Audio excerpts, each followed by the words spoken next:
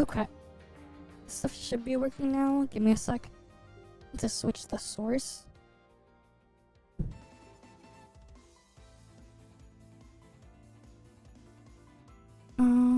Wait. Why isn't it picking up my Vtuber model? Give me a sec.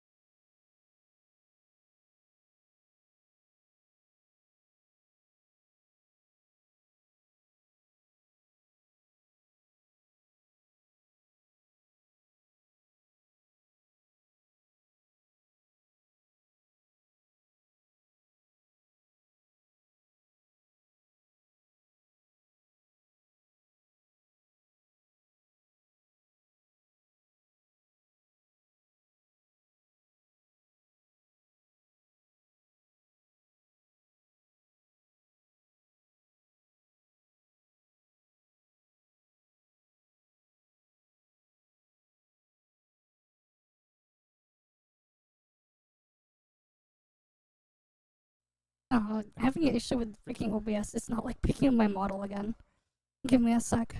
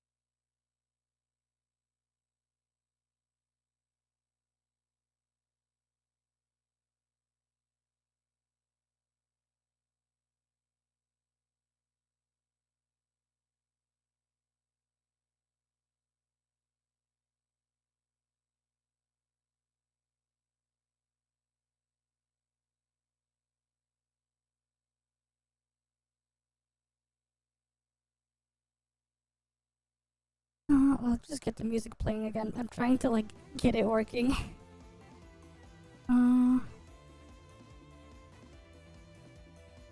Why the hell did OBS abort itself?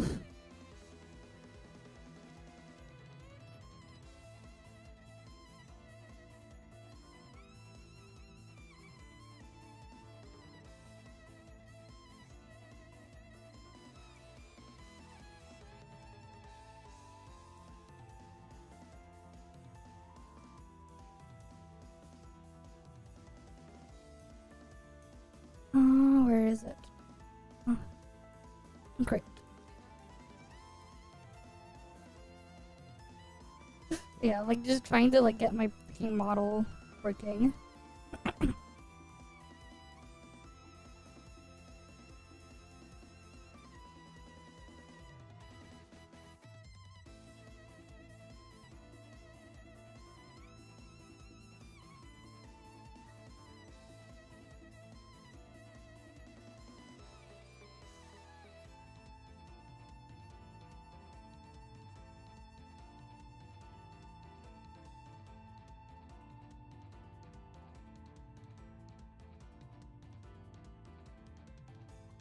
And it's still not.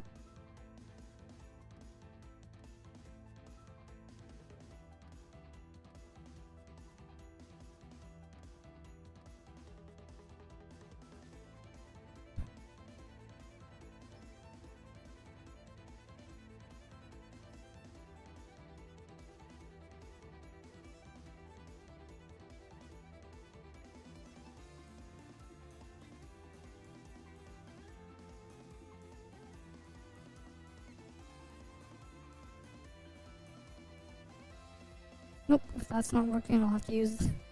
I have to do it the other way then.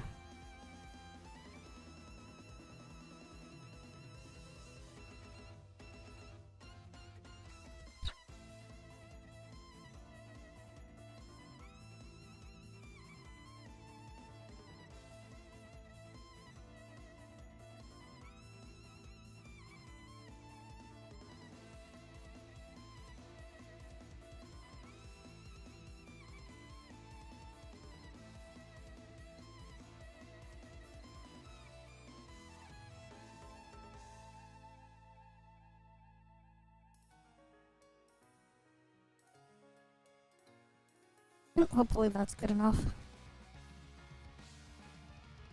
You know, hopefully this is good enough. This is not the way I wanted to do it, but it seems to be working fine. I don't exactly have any green things on me anyways.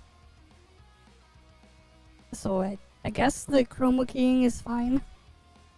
It's super scuffed though. But here we go. At least more scuffed compared to how I normally have it, like, connected.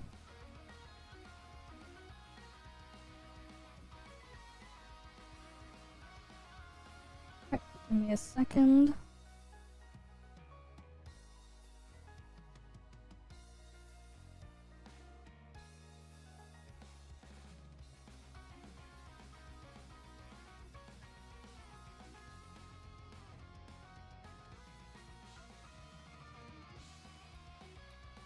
Okay. Right, everything should be working. Right. But yeah, hi there Bahamut, hi there Tara.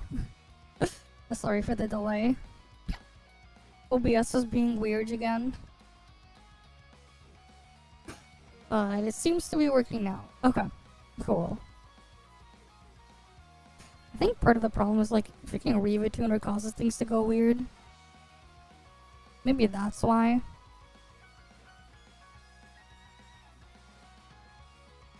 Because like I was capturing and recording a bunch of other stuff for something else earlier off stream.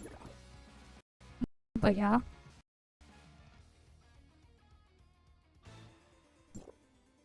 Yeah, it is what it is.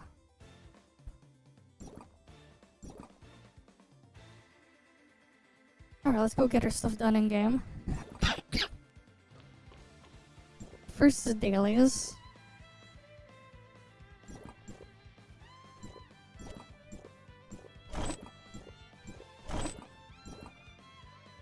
Right, I gotta get my dailies done.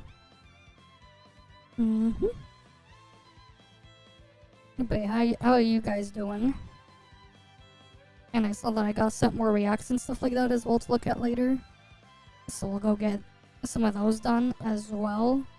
But yeah, I gotta like last minute farm a bunch of anchor shifts. Because I haven't done them yet this week. Well, rather finished doing them this week.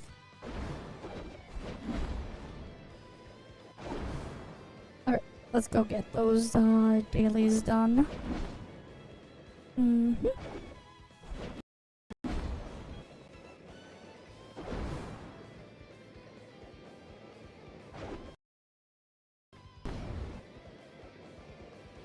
Yeah, I really should have just rebooted my computer before I started the stream. After all this stuff I was doing earlier. Oh well. It'll be fine. It'll manage.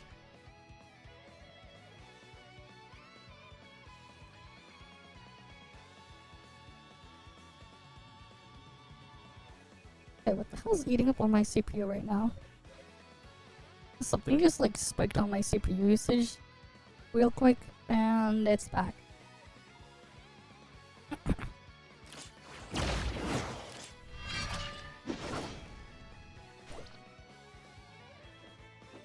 Okay.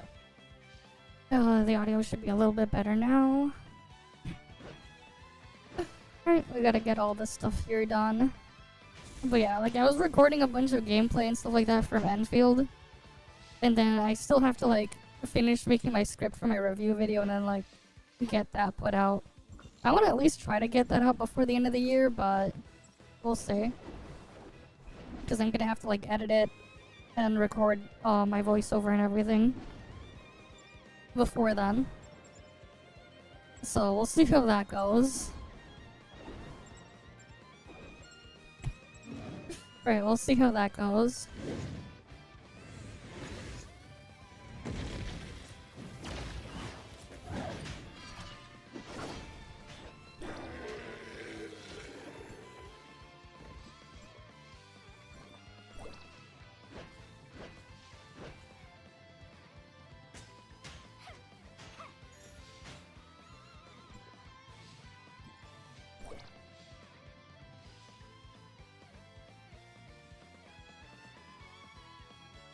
Oh, my ult needs the exoskeleton dudes.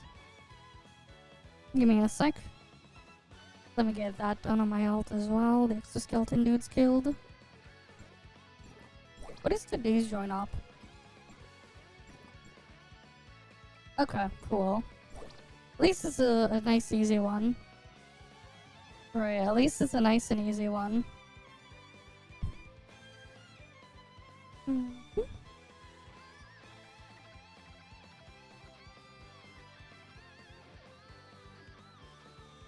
Alright, let me just quickly go and kill the exoskeleton dudes on my ult.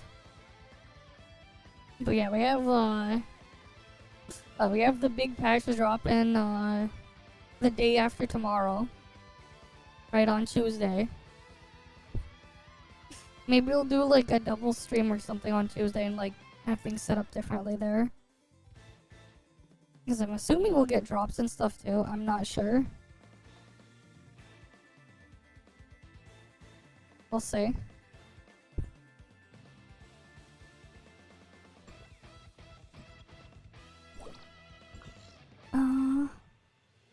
Right.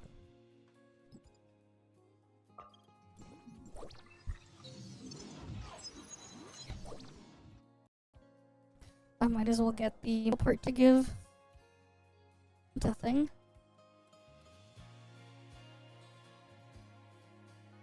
To Nola for Norns.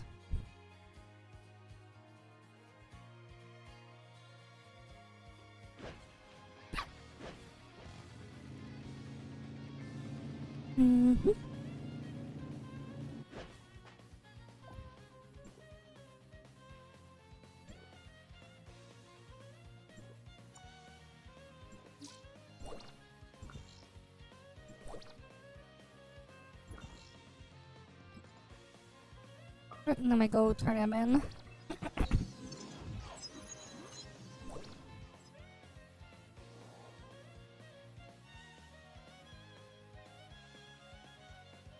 And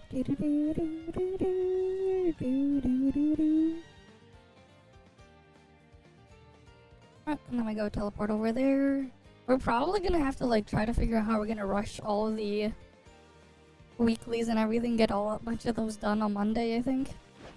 Just in case we get a reset.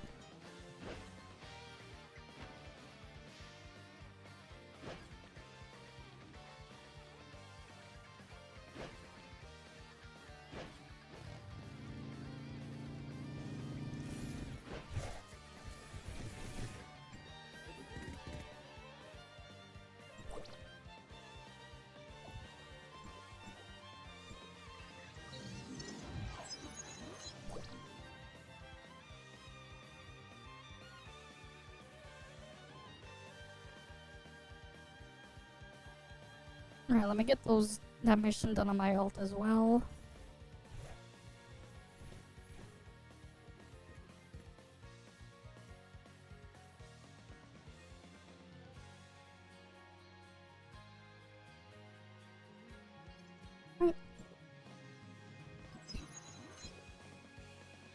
Oh yes, my old man's gonna go away. I already grabbed him earlier, so I don't have to worry about the old man. Thankfully. I already did the thing there earlier, so we don't have to worry about it. And event-wise... Oh wait, there's this thing.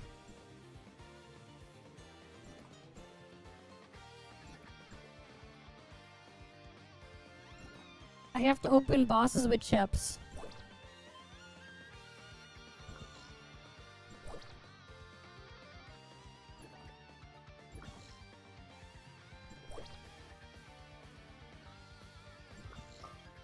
I guess I should go and do that. I did not do that yet. I'll just open 3 of them. Alright, I should go do that.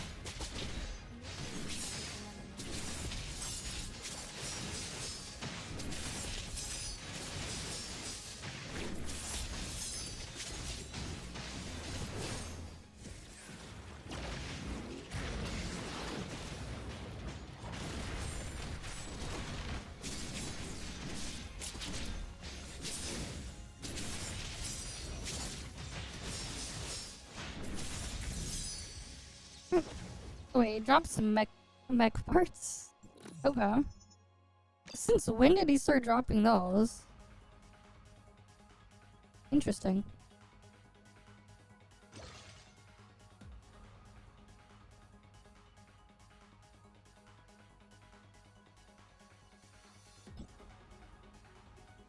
Yeah, I haven't used any of these keys in weeks.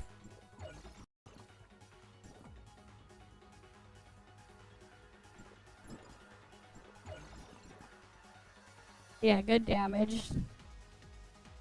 I mean, this is the gacha server where you can just overpower everything.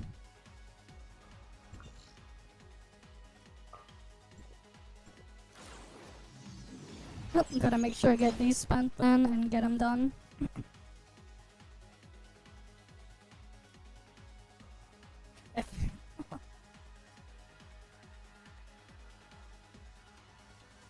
But yeah. So we'll get to see the new stuff the day after tomorrow. And tomorrow we gotta like rush things. Alright. Let me get my ult warped over. As I go.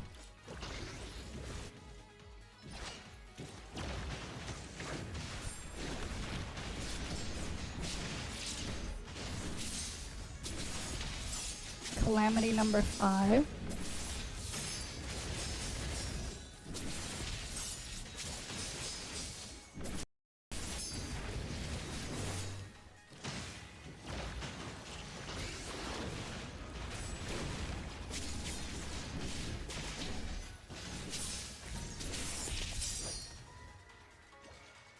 Yeah, it is nice that he at least drops mech parts now. Because he didn't drop those before. Well, not mech parts, vehicle parts. Because I used to remember when he didn't do that.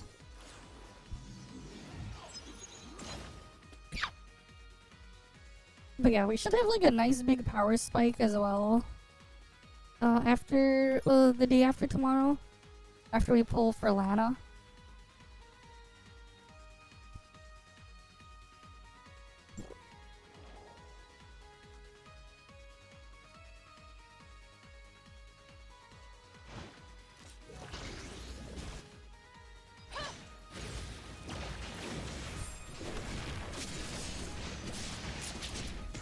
Alright, let's go get this thing killed. Alright, we get nice big damage.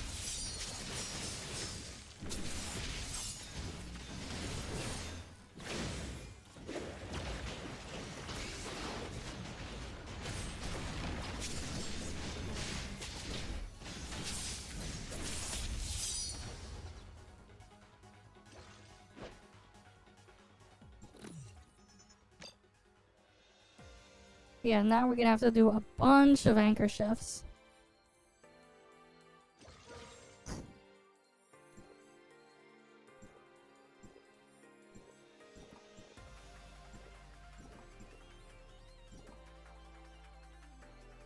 Yeah, that was the last minute unlock. I can't believe I forgot to do that until now. Well, better late than never, right?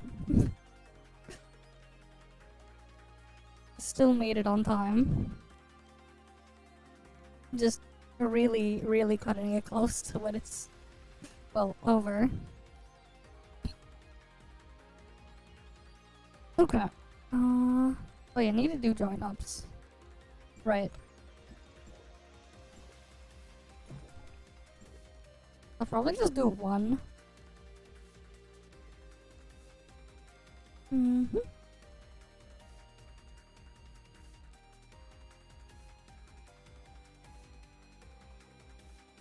Alright, let's get this done. Mm-hmm.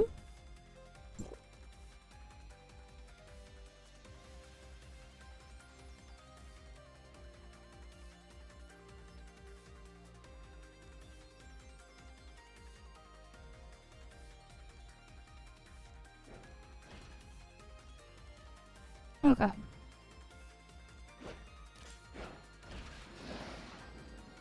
Time to go kill these guys.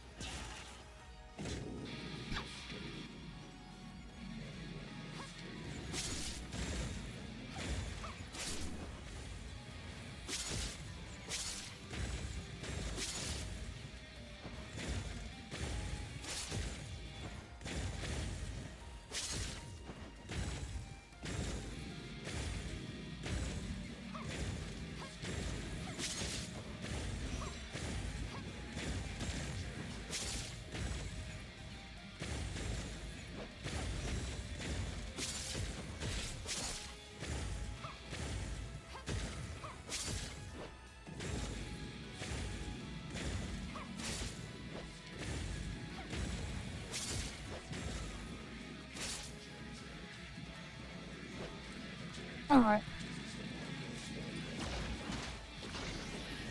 Let's get this thing finished.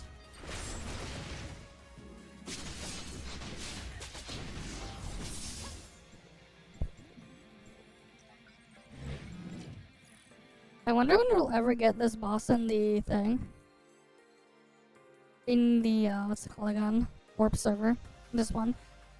After yesterday's doom and gloom, you made a fallout shelter, you bought with pizza and Oreos, and a box of Chef Boyardee ravioli.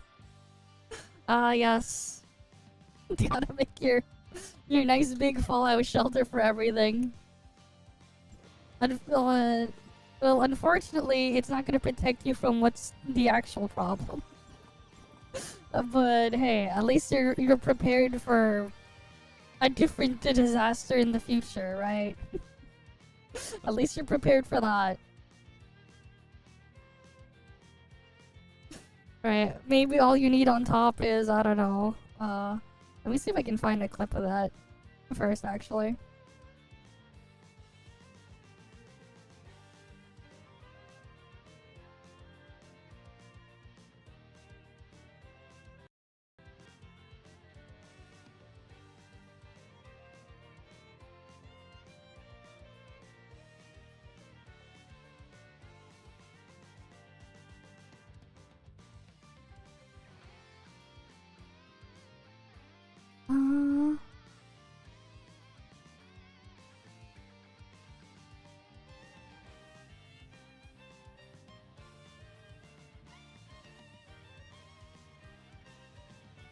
Alright, I'm trying to find that video.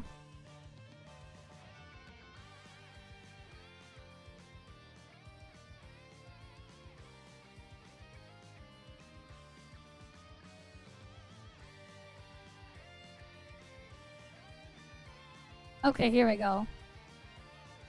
I found the thing. So... Alright. I don't know how many of you guys remember this one. Wait, nope. That is not it. No, not that one.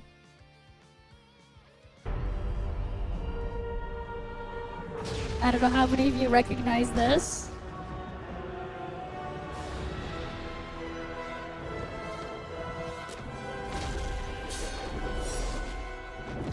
You are not prepared.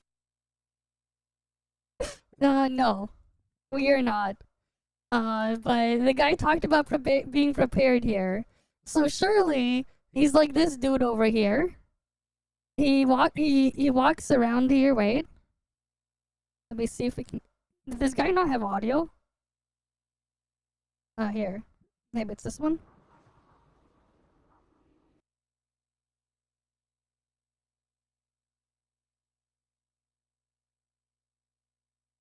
Check. Hunter became the prey. If you go to this other dungeon with his weapons, wait. You seem prepared. And then this was like a funny Easter egg. This is a funny old Easter egg if you get what it is, because like, well, right. This is from a long time ago, 15 years ago. Wait, no, this is more than that.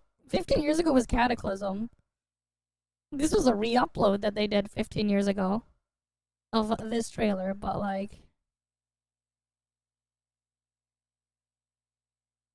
15, 1-5, not 5-0. Right? Because one of the big bosses in there, Illidan. This dude. He's like... You are not prepared. Right? But what's funny though is like, he had a really, really low chance to drop the weapons he's equipping when he was a raid boss. The pair of legendary weapons. And if you equip them and went to a different dungeon that took you to the past, and you saw Illidan when he was younger, and he sees you wielding those weapons, he'd be like, you seem prepared. It's like a joke there. Right? Like, cause you could kill him, and you could take his weapons. It's a really, really low drop chance. They were a pair of legendary weapons. You'd have a left one and a right one. But if you had both of them, you know, and you went to, I think, the Well of Eternity dungeon, which is which takes you to the past, and like you help him up, and he's just like, you seem prepared. Right? It's like a joke because it's like you were not prepared. It was like a line then back then. Right, this one.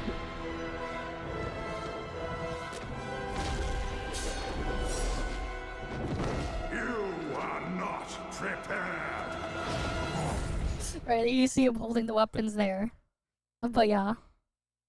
Not really React content, but I did end up like doing a nice longer benchmark run for Enfield. Yeah. Illidan Storm Rage. Yes. Yes, he is. Right, because you was talking about being prepared. I don't know what you're prepared for, but you seem prepared.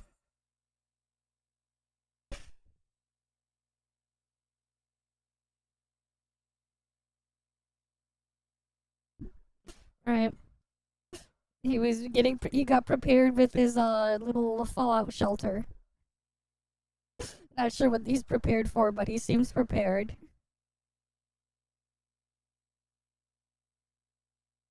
Alright. Prepared for For the fall of Ram. If only. Oh, wait. Let's see if I can find that meme I posted on my Twitter a while ago.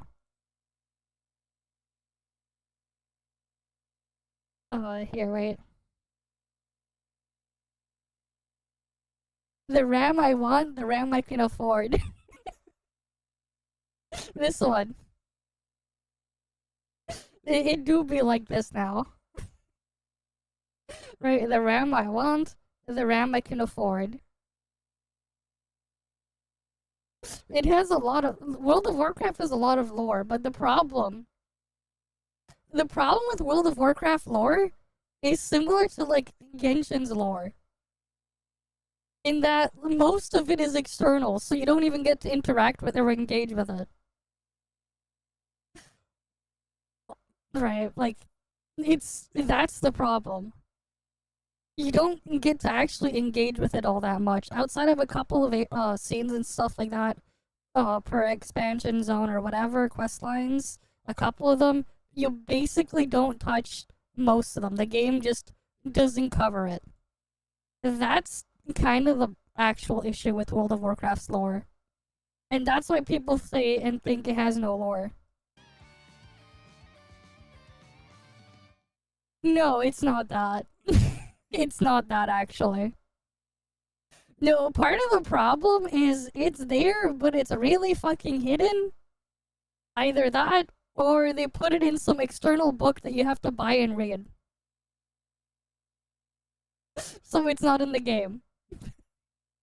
But the game will reference it all the fucking time. That's kind of the problem there. It's not even like a lot of it happened like thousands or millions of years ago. It's more of they just didn't put it in the fucking game, but they're referencing stuff that's external to the game.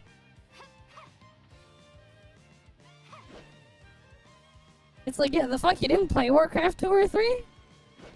You're missing out a huge chunk of it right there. But even then, it's like, it goes further beyond that, because they also put, like, after that, they've been putting them in novels that they've been publishing separately.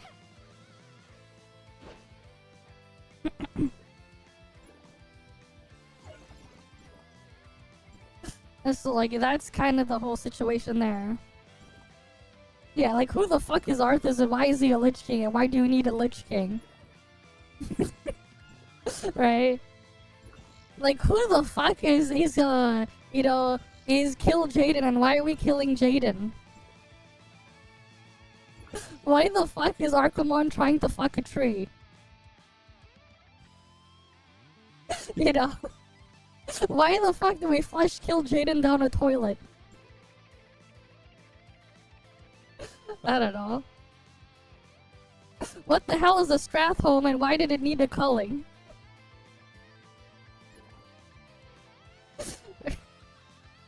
Right, you got stuff like that.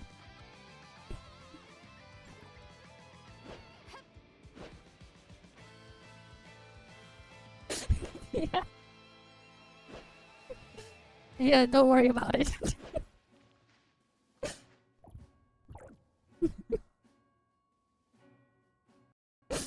Except he's not a kid, he's just like this giant thing. Is whatever.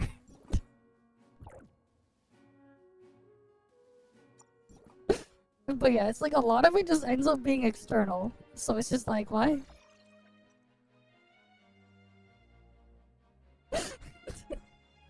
Yeah. Oh yeah, wait, there's also like this part, right? Cataclysm. I remember the Cataclysm expansion. The funniest way to have a final boss fight. You give the final boss, the big giant dragon that breathes fire and destroying everything. You give him a nice back massage, right? And then after you're done, you give him a nice manicure. It ain't no madness of Deathwing as the boss fight, it's the manicure of Deathwing. It's like, that's what you're doing. What a raid boss. Right? It's like you give him a fucking manicure. After you give him a nice back rub or back massage or whatever. There's like a lot of weird things growing on his back that you have to get rid of.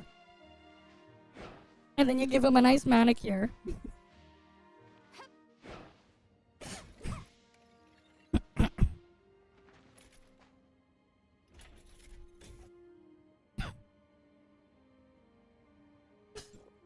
But yeah.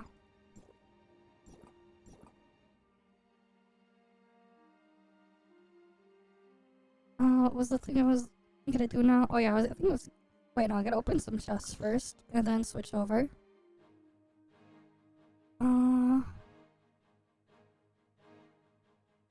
Nah, doesn't matter. We'll just switch over.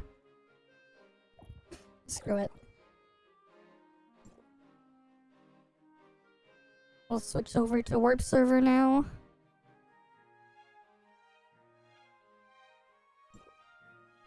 The deep space is right. But yeah. Mm-hmm.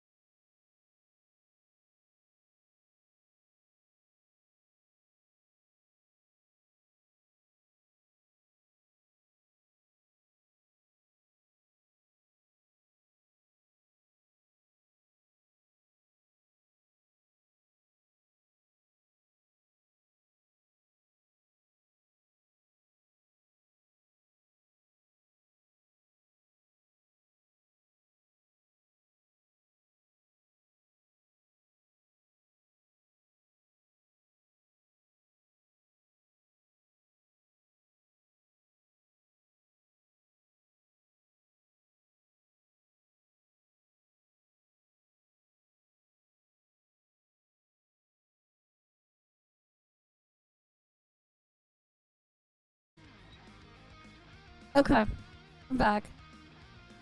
Alright, so like I was saying though, like, the thing in Cataclysm, pre-WoW, whatever, was that thing? I mean, technically the Pandaline stuff is, like, related to what? The thing in, what's it called again? In, Warcraft 3, the Horde campaign where you build Orgrimmar. That one. You got the Chen guy, the Chen Panda guy, doing his thing there. There was one panda. There was one. There was one panda. In Warcraft 3.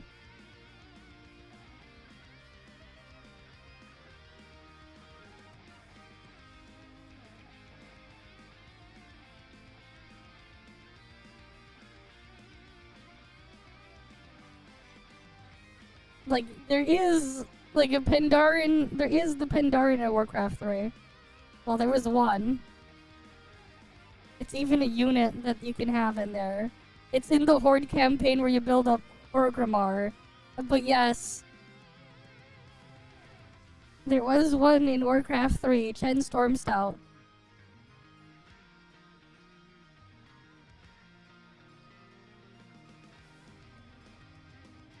There was one.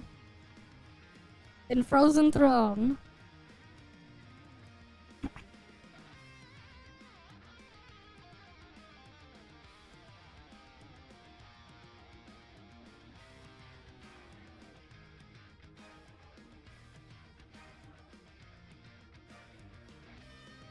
It was in the Horde campaign.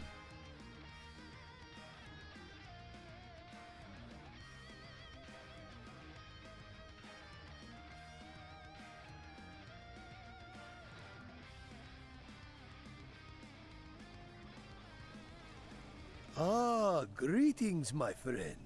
I am Chen Stormstout, humble brewmaster of Pandaria. I have traveled the wide world, searching for rare, exotic ingredients to use in my special brews.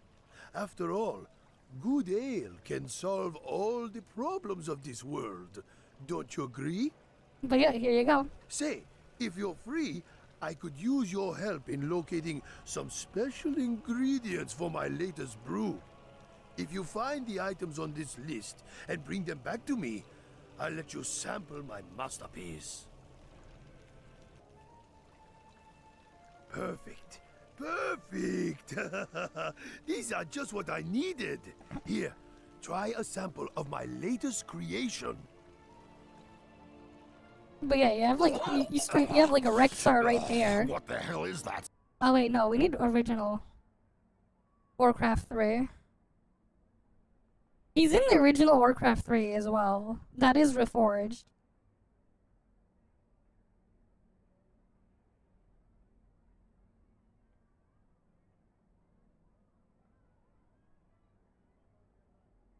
Secrets Warcraft 3 Pandaren here. Original Warcraft 3. This is not reforged.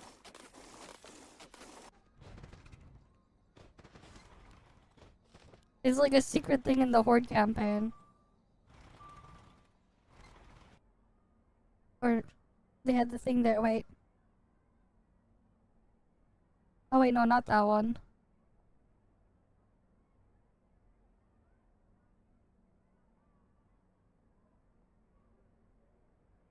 This is like this is like 13 years ago, Warcraft 3. Oh here, Frozen Throne quotes here. Name God. the poison. This is trouble such a brewing? bad. You seem a little parched. It's like a secret like side quest. You can get them.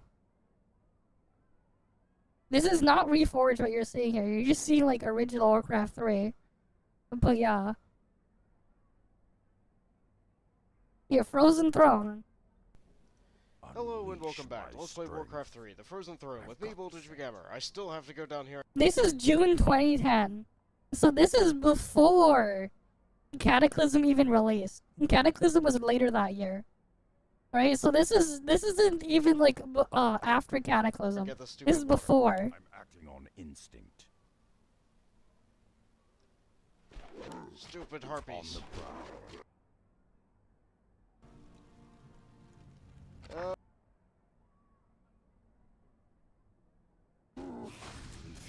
Strength.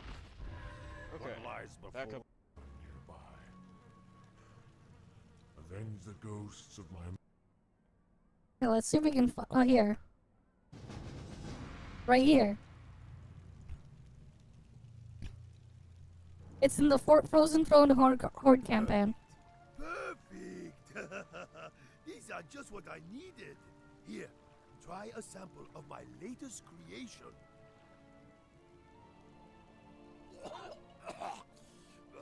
What the hell is that stuff? Are you trying to kill me? Ah, perhaps it needs some refinement. After all, we must learn to crawl before we can run. Don't you agree? Well, now that my brew is complete, I can experience more of this strange, rugged land. Would you mind if I tagged along with you, warrior? Not at all, Chen. But my path is a perilous one. Ah, my friend. I found that no path is too perilous when doused with strong drink. Off we go.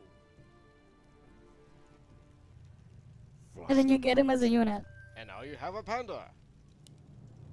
He has a lot of cool abilities, but they're exactly the I'll same give as they it a were shot. before, so I don't have to explain them again.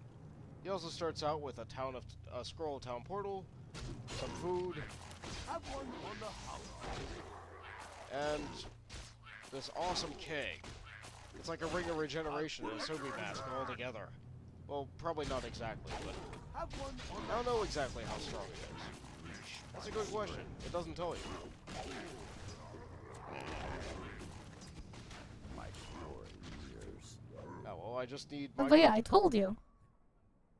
He was in there. The panda was there.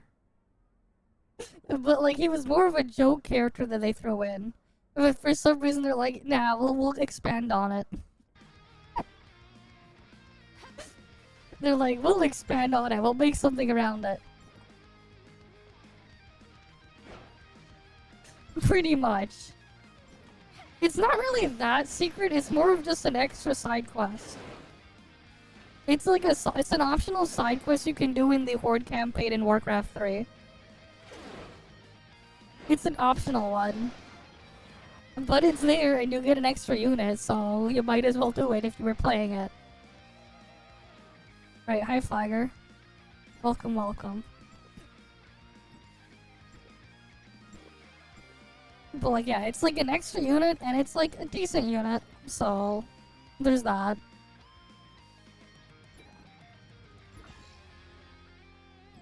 But of course, it is optional.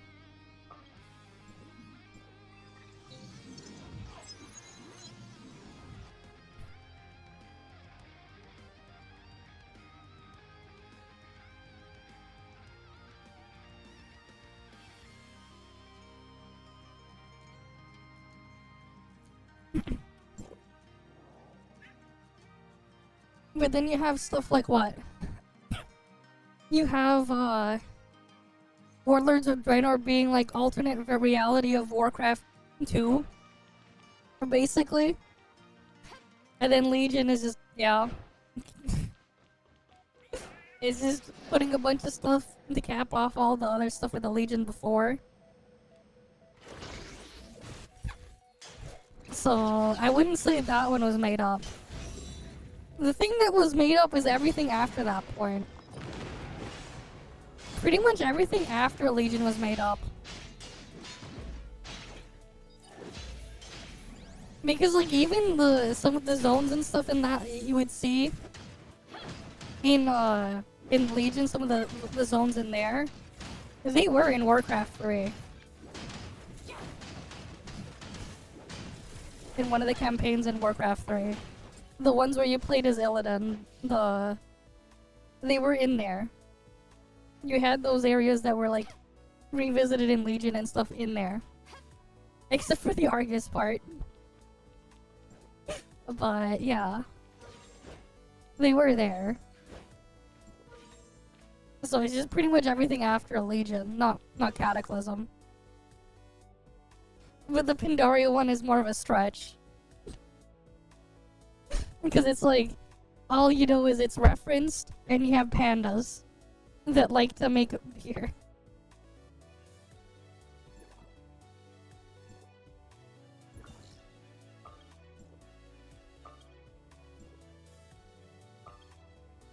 Other than that, like, that's it.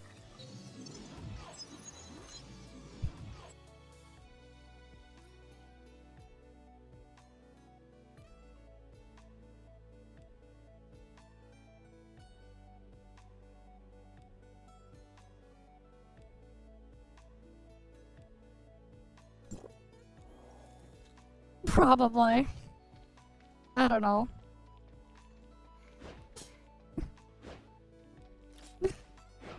But yeah. No, this is before that. Warcraft 3 came out in the early 2000s, way before Kung Fu Panda. I don't know about that. Think about it. When did Warcraft 3 come out?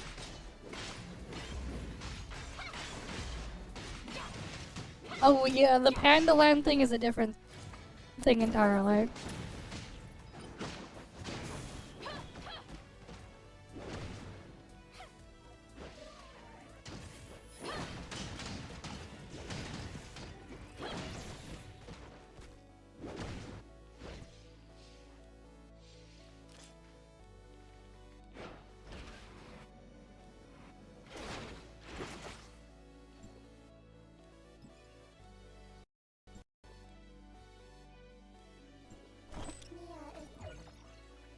Mm.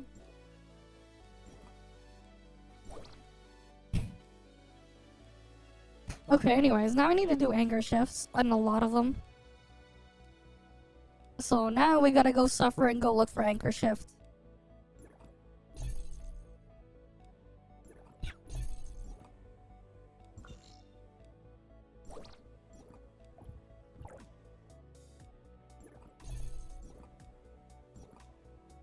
Because I didn't do them earlier.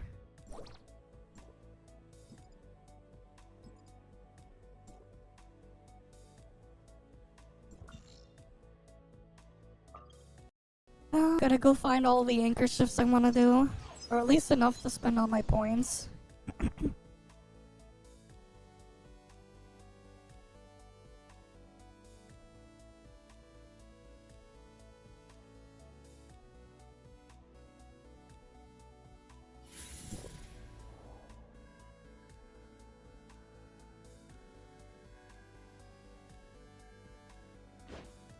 Okay, I need them.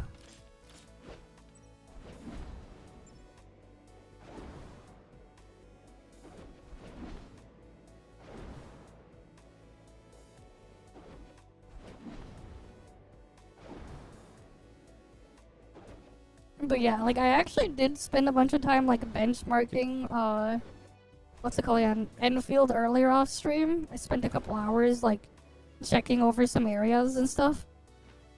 And man, it's even worse than I thought. After I got like Vtuber to configured to show even more data, like I'll show you.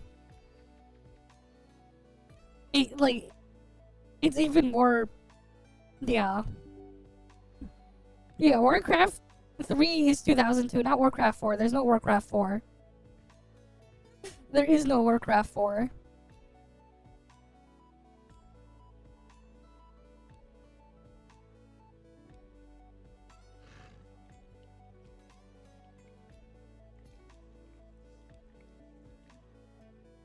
Yeah, it's Warcraft 3. But yeah. It was way before the Kung Fu Panda shit. Way before, but it was done as a joke.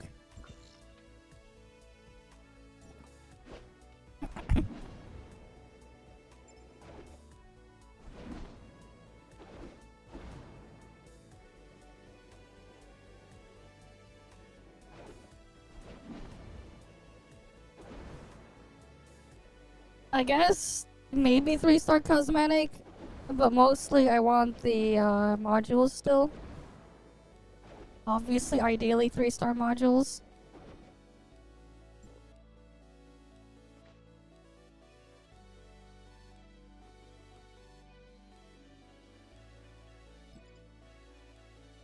Should I do another Void Rift? Wait. Let me check something. Yeah, I'll probably also do one Void Rift as well. Just for the extra gold. I probably want to get one of those done. Yeah, I want weapons.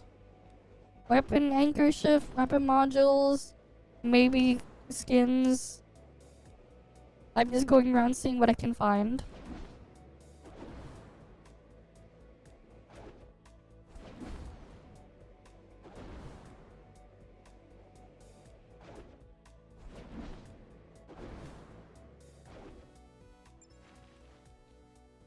But yeah, actually, wait. Let me pull it up.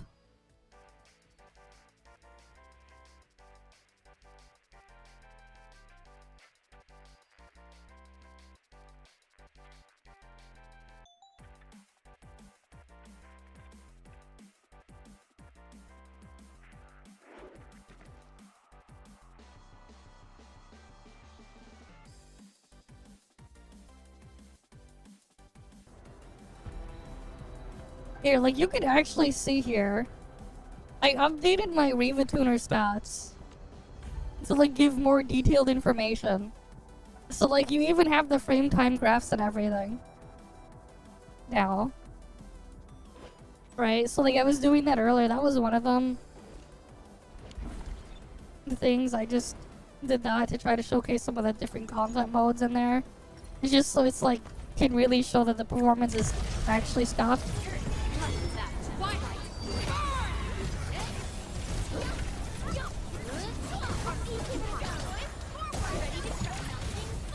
Like, dropping into like 21 FPS in combat is kinda...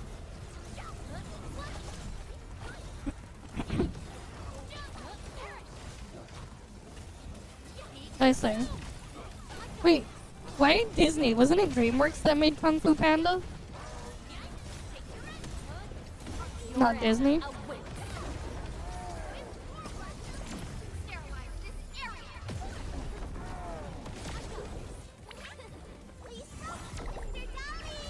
Oh, that's worthless.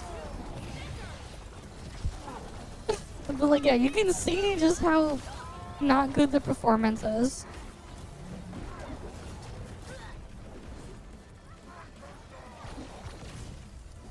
Right, the purple spikes that you see on the graph are CPU bound, the green spike is GPU. Well, the reddish oranges graph is the frame rate.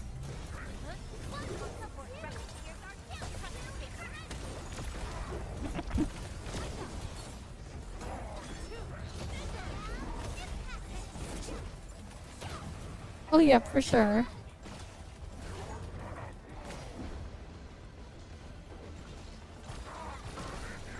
If anything, my guess is they did the Kung Fu Panda thing because they were trying to really pander to the Chinese players or whatever.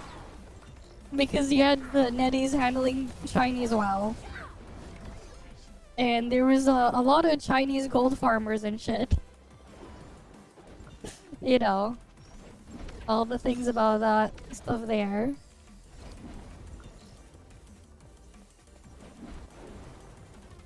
But like, yeah, this is just like actual performance.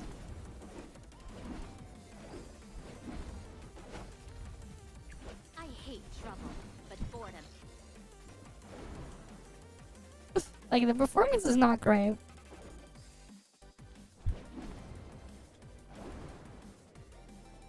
Engaging. Stay safe.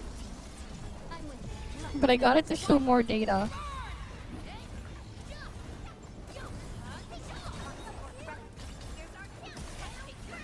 But yeah, I need my anchor shift.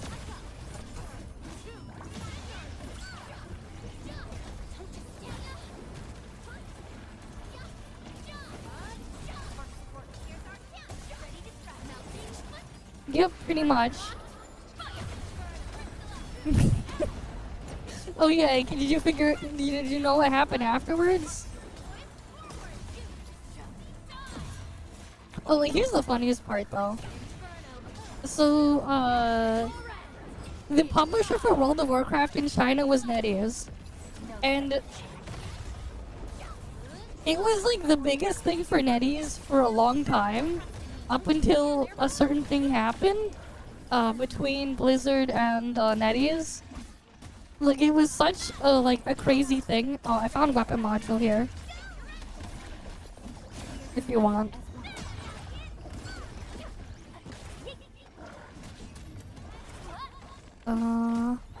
It's a 1-star module, but...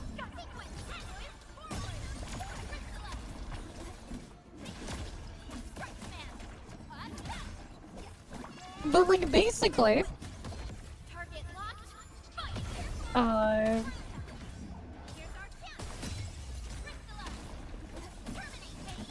1-star module here. But yeah, so basically what I was saying is... NetEase built a giant statue of, based off of World of Warcraft in front of their headquarters. Right, this big orc statue. And guess what happened to it a couple of years ago? And guess what NetEase did to it?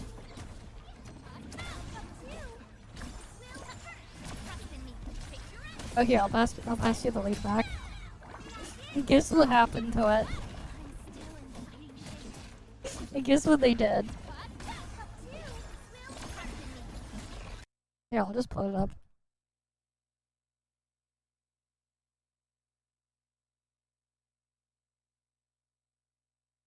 And they filmed themselves. NetEase, they get thrown under the bus. So NetEase, what they do is they film themselves destroying the orc statue. Like, actually, just straight up. They filmed themselves destroying the fucking statue.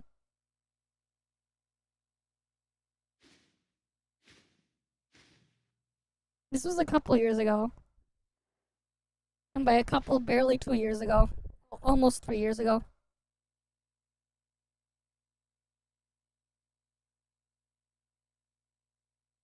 Right, like, this shit, like, had articles all over the place, but... I don't know what happened to the footage of them, like, destroying the statue. But they had a live stream and everything where they destroyed the orc statue. Which is crazy. They just filmed themselves just destroying the statue. Of all the things, they're just like... Nah, we're gonna freaking... No, it's not that. Basically, they had a couple of, rough launches with stuff in China, and then they blamed it on NetEase.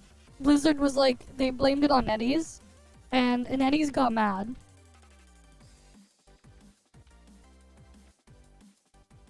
It's pretty much that.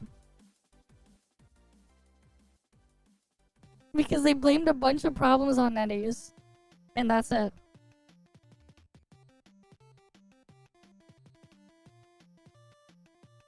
And because of that, what ended up happening is, World of Warcraft China version went end of service. Because NetEase was like, fuck this, no more. And then, yeah.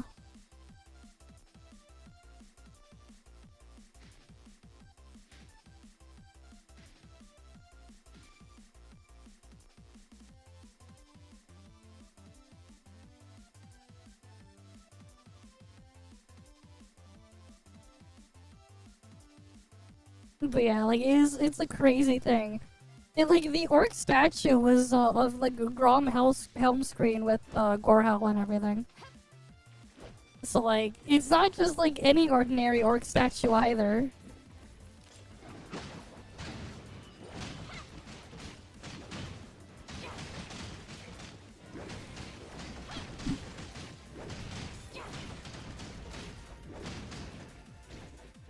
I think so, yeah. There is some weird one made, yeah. So, no idea if it still exists or not.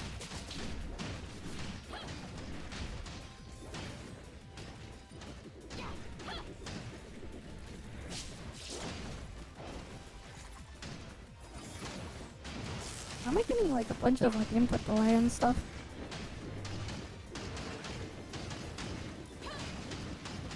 How live is the warp server, man? I have 50 millisecond ping.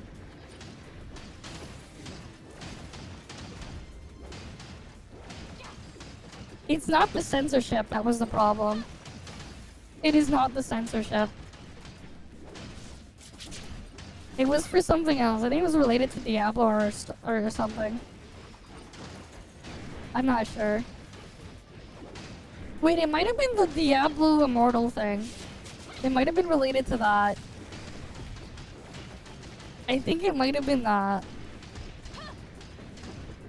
Diablo Immortal. It might have been related to that, actually. Now that I think about it. It would also fit that time frame.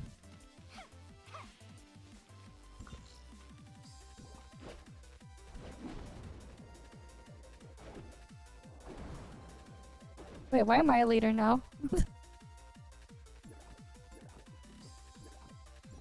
Alright, I gotta go find more anchor shifts. But yeah, it was probably related to Diablo Immortal. Like, looking back.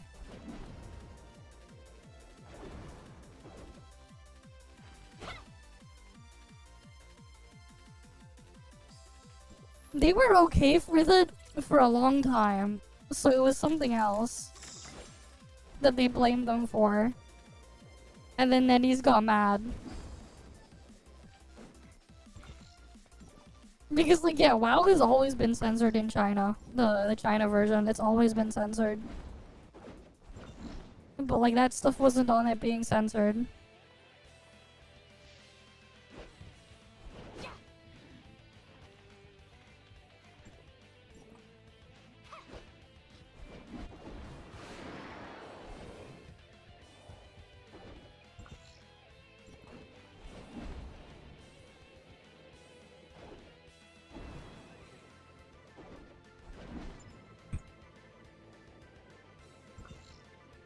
But like, yeah, it's still just crazy that that happened. But it did.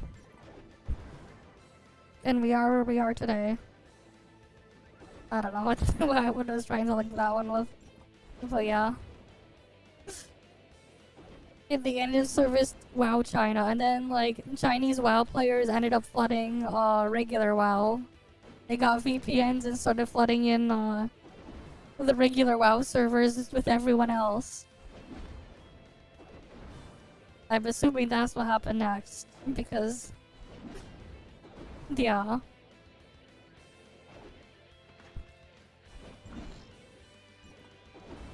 But like, it's pretty much just that.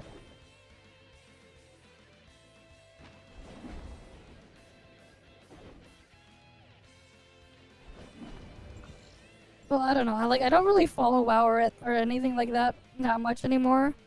I haven't played WoW in like years. Like almost 7 years since I last played WoW.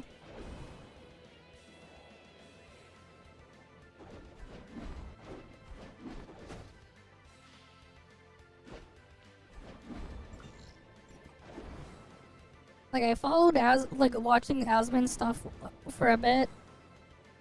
Back when he still played WoW. And then he became a grifter. And then, like, it's just... Sometimes I see drama videos stuff from him and that's it. Mostly when you guys send me stuff to react to.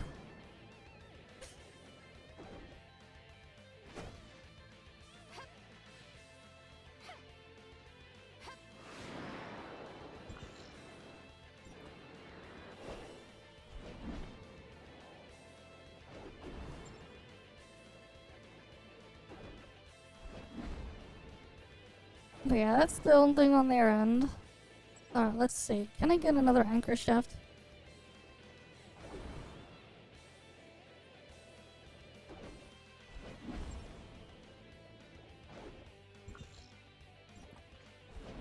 Oh yeah, that video. Yeah, someone sent me a screenshot of him like seeing my freaking thing where he's like calling the Marauders too nice for them or whatever. Because I was like, oh yes, you got the rats theory crafting with working with spreadsheets and then even like on treadmills playing Doom. I had to put that joke in because like not too long ago, like long before I saw that thing, it's like, oh wait, yeah. I saw an article where some dude was training rats to play Doom. Why? Because even the rats need to play Doom.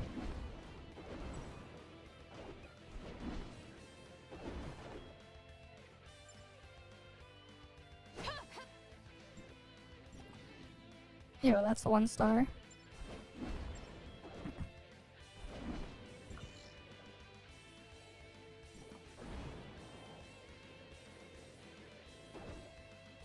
But yeah, it's just funny.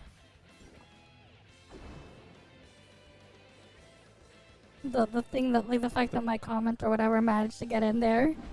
Like, I put it in as a joke. He's like,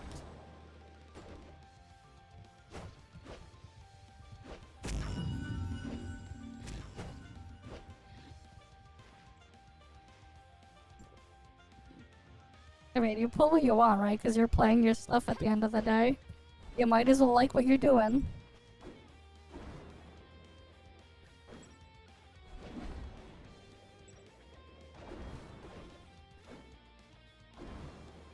Rats over slop again. Oh boy.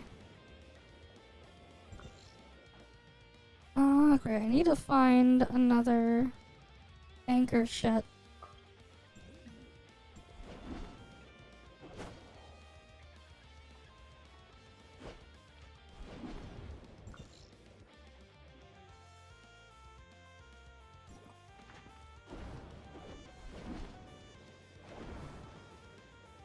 If only these are easier to find.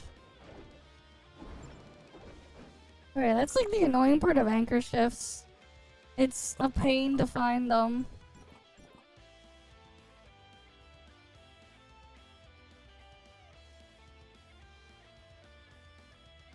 What do you mean Lyra's not available? Lyra's been available for a while. Lyra's on the first batch of weapons you got.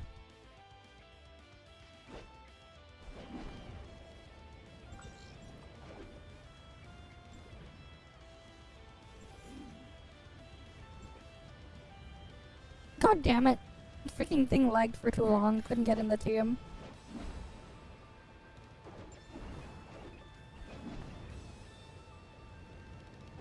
It's so much of a pain to find these, man. It'd be cool if they were also in other maps.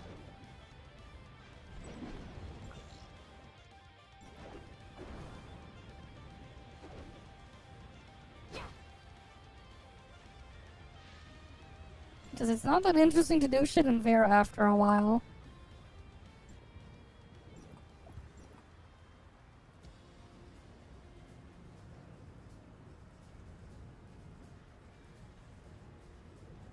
Yes. The big mechanical fisting weapon.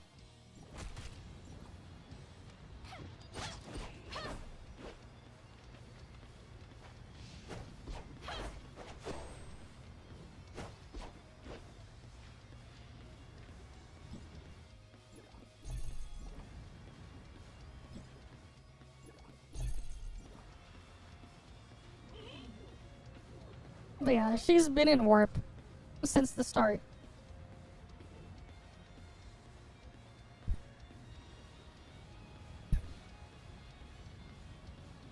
Damn, look at this guy. They whaled the thing.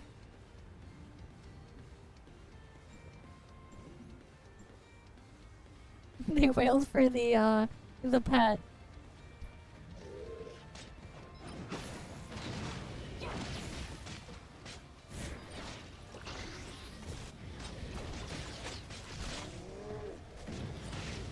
Yeah, I need to figure out why my freaking latency is so high.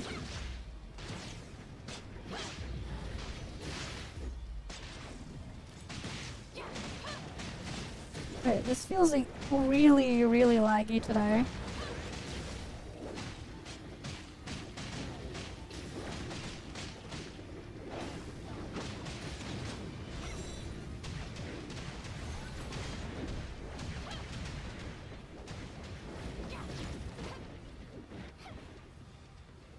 Where's the last one?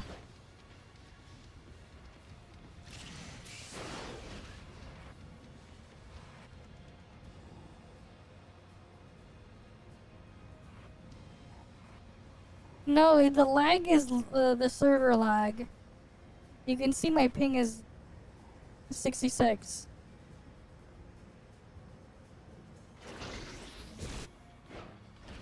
Oh, here.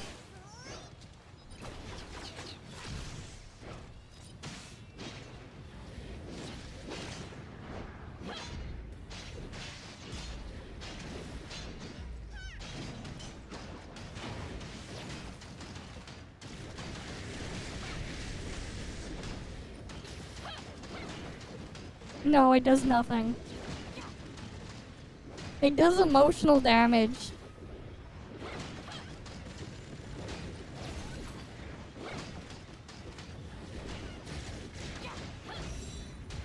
What do you mean it seems fake?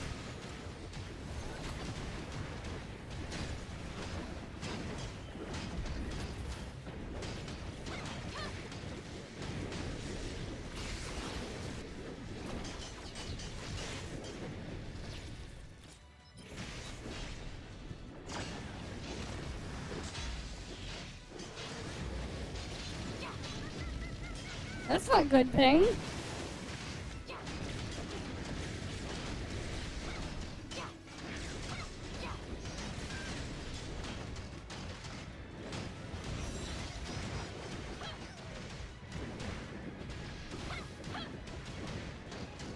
Yeah, I'm way too sensitive to latency. It's probably I'm just really sensitive to latency.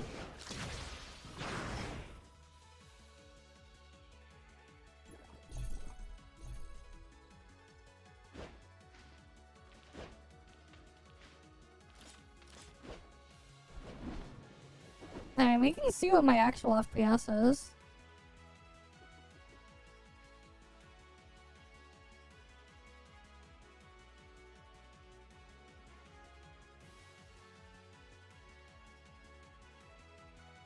There you go.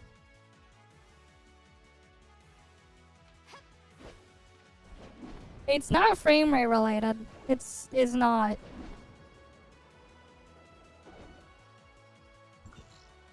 It's not FPS related.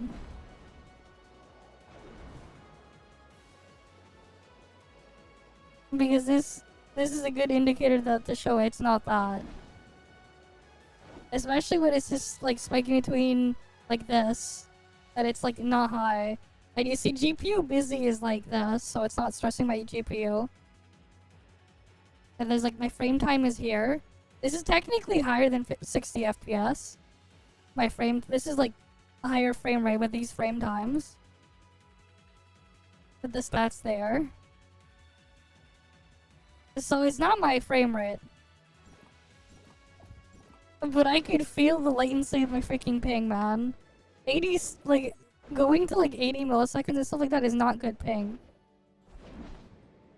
This is not good ping, man.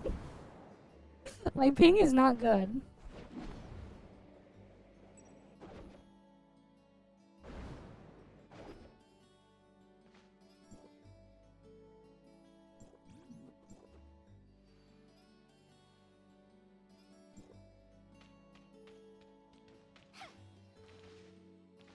Yeah.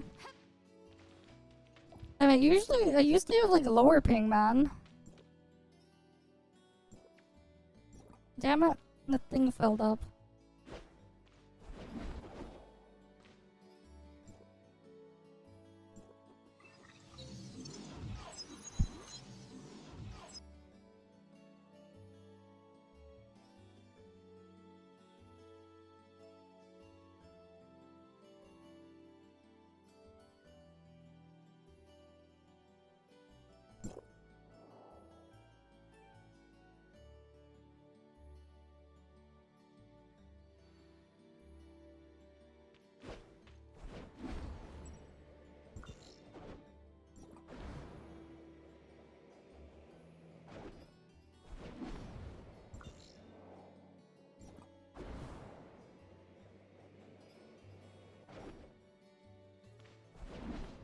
Okay, that feels a bit better.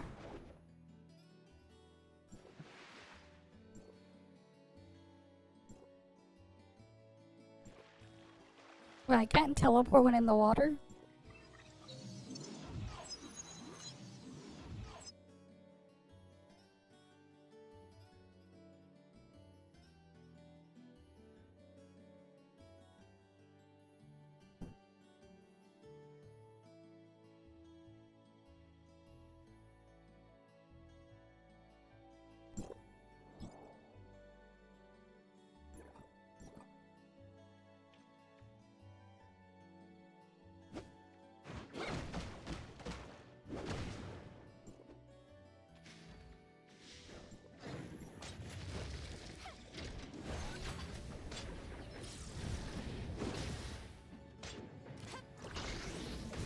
Oh, there goes my Zig.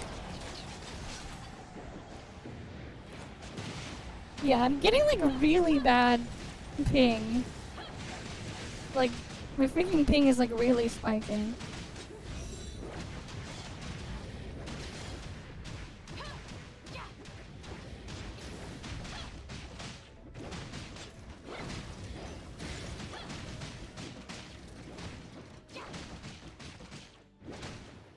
Oh shit, I got invited to Legion Assault.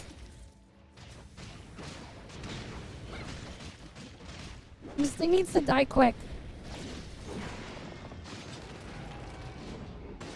Yeah. Yes.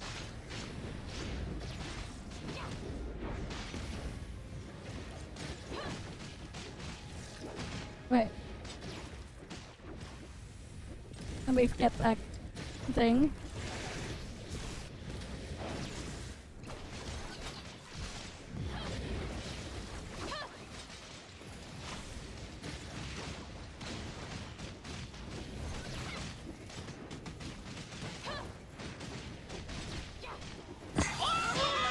Wait, this one for you? Snooping as usual, I see. But is it on the moon?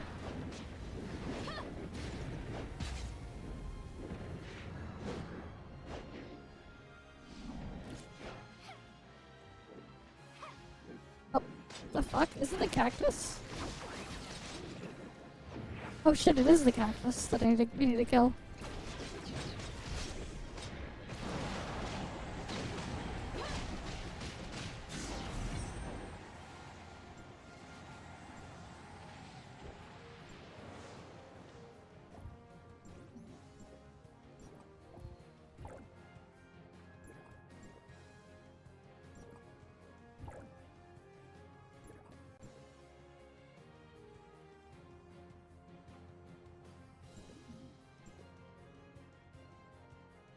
Alright, let's just join Legion Assault.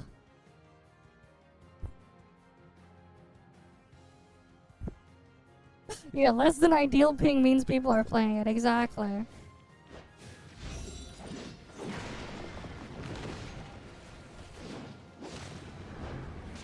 There's probably just a lot of people doing last minute anchor shifts or something.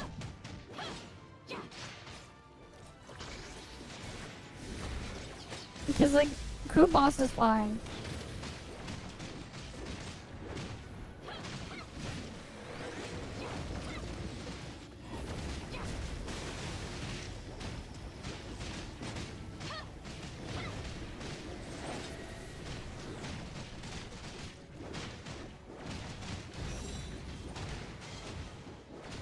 Right, like I'm not lagging here. Does the ToF ping number even go below 30? I don't think I've ever seen it go under 30.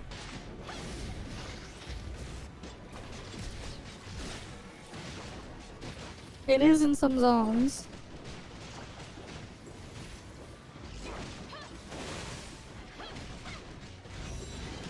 Yeah, I figured they'd always be 30. Because it's lower than 30. If it's 30, that means like... it's either 30 or less, if it's stable at 30.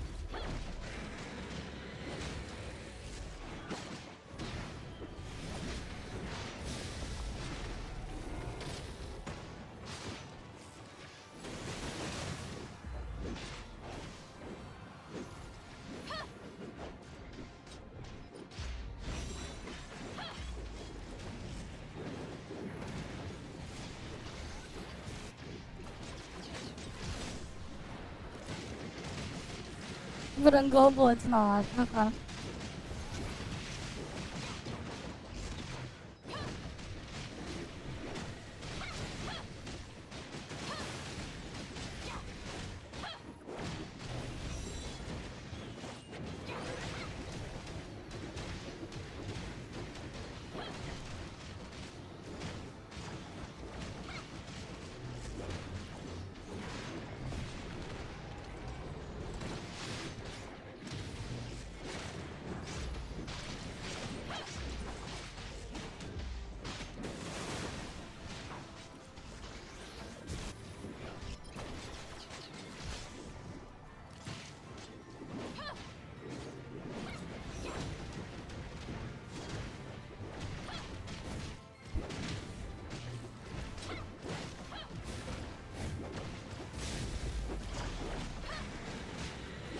I guess I just get our crew boss stuff done.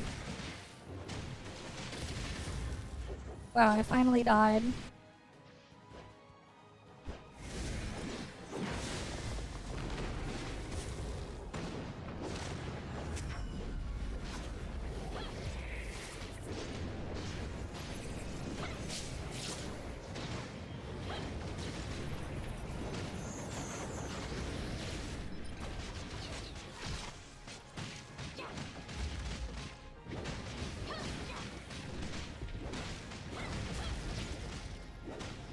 All I know is this ping is better than I've ever gotten in a Hoyo or Kuroge.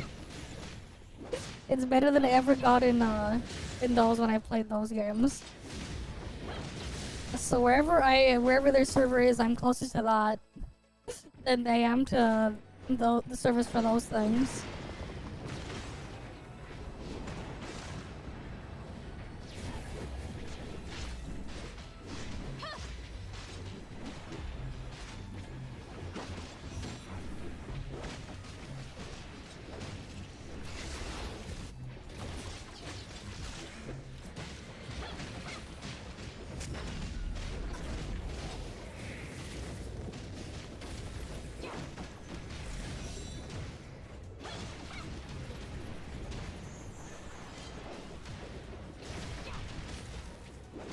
It's not even trash talking. It's just that wherever their server is, it's far from me. I think it's because the top server is East Coast, and their server is West Coast. It's not even like really trash talking. It's just that their America server is on thing. It's just like much further away that I get like 100 milliseconds ping on there where I can get, you know.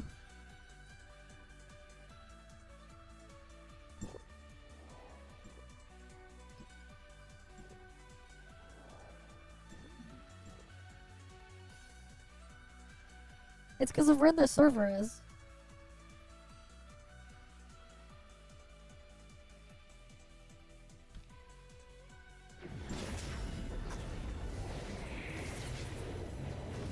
Alright, got my drink.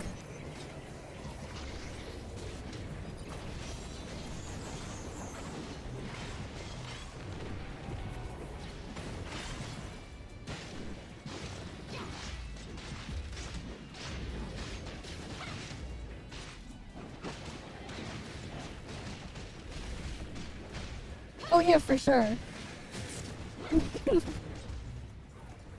Maybe if you live on the west coast of Canada, it's not that bad, but I'm on east. Well, I'm not even east coast because of where thing.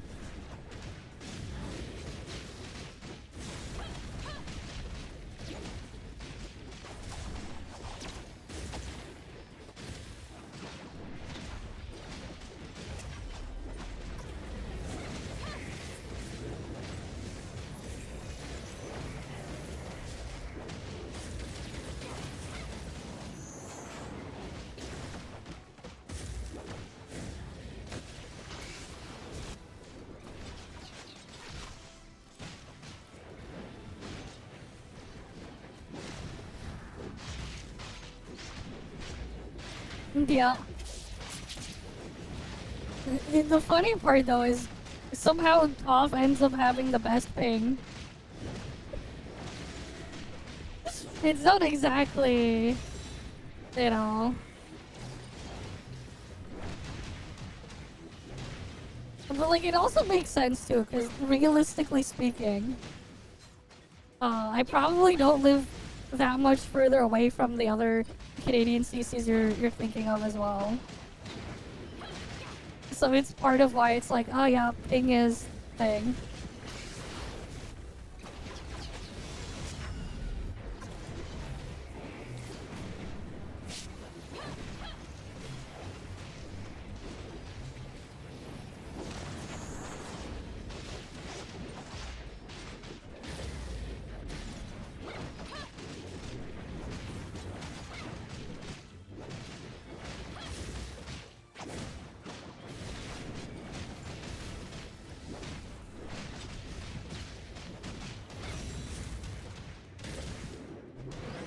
You know what's funny though? It's like there are more Canadians. Wait, no.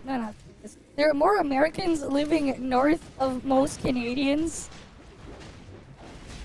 in the U.S. than in Canada, relative than Canadians in Canada, than the opposite, which is kind of funny. Like there are a lot more Americans that live north of where I live than like the amount of like the population of Canada, which is funny. While still being in the US.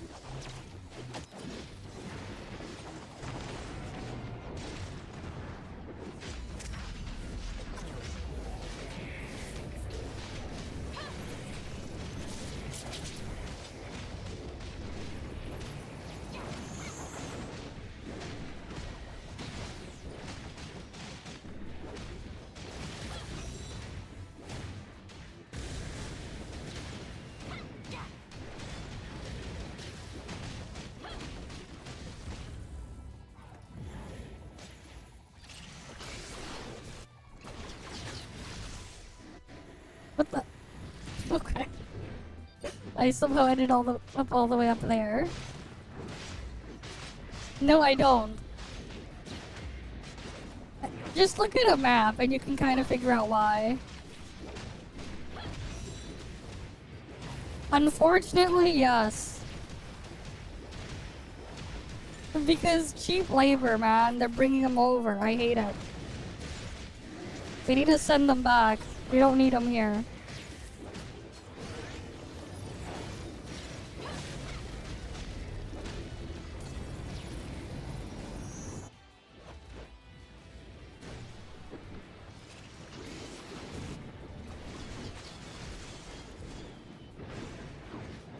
That'd be nice. I wish. Like, we need to send them back.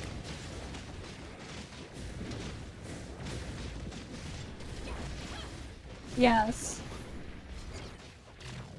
It's not just that. It's because the libtards are too fucking retarded to realize they're being used and manipulated.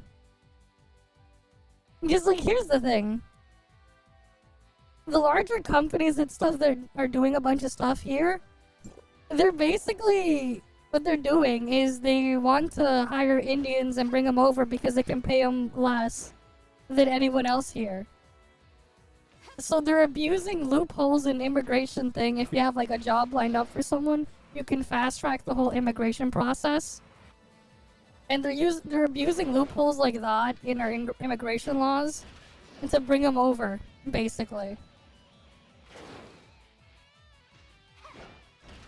Yeah.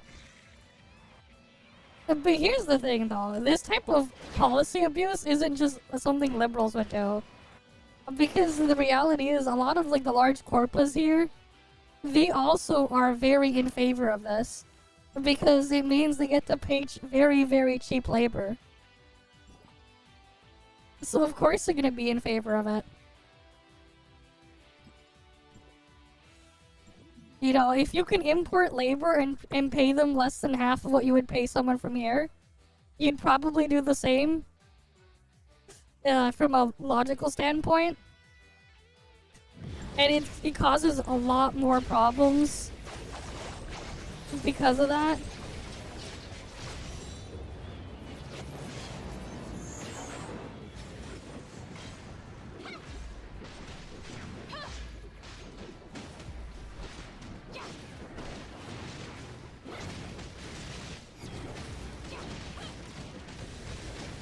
So like that thing is not a libtard exclusive thing.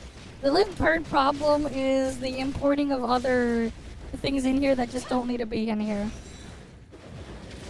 Like, I get the things with like refugees and stuff like that, but why do they have to travel halfway across the planet?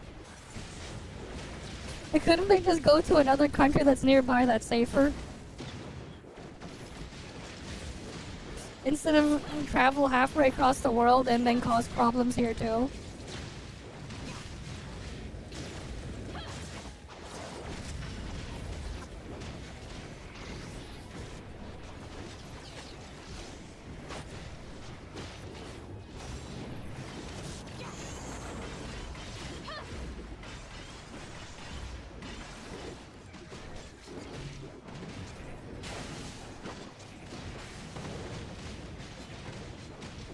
But yeah.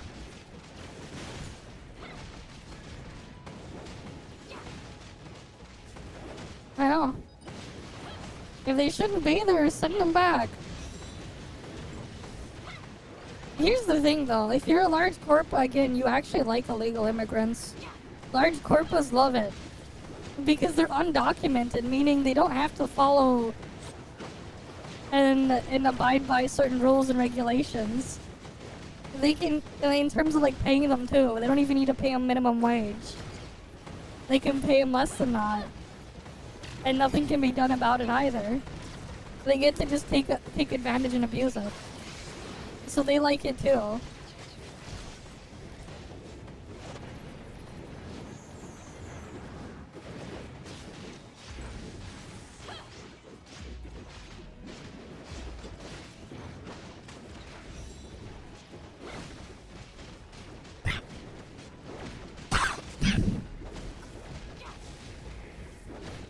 Yeah, you can save a lot by doing that, but then everyone else gets fucked over.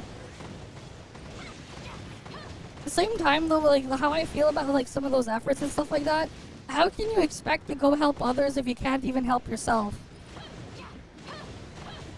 Right? Like it is kind of like that too, right? It's like how the hell do you expect to like actually do that? Instead you're just making the problems that already exist even worse. That's basically what they end up doing.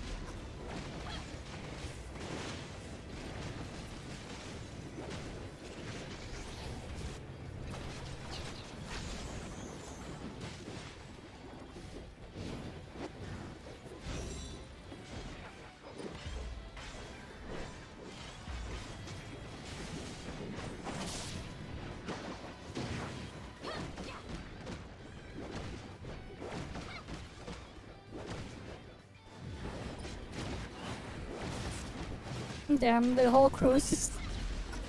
Not the whole crew, but like, lots of people in the crew are just ganging up on the boss right now.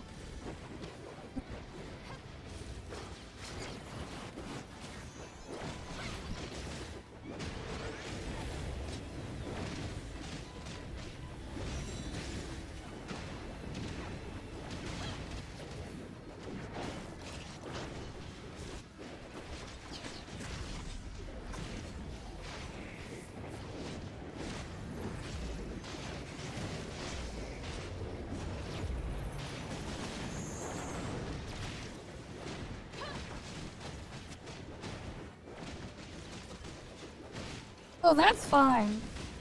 If you went in the proper legal way, that's fine. Just don't come in illegally. It's fine if they come in the legal way.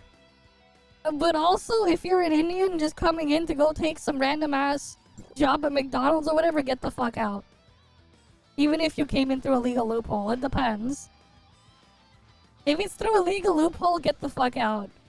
If it's illegally, get the fuck out. Otherwise, you're fine. That's my stance.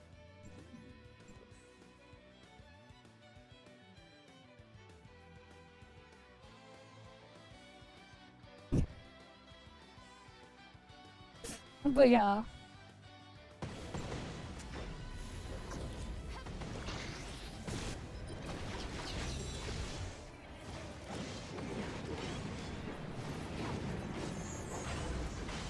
Yes, they do.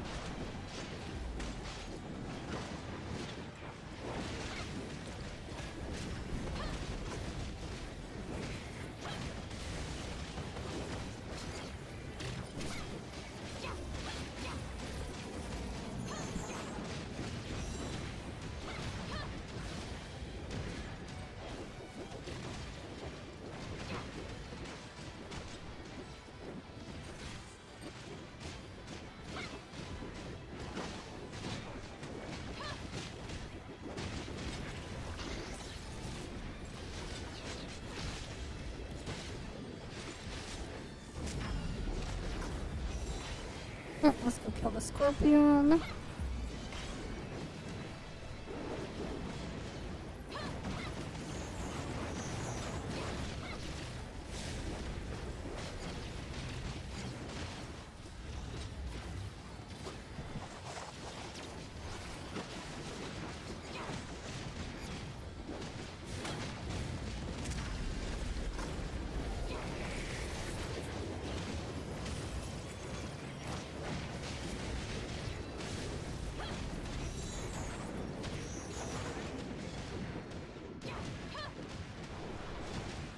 What do you mean?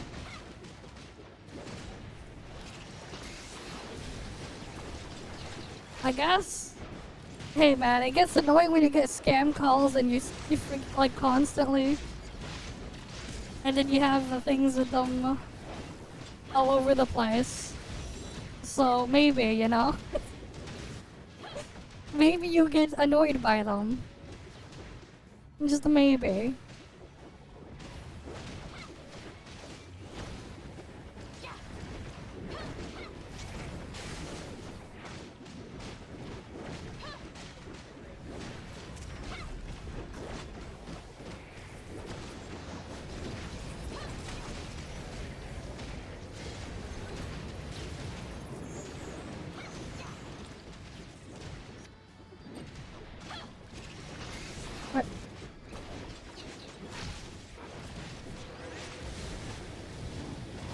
Yes, I did not like it.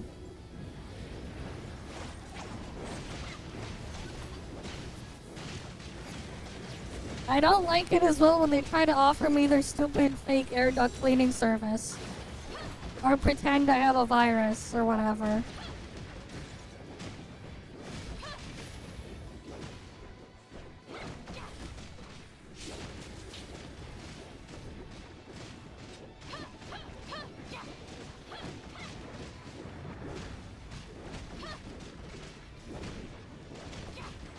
Do not redeem what?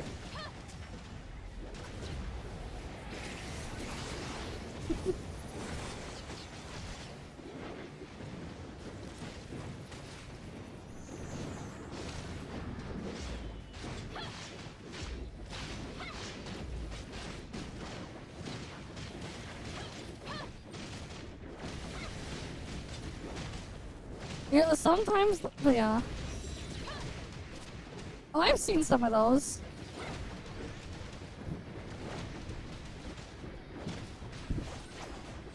There was one time I got a scam call from a thing, and then I ended up pretending. I pretended that, like, I was a voicemail thing that migrated the phone number, whatever, and to contact me, call something else. So, like, as a joke, I just gave them the phone number to some random-ass pizza place that has Indians working there. So I wonder if they got their pizza. That's one of the things I've done before too. It's like I remember one time I was out, I was walking or whatever. I get a call on my phone from a fucking Indian scammer or whatever. So I pretend to be like an answering machine. And then, like, I was passing by, like, some of the stores there, one of the shops there. I see fucking Indians working there through the window. It's a pizza place, so I give them the number of the pizza place. I'm just like, alright, you could go call Pizza Nova.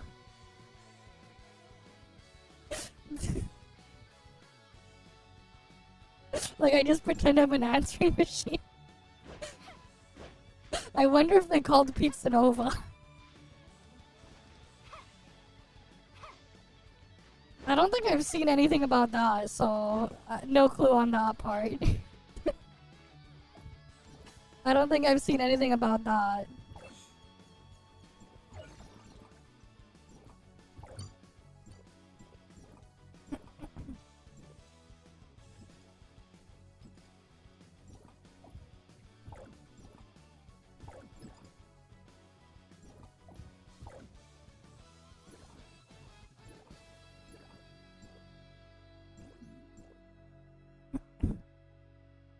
But yeah, it's like, alright, you know, go call Pizza Nova or whatever, get out of my hair.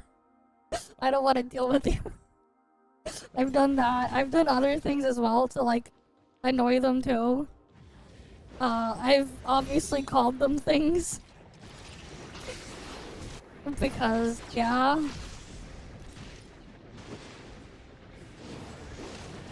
I say, I haven't really looked on that type of thing.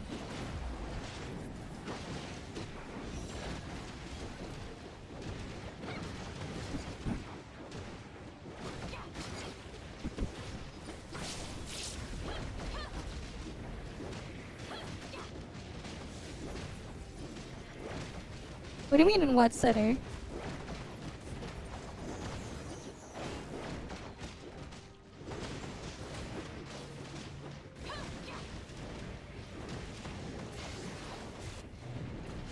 Yeah, it's just the Indians are the annoying problem.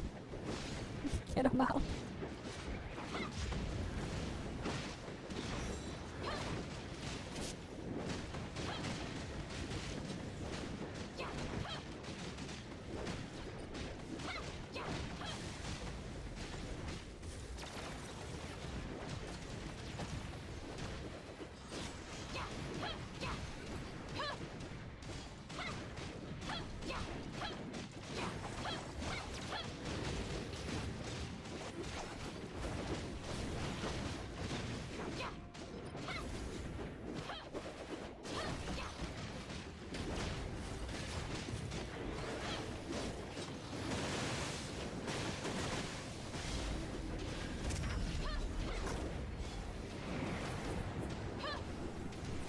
Imagine needing a macro to do the whole thing. Skill issue on the people using the macro.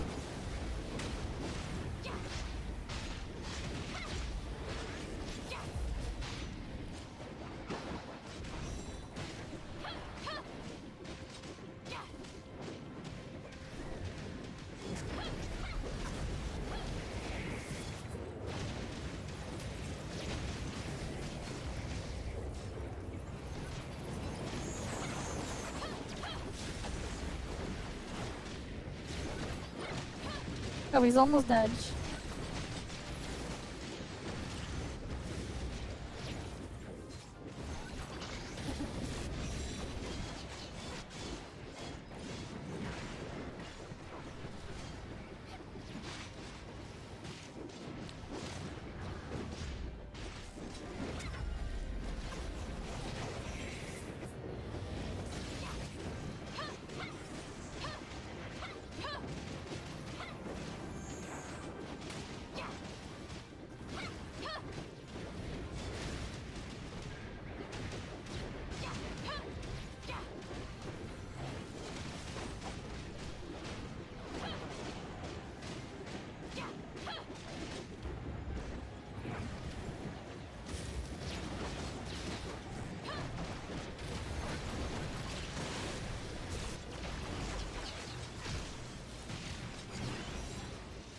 Okay, this thing is super tanky.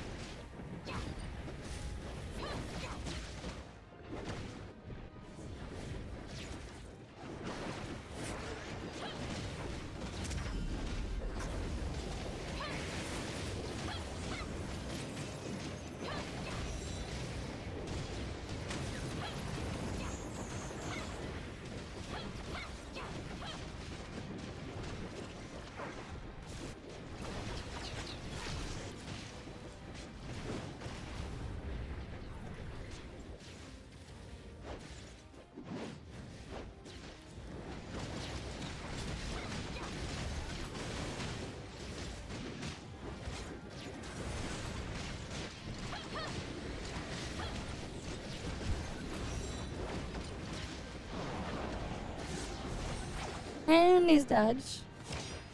Nice. He died to the last shatter. Cool.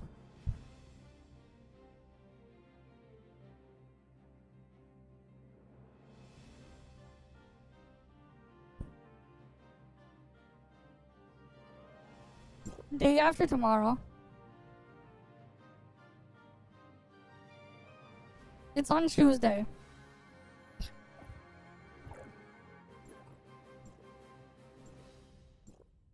Ooh. We got another one, Nova Burst.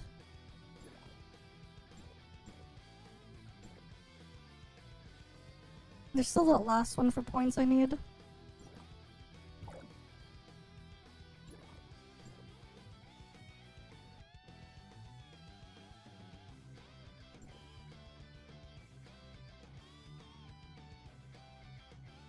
Oh, so we still need more crew members to go beat this thing up.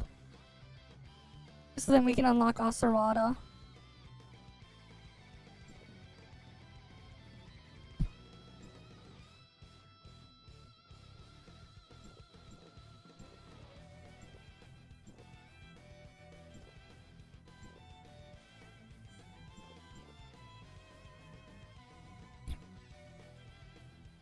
Not yet.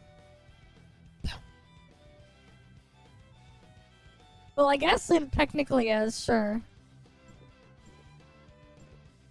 I guess you can look at it that way.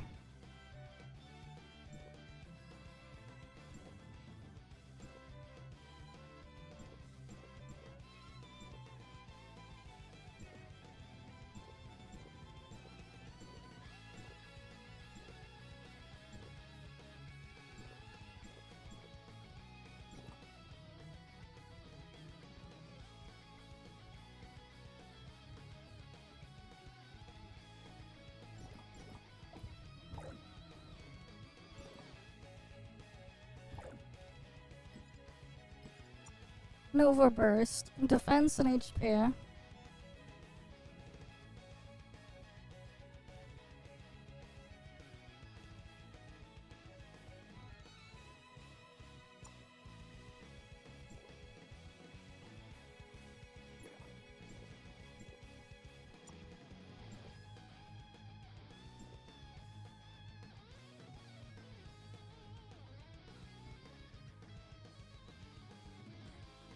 Not the greatest thing to have here, but it's something. It gives even extra shatter too.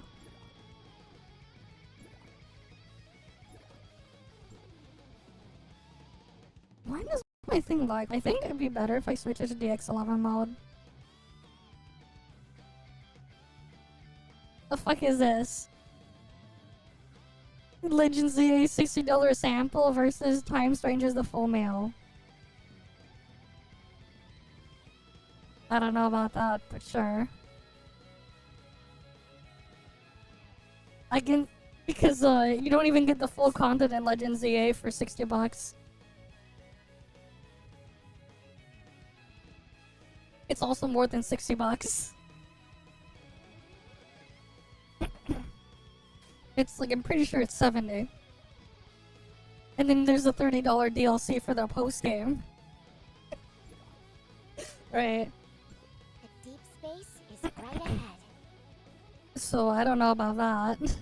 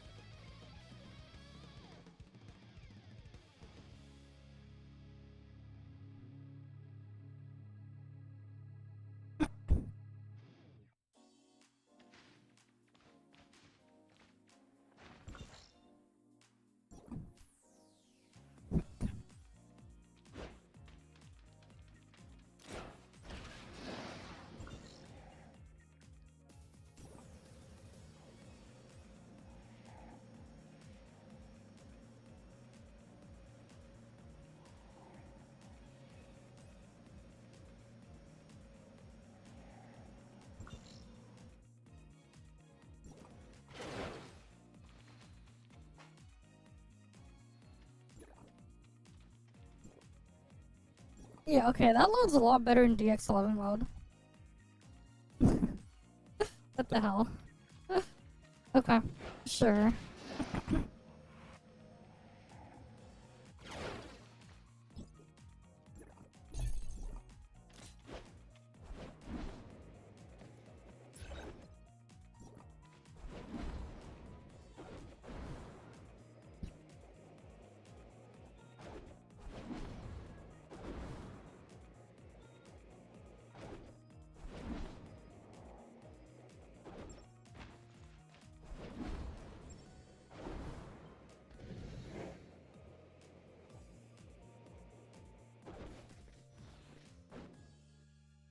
I need anchor shifts.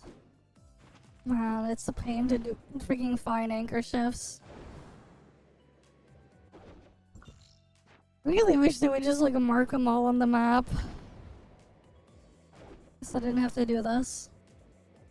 I guess like the car mount to drive around would be nice because then it'd be faster than this. With nitrous because it's like... Because Vera isn't the... thing. It's flat enough to drive around on.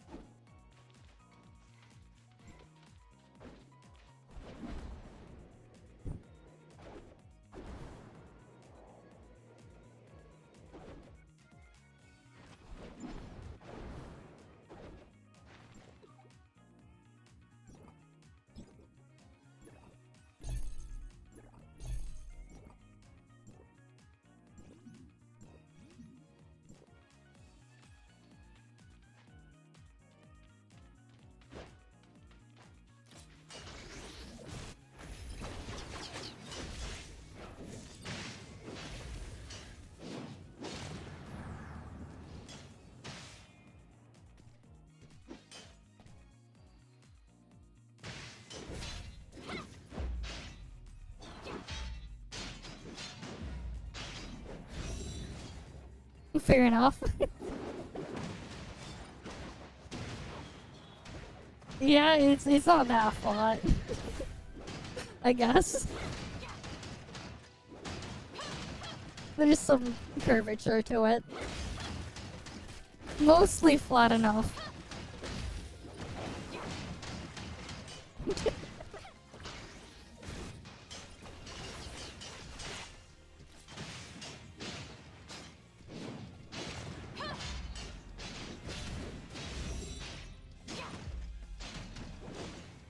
The main parts to look at is flat.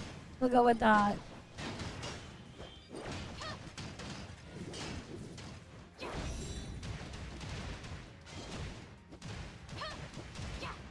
Just like how because the Earth is made up of mostly water, and most of that water is not carbonated, the Earth is flat despite being physically round. Big brain.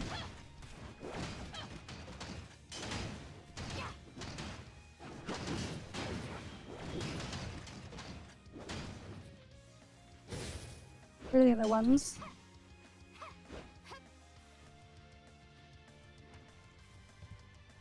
They said flat, not fat. There's a difference. Which vendor?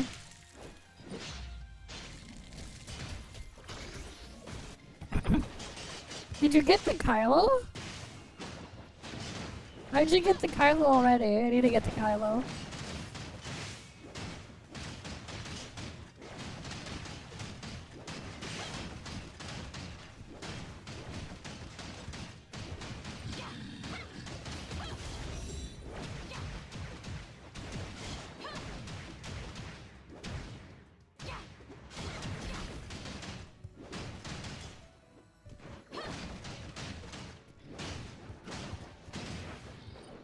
Which vendor is he looking for?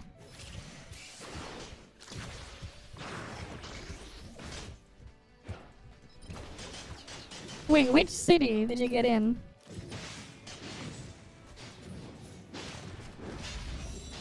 Because I need to know which one so I can so I can figure out what the vendor is.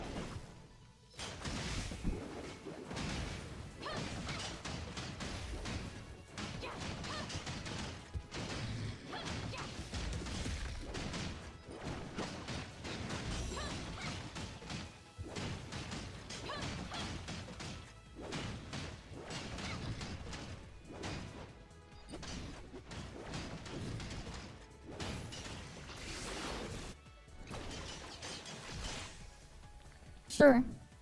Oh, let me just finish this first.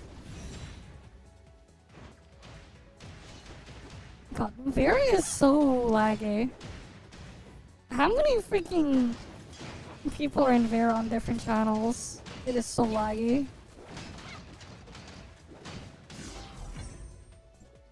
Alright, pull me in.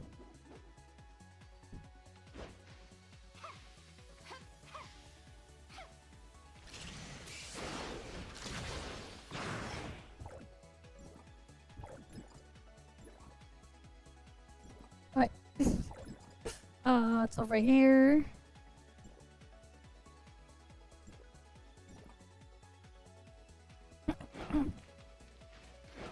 Okay, click join team, so I'm in the request queue or whatever.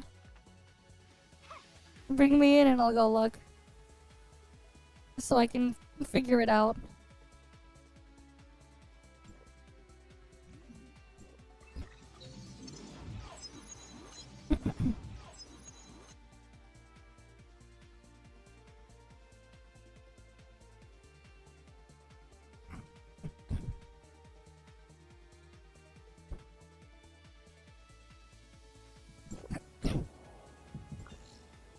Oh, this one. Which vendor is he looking for? Because I have them marked on my map. Which vendor does he want?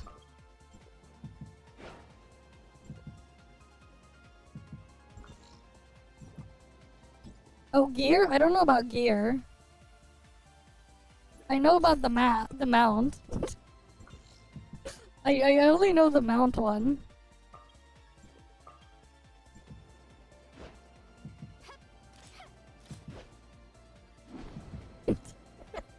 Wait, this is level 72 area. Alright, there's one over here.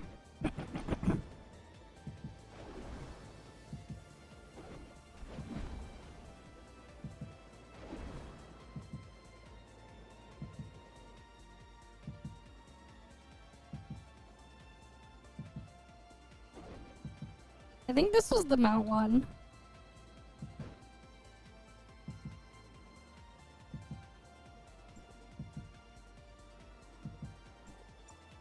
Yep, wheelchair. Get your wheelchair, guys. Get your wheelchair.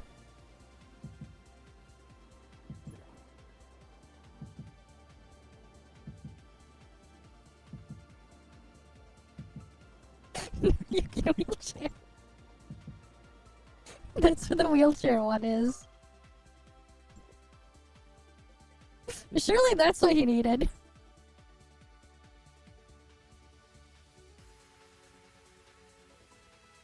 Oh, the cave near Roland. Oh wait, that's the one on the path is between the... It's when you're going to Bose. There's like a hidden cave with a fuck ton of monsters.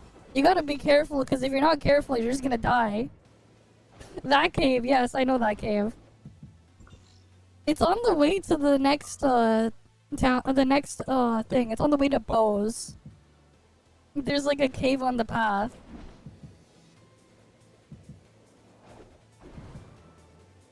There's like a fuck ton of monsters in there.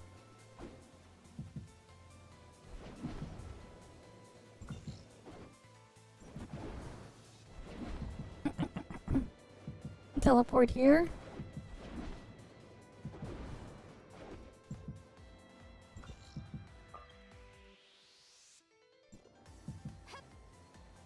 And then there is a shop over here.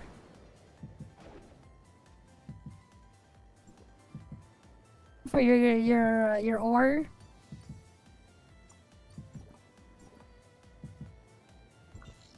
That one's where you take your ore. Oh, where was the other one? That's food.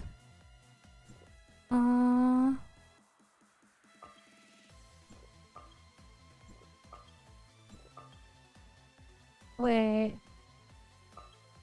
Let's go there. I'm gonna go get that warp.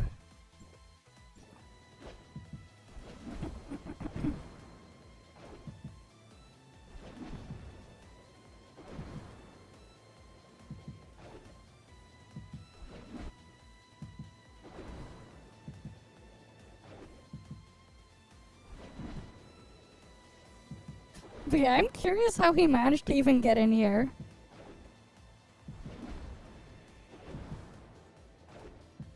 I was like looking to like hopefully I was hoping to get to the other one in Kylo. Yeah. But yeah, like it's on the way to Bose. There's like a cave on the trail.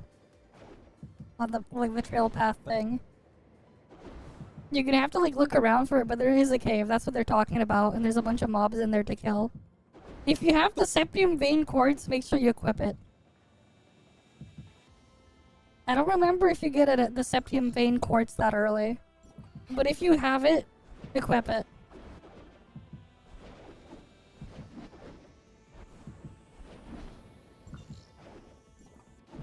Alright, let's go to the anal shop.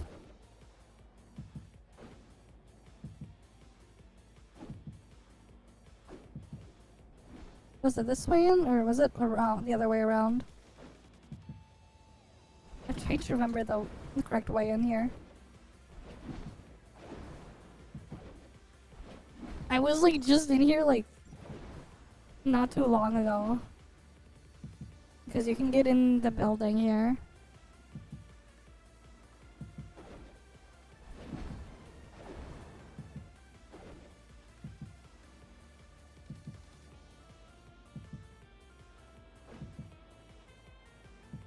It's the Odin's Tavern in Kylo.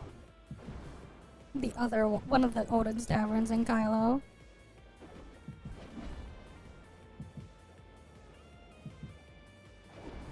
Oh, a chesty here.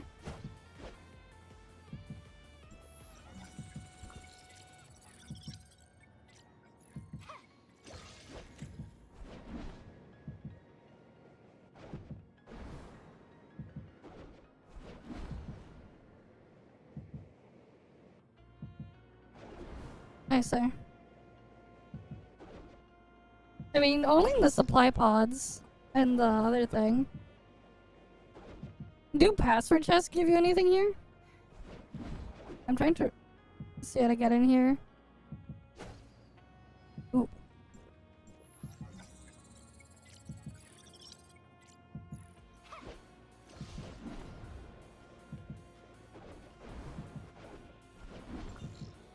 I'm trying to remember how to get into the freaking Odin's Tavern. Because you're supposed to be able to get inside here. And then you can do the minigame.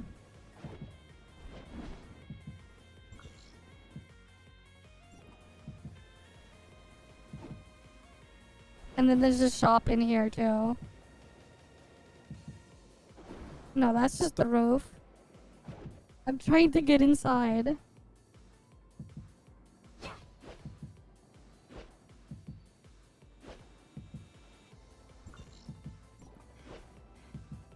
Oh, it's right here.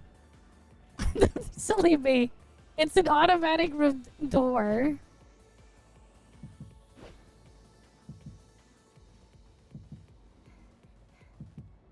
Oh, which one was the one at the shop?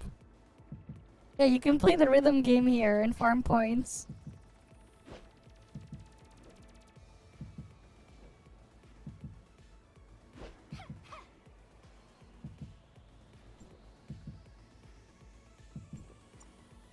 Here we go! Is this what he was looking for? Oh shit, we can get the spolders farmed out.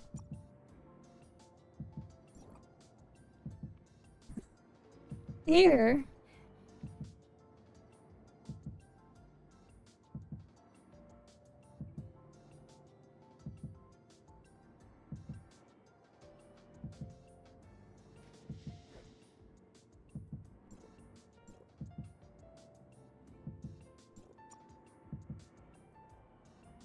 I rather the shards for it.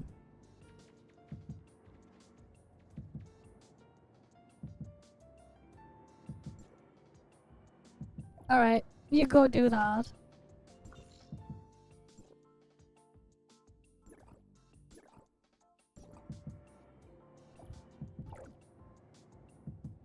So I guess we just go farm that then? No, that's separate. You get the dance in a different way now.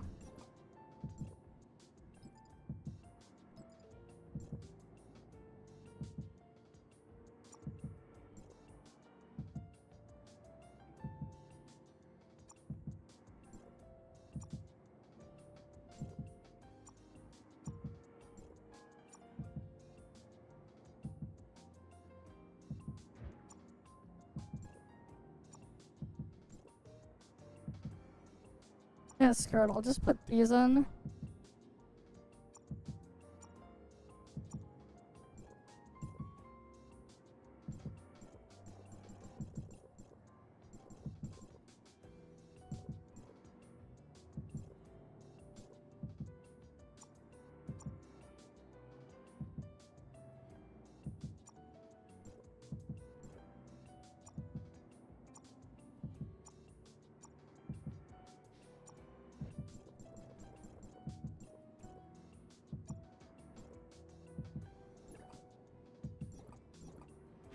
Alright, we gotta do dancing then.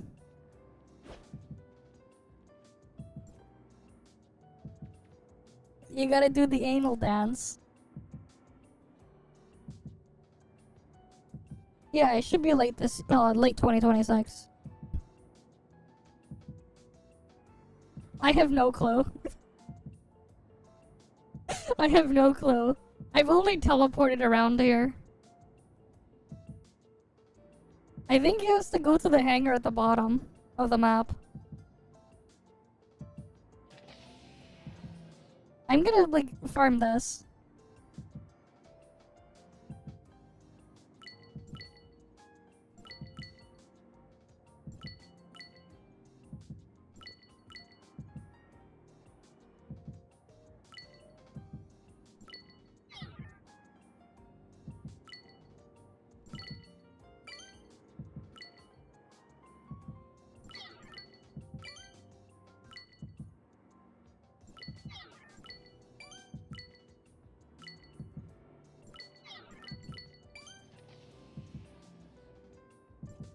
I suck at this shit.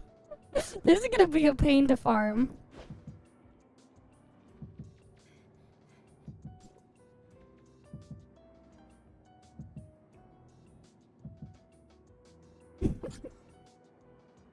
They even have a kitchen sink in this game. Of course they have it.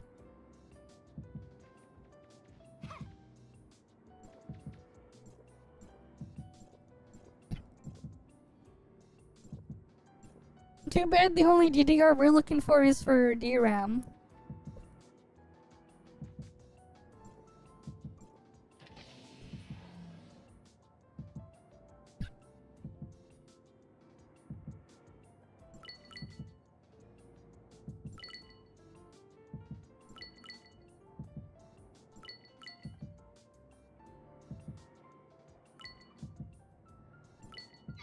Oh wait, it's the first one.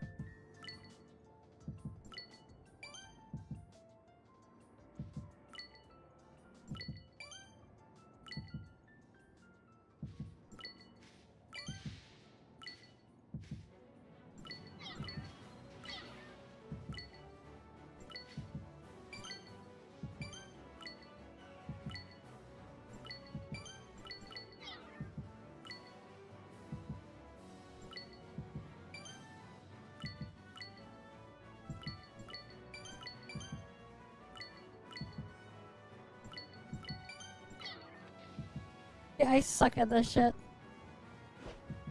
It didn't help how someone put their snowy in my face that I couldn't save for one of them.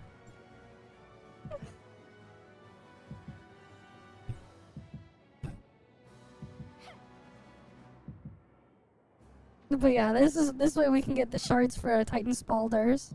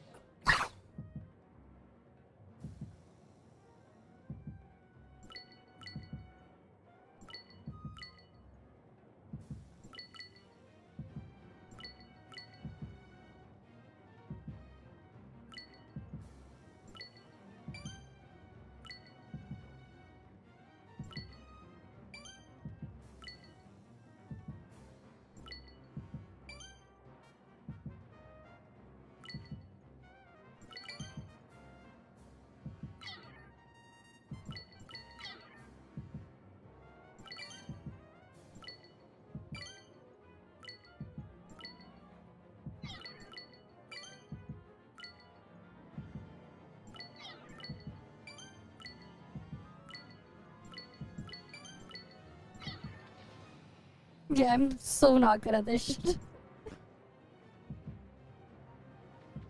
But you gotta take turns doing the thing.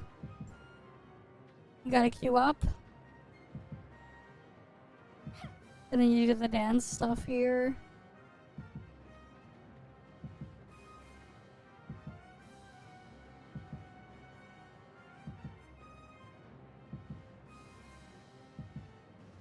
You know, because, like, I remember the way I got into this part in the story was, like, the story teleported me in here. So how the hell did he get in here?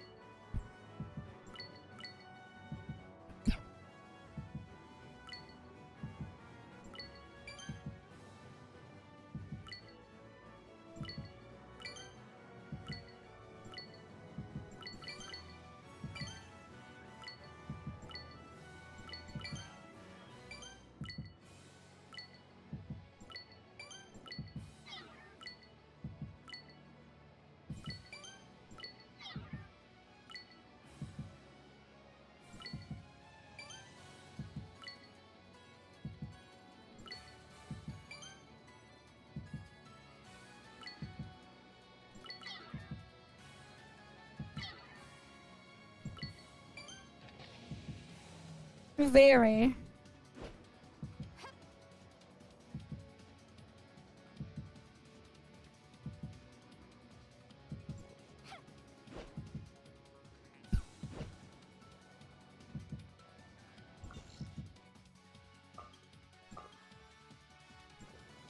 Oh wait, there's a thing over here.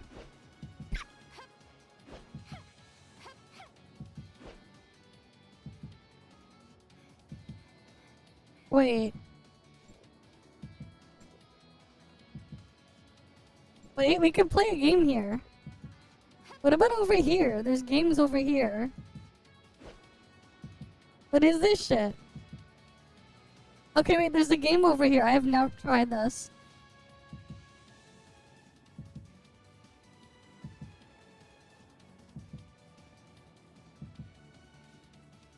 Yeah, pretty much. You just keep going through, and then you can unlock things as you go. There's a mini game over here too. Need someone in here. I don't know how this goes.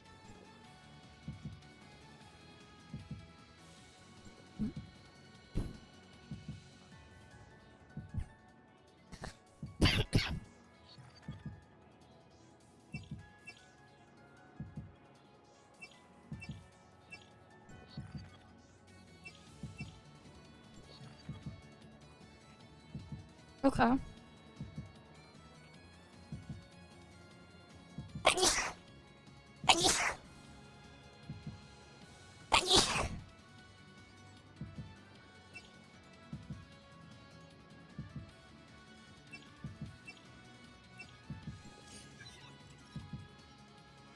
I don't know how this works.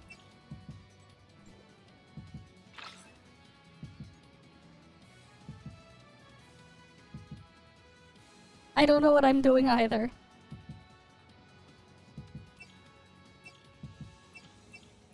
I think you could just pick some cards and send them in. I have never touched this minigame.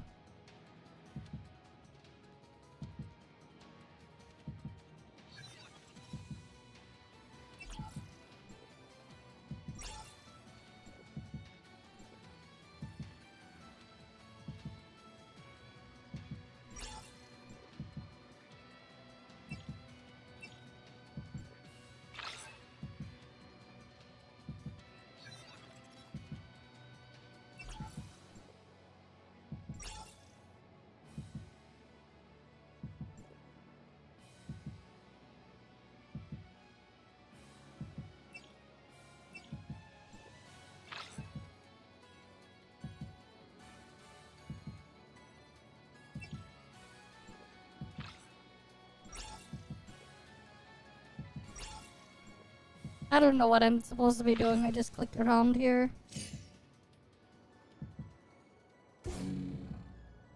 I don't know what the hell this you're supposed to do. I guess I was supposed to put another card in a different place? I don't know.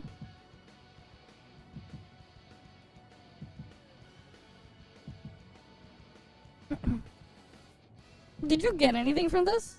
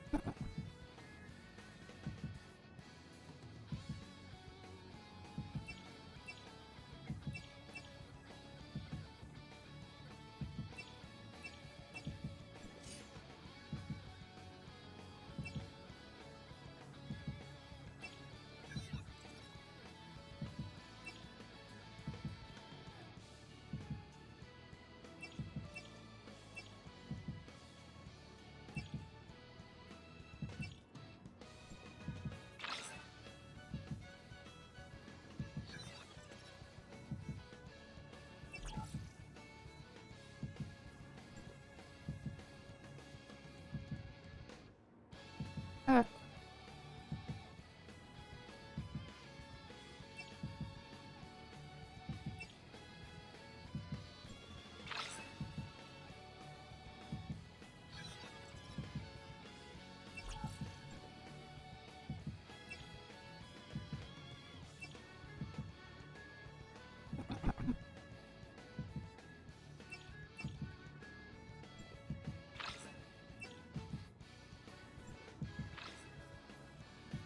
I don't know, is it like this?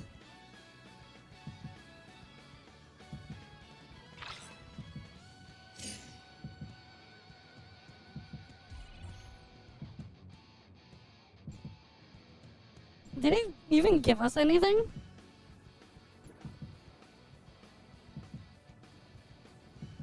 I don't think it gave us anything. It's just a side minigame there. You got 50? You got 50 Lana's residents? Wait, you got 500? Wait, is this more efficient then?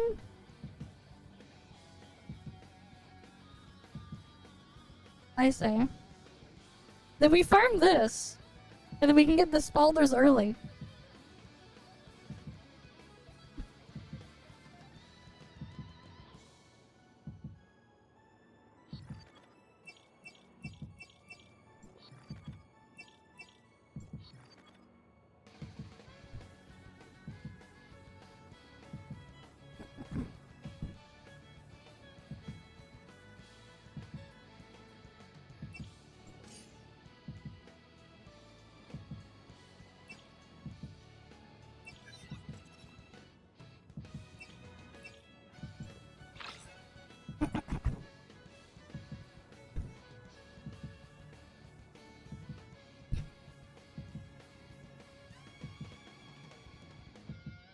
Alright, why do I go first, man?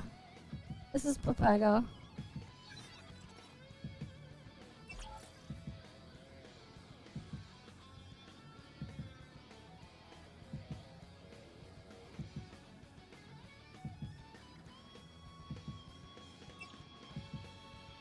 So that's a 9. Okay, I'll put it 6, 9. I'll play that over here.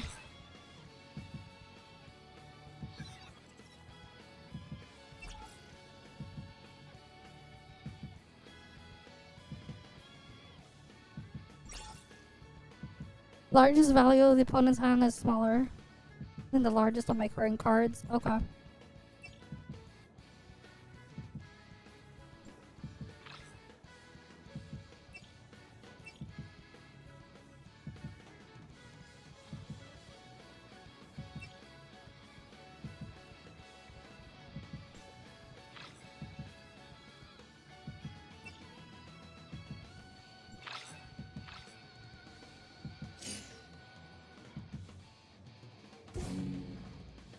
Oh, damn it.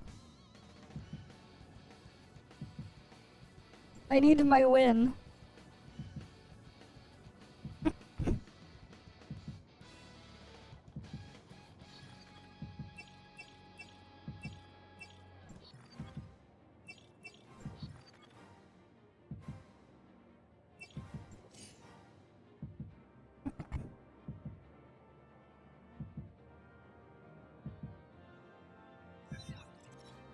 Okay, I'll just see.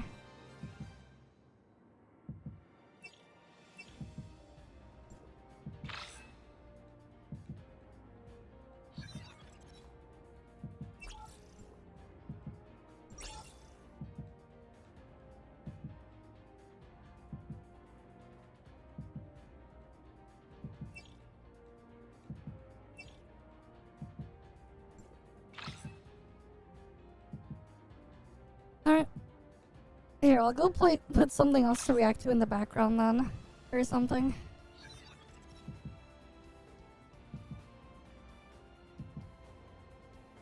What is this about Enfield? Hi everyone. Hi everyone, Small here. We are back with more Enfield content, and today I'm breaking down the biggest changes in the second closed beta compared to the first one. I'm not going to dive deep into how every single system works. We are sticking to what's new this time around. If anything sounds confusing or you feel like you're missing context, I'd strongly suggest checking out my CBT1 video, where I go over everything from Let me square see if one. I got anything from that. Disclaimer, I'm a long-time Arknights player, over 6 years. Oh yeah, of shit, I did get 100, Action games and 500. Okay. factory automation, though, aren't exactly my bread and butter. So, CBT2.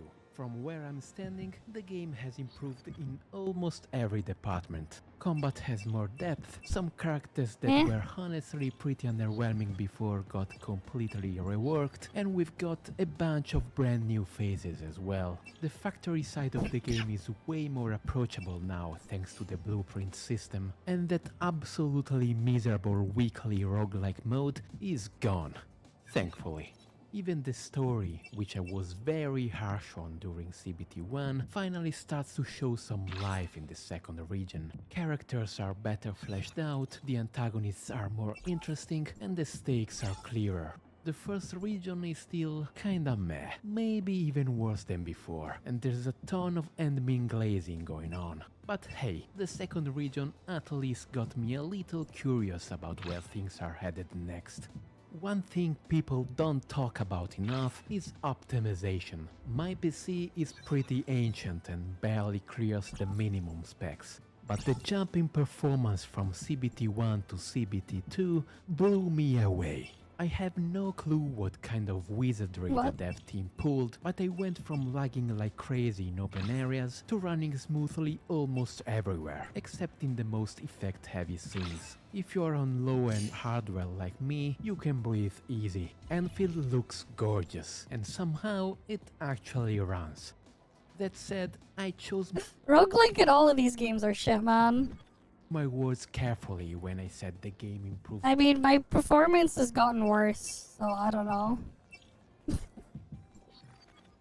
I don't know. In almost every department, because there's one thing that very clearly took a turn for the worse between CBT1 and CBT2, and yes, you already know where this is going: monetization. And oh boy, when we get to the gacha, I've got a lot to get off my chest. But let's not get ahead of ourselves. I'll be following the same structure as my previous video. The only exception is the story section, which I might save for a separate video. Alright, with all that out of the way, let's jump into this CBT2 review and see what's changed.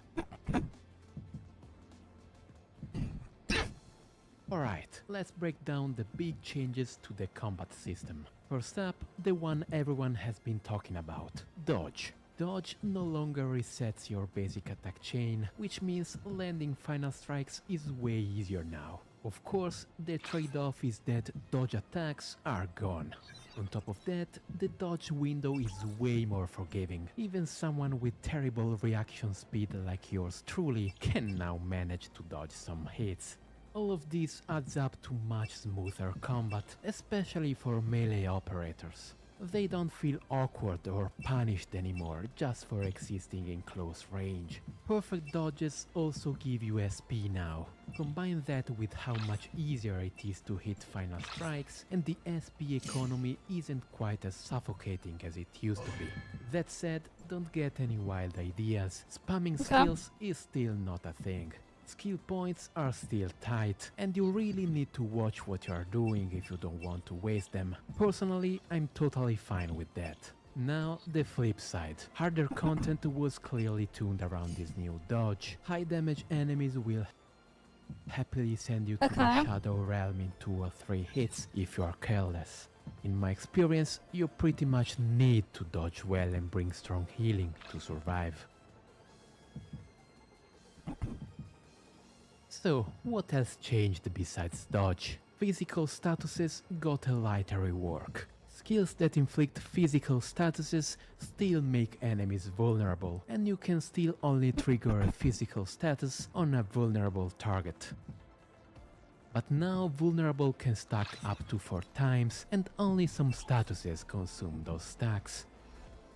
For example, just like in CBT1, Chen can inflict lift. Lift doesn't consume stacks. The first time you lift someone, they just get 1 vulnerable stack. From the second lift onward, the enemy gets lifted and gains another vulnerable stack. This is huge for Chen, because once you get going, you can keep lifting enemies with every skill cast, instead of having to reapply vulnerable from scratch. It gives her some very solid crowd control value. Then you have physical statuses that do consume stacks, and Mince Crush works like this. If the enemy has no stacks, Crush just adds 1. If they do have stacks, Crush burns them for physical damage. The more stacks consumed, the bigger the hit. Another stack consuming status is Breach, which is new. Breach makes the enemy take more physical damage for a duration, and higher stacks increase both the effect and the duration. Arts got the stack treatment too. Arts inflictions of the same type stack up to 4 times, and every time you hit 2 of the same type in a row, how are you gonna get back in here? Arts burst. If you hit an enemy with a different type instead, all stacks get consumed, and the art's reaction that follows scales with the number of stacks you burned. Art's bursts and reactions themselves haven't changed from CBT1. Can you even teleport back in though? The only thing that's been adjusted or clarified is corrosion. It lowers elemental resistance, not defense. The wording makes it sound like it should only affect art's damage, but from the little testing I did, that's why I just shoved whatever I could, and I just want to get the stuff in here. Another small clarification. Ultimate energy. Combo skills generate energy only for the operator who uses them, was able to while afford battle one of skills those. generate energy for the whole team. Not sure if this was already true in CBT1, but at least now it's explicitly stated. Last thing I want to touch on, debuffs. Enemies back to can now doing it. inflict arts reaction It's faster to statuses just like do the thing combustion there. and solidification on you. To balance that out, some operators can now dispel those debuffs. I didn't personally run into enemies that inflict corrosion, but according to the in-game wiki, corrosion reduces movement speed and straight up disables dashing. So hey, if you hated dodge, there's at least something in here for you. Yeah, there were a bunch of other trade. small tweaks here and there in CBT2, but I won't bore you with every tiny detail. So I wrap this section up by saying this. Overall, these changes are a big win for me. The new stack mechanic adds even more depth to a combat system that I already thought was solid in CBT1. And the less punishing dodge finally makes a mechanic that felt rushed and awkward in CBT1 actually feel like it belongs.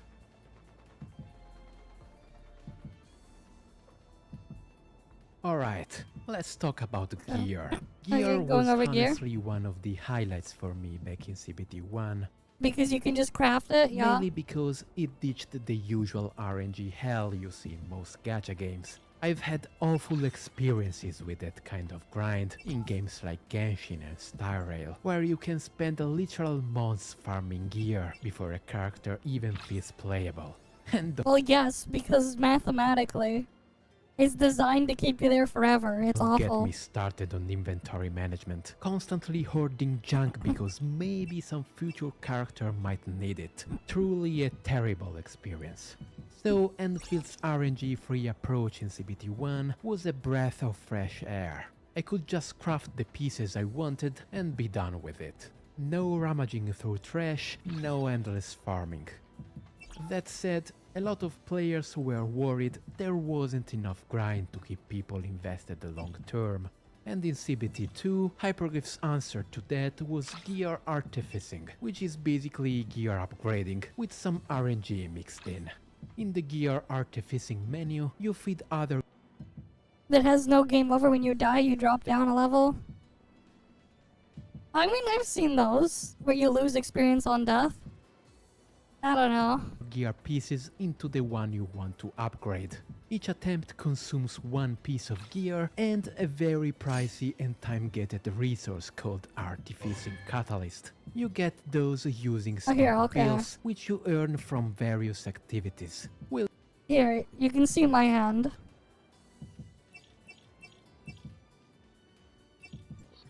We'll get the wind trading done. Okay.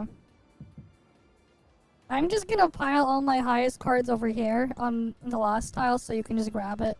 So you can ignore that tile.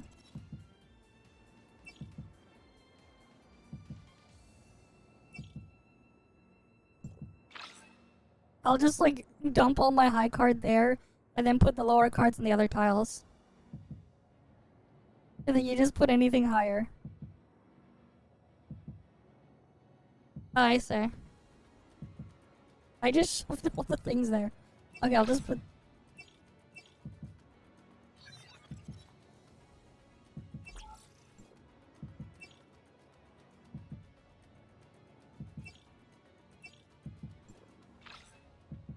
Right.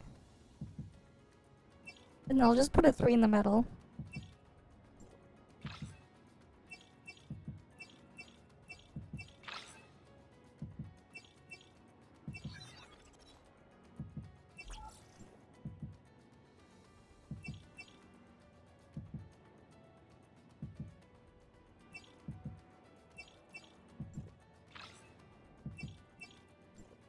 There. I mean, that's gonna lose regardless. I see. I mean, you win. There's like no way I win this. There's no way I win this. Right. But yeah. Alright. Okay, then I guess we can just have the thing play while we do this. We'll get into that later. For now, just know this. Artificing catalysts are expensive and limited. So, you go for an upgrade and boom, it fails. Because yes, upgrades are RNG based. Yeah. You can improve your odds by using gear that has higher stats than the piece you're upgrading, but at the end of the day, it's still a dice roll. The good news is that the upgrades themselves are fixed stats, so you don't have to chase insane high rolls. All in all, this system definitely stretches out the time it takes to fully max a character, which was exactly I didn't even what bother to get to that point to go look at artificing. I didn't even bother. people were asking for. Another notable change is with weapon essences. In CBT1, gold essences mostly came from a weekly game mode and weren't farmable at all. In CBT2, you can farm them in the energy alluvium mode by spending stamina. Like, honestly, like, I don't like a lot of this shit in there. I didn't care all that much about the combat because I wanted to just skip it. On top of that, you can use stock bales to buy It's just a engraving new coat of permits, paint. which let you narrow down the bonuses on the essences you drop. Basically, less RNG pain, more targeting what you actually want. These permits are also expensive and time-gated, but they make essence farming way less miserable. And I'm not exaggerating here. Thanks to those I mean, like, here's the thing though, like, at the end of the day, all of this doesn't only matters as much as you want to deal with the combat. And, like, I just didn't want to do it. Like, if I'm gonna be honest, it's like, I really didn't give a shit about the combat by the end of it. I did not want to deal with it. permits, I got the perfect essence for Surto's weapon in just a couple of runs. During CBT1, I don't think I ever saw a single perfect gold essence. That alone should tell you how big of a difference this is. Gold Wait, is there a essences daily can cap on also points be that we can upgraded earn? now, or etched. You feed other gold essences into them to boost their bonus levels. Once again, the upgrade is RNG based and can fail, but failed attempts give you a special resource you can eventually spend to guarantee a success. It's another time sink, but at least there's a pity. Now, I'll be real with you. I'm not a fan of heavily RNG-driven progression systems. Burning through an entire day's worth Yeah, I of didn't even do this resources shit on the just gacha because server, the dice man. hated you doesn't feel great. And when those resources are as expensive and time-gated as artificing catalysts and engraving permits, failed attempts leave a very bad taste in your mouth. That said, there is a silver lining. Both the gear and essence systems still give you a sense of steady progress. You start with that's obviously gear less than what and you have there, I'll just essences put that that are there. already usable out of the gate, and every successful upgrade makes your character a bit stronger. That's a completely different feeling from the endless gear chase in Hoyo games, where progression is binary. Either you hit the jackpot by upgrading the right stats, or you get absolutely nothing, and you need to start over.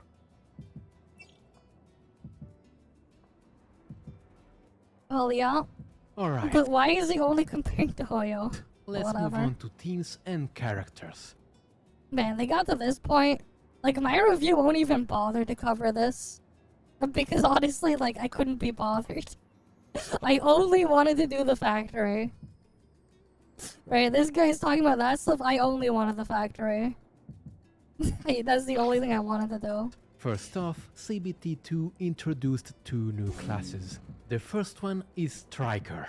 The game describes strikers as operators that exploit physical or artifacts applied by others to unleash big decisive hits. In other words, high ceiling damage dealers that really shine when enabled by the rest of the team. Then we've got Vanguards, whose whole thing is generating SP for the team. Great news if you're the kind of player who likes pushing buttons. That said, don't expect anything game-breaking.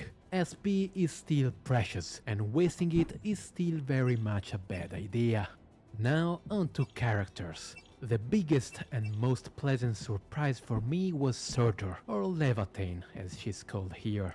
In CBT1, I honestly found her pretty underwhelming. Her damage was middling and her survivability was questionable at best, which was extra ironic, considering that in Arknights, Surtur is famously unkillable for 8 whole seconds. Well, CBT2 fixed that. Surtur got a full-on rework. She now has a talent that gives her 90% damage reduction for 8 seconds when she drops below 40% HP. Plus, she regenerates 5% HP per second during that window. In other words, she's basically mortal for 8 seconds again, just like the good old days. Man, this is funny, right? Like the way I was like talking about Enfield, man, I just wanted to play it for the factory. My perspective of being disappointed with how the factory is. Because it's just... Yeah. It's like vastly different what these people were talking about. Because like, I'm gonna end up like going over it just as the factory game part. And like, I don't like the combat. Because like, it just feels so disconnected. It just kind of got in the way. But also when getting into combat causes these frame drops and shit. It just makes it even more annoying, man. Alright, I'm gonna quickly just check to see if I capped on points or not.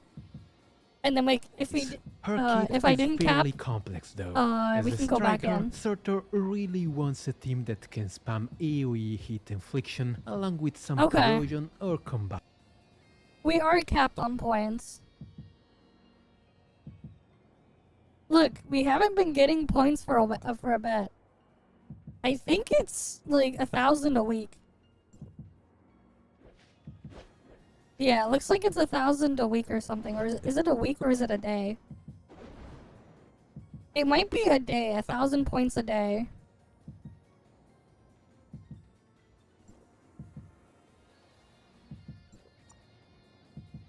Yeah, I think it's 1,000 points a day.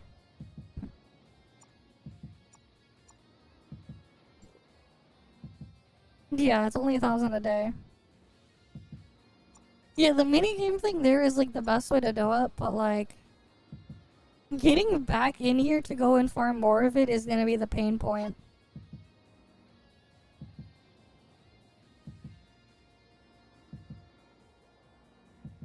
Okay, I'm trying to think of what we can do to get in here.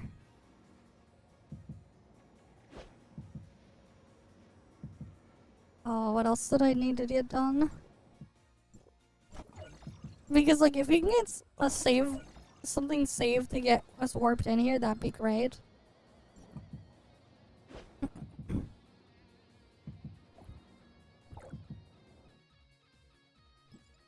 Too bad we don't get any extra character slots for warp server.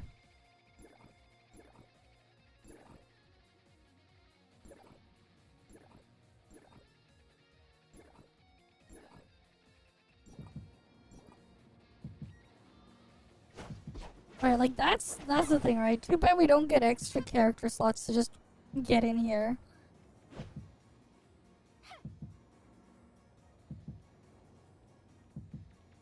Unless someone wants to just make an ult to get in here.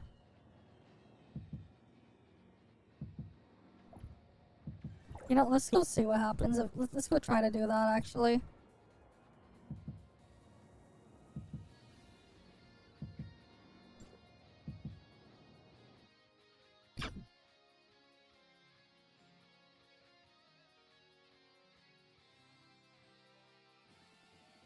Let's see.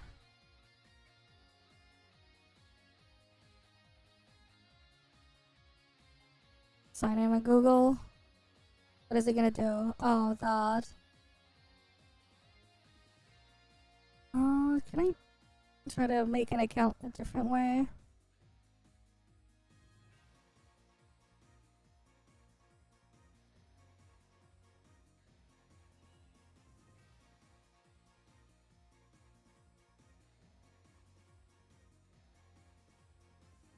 No, I don't want to do that.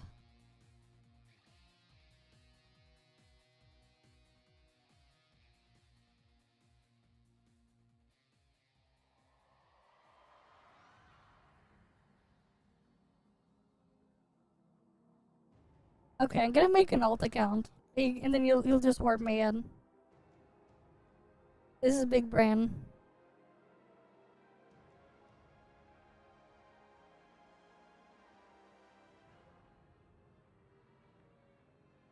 Where is the verification code?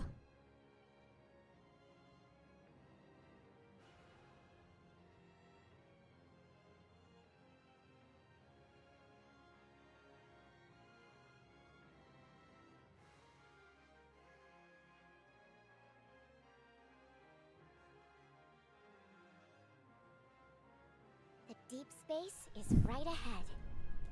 Okay.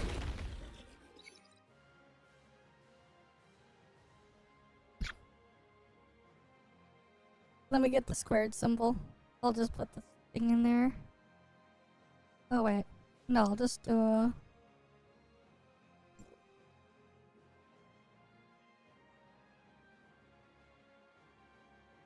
I just need to skip a bit and then I can get teleported there.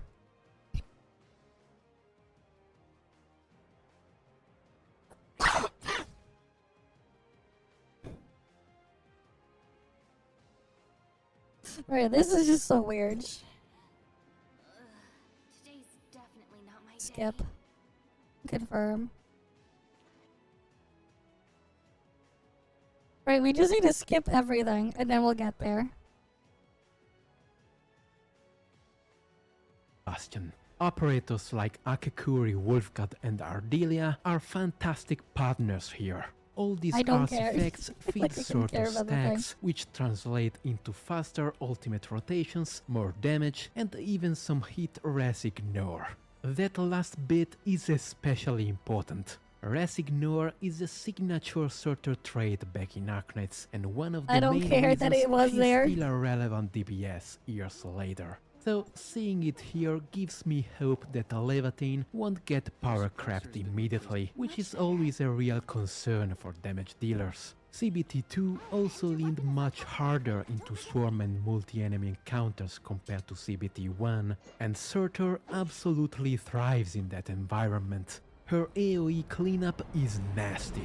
I'll be honest, she basically hard carried me through most of the difficult content CBT2 had to offer. So, is everything perfect with Surtur? Not quite. This is where we need to talk about something that doesn't get enough attention.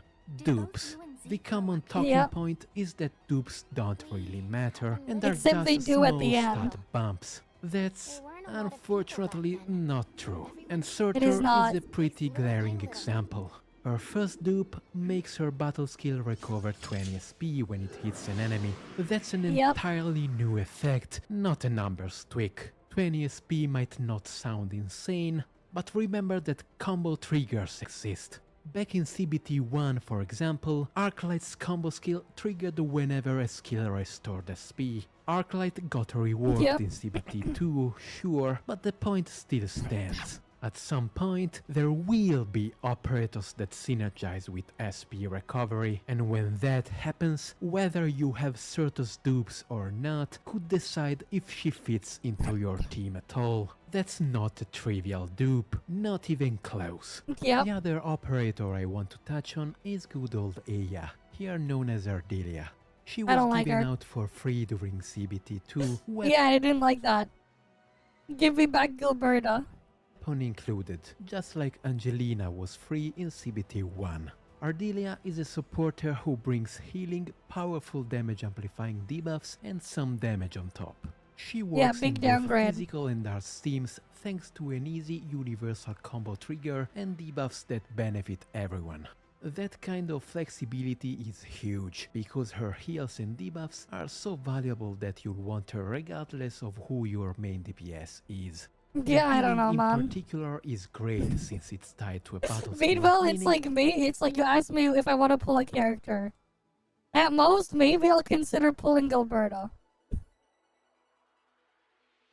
Just because she can suck everything off. But like, I don't really want to even do the combat in there. I don't. Because I didn't like it. And it just got worse. When things get dicey. When you activate it, she spawns this fluffy pink sheep, and every time your controlled character walks over one, they get healed. Ardelia's dupes also matter more than you might expect. Her first dupe increases her physical and arts damage buff by 10%. At max level, her battle skill boosts damage by 25%, so that's a 40% jump in value. That's not negligible in my book. You could still argue that's just numbers, but her second dupe goes further. Her heals now affect an additional ally. That's no longer a numbers tweak, that's an yeah, because her healing is shit, so this makes a big difference. Entirely new feature. Unfortunately, CBT2 was pretty stingy with resources, so I couldn't build a wide roster. What I can say is that I cleared the entire main story using... Yeah, I cleared the entire main story too. I didn't like it though. I just wanted the factory. Enmin, Chen, Perlica and Ardelia. All three operators. And honestly, that team felt good and fun to play. As for the new 4-star Team Z7 characters, I spent a lot of time using Akekuri alongside Surtur, and she absolutely pulls her weight. She's easy to slot into most teams thanks to her simple combo trigger and strong SP recovery. Plus, her battle skill provides AoE hit infliction, which is amazing for any arts-focused lineup. From what I saw, the rest of Team Z7 follows the same design philosophy. Straightforward, solid kits that plug neatly into a variety of teams. That's great news for long-term team building, especially for players who just pulled a new 6-star and need accessible, reliable operators to support them. Alright, let's talk about the factory system. It's pretty much the same as it was in CBT1, which honestly tells you the system was already in a solid, well-polished state. I mean, they nerfed freaking wiring. They nerfed that.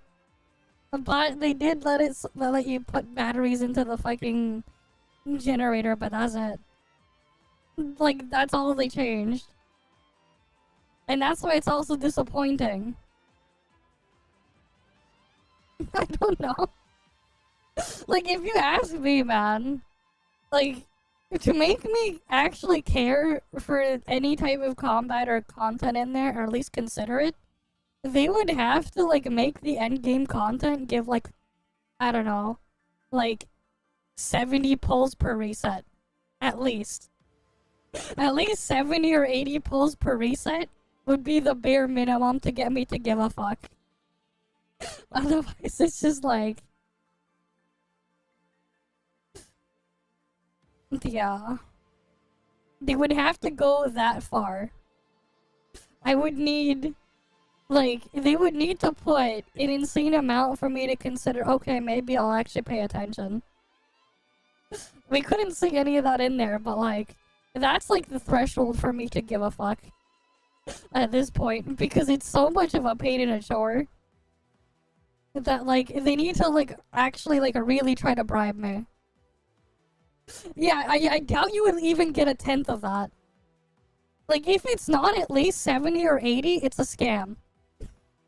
It is straight up a scam, and like, don't waste your time, don't bother. From a logical standpoint. Like, it needs to be at least that high. If not higher. For me. Like, that's where I'm standing on that. Like, I'm not gonna give a fuck unless it's at least that high. Actually, if it needs multiple teams of characters, they'll need to double that. If it needs multiple teams of characters, then that number will double.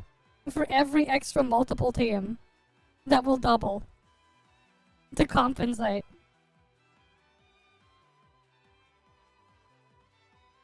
Like, it'll have to, like, be really increased to compensate. Which, again, I highly doubt that'll happen. Oh, wait one sec. No, I'm not. Will just ignore it. Here's what you do. You look at the endgame content and pretend it doesn't exist. Because it isn't worth it.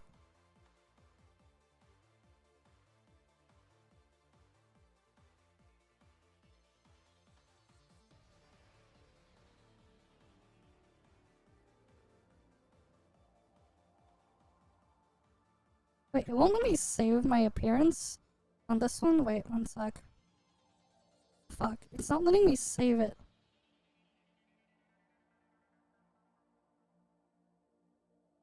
Wait, let me try to...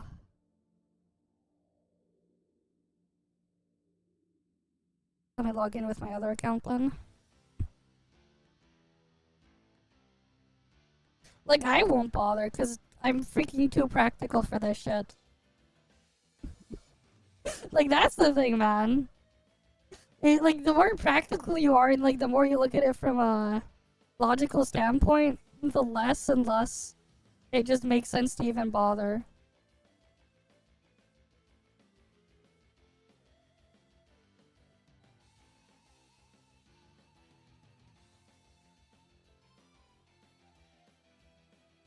Because it's just not worth it.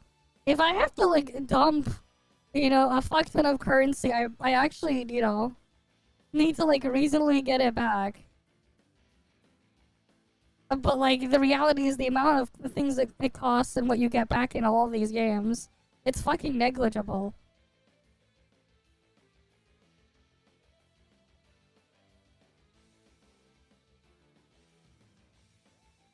It moved way further away. The pool economy is so fucking fucked, man. Hey, you know, if you thought Genshin and WoW was bad when you would go spend, like, an hour to go do a puzzle, to go get, like, some random dumb chest open, for, like, 5 Primo Gems was bad. How about doing it for 10 Orburls? And you need 500 Orburls for a gacha pull instead of, you know, 160 Primo Gems or whatever for a gacha pull. You know, that's 1 in 32 on the Genshin MOBA side as the worst case scenario for that. You can fucking 1 in 50 there, and I'm pretty sure I remember seeing some that give 5. So that becomes 1 in 100. Well, you only gotta get 99 more in that situation. Isn't that great? Totally worth doing that too.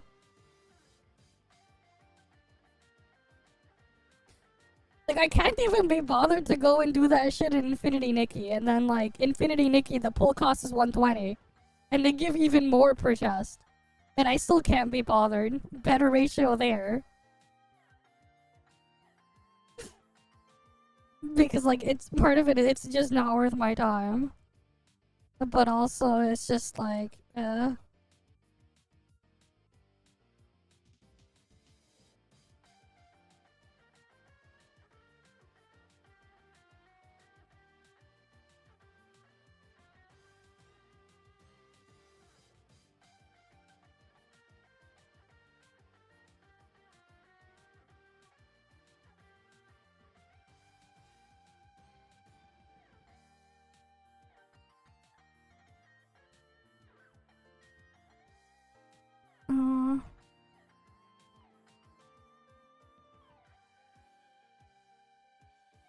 how do we add an ID here in the thingy?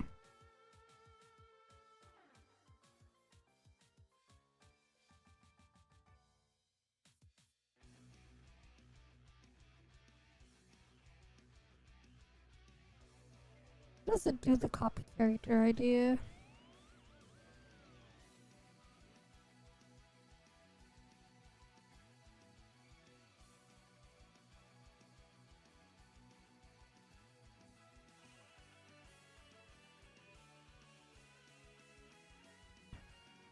Oh wait, no, I can't even copy my old data. Fuck. I thought I could copy my old ID data for the thing. Alright, I'm trying to, like, get the thing so I can customize the character with the free one. For the alt to make it look nice.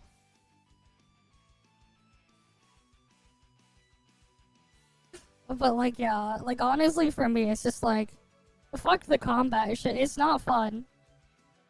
Hey man, like, you give me a factory that can produce bombs and you won't let me throw them at enemies? Like, come on, what's the point of giving me a factory, letting me build up a factory, get the resources to go and produce bombs en masse, if you wanna let me even chuck them at my enemies? Like, like, come on. Don't freaking bait me with freaking crafting bombs and not let me chuck them at stuff. Right, what if I want to bomb things down like a third world country? What if I want to do that?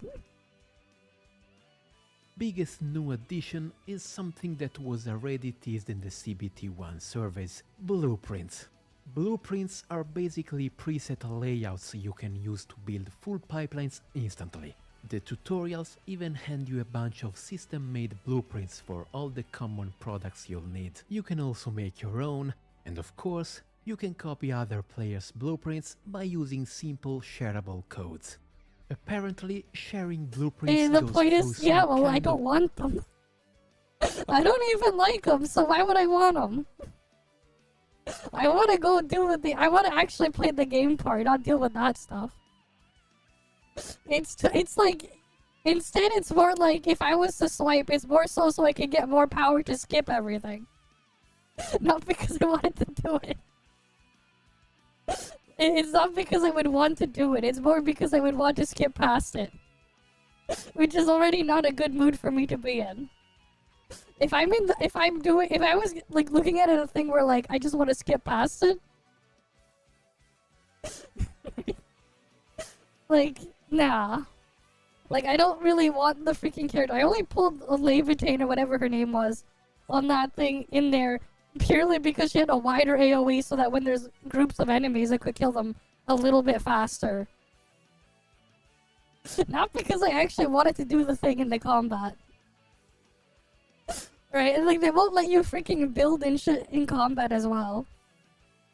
It's like, come on. You mean I can have turrets and stuff set up to go and attack things, but I can't repair them if they get destroyed, and they freaking get destroyed like they're made out of their fucking Breath of the Wild weapons. Not really, no. And the other thing too, the factory, it's like after like 2-3 days you're done. Right, and then you, okay, sure, you get to the next new big map or whatever. And then again, it's like, I go do it for 2-3 days, I'm done, and that's it.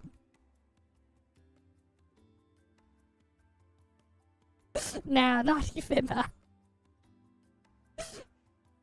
The gacha system is so like, I think this is how I can describe it. Like, gacha as a whole, like, it's always going to be varying degrees of just being shit. Right? Let's be real. That type of monetization. Let me find where I put the thing I said.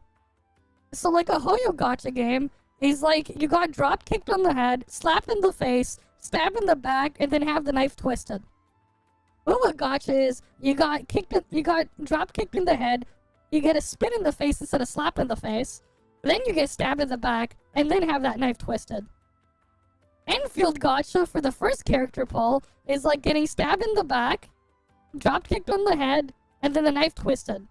So I removed one of the negatives there. But then after you pull the first copy, it's back to drop kick in the head, slap in the face, stab in the back, and then the knife is twisted.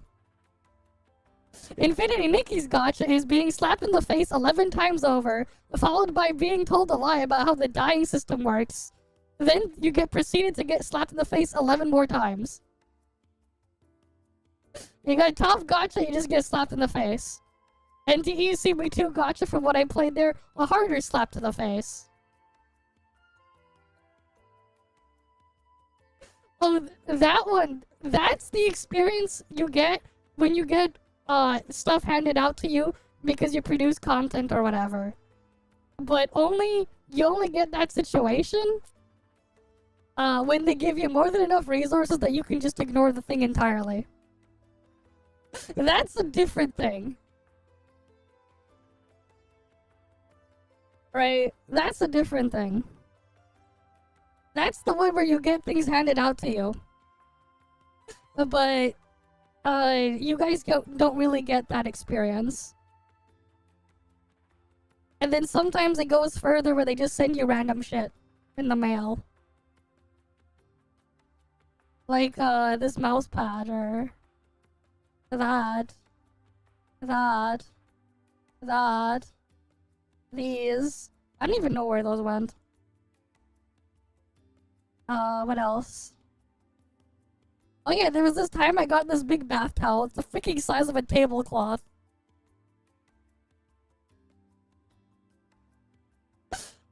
I have this somewhere in my closet. They sent me this.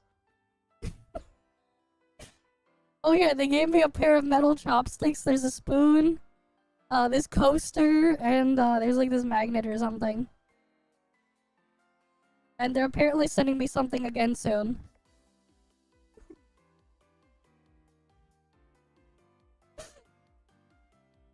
Bruh, I didn't like my experience with the stuff in there is like I get everything handed out to me. With Snowbreak, if I didn't get stuff handed out to me, I probably would have been gone a long time ago. If I'm gonna be honest.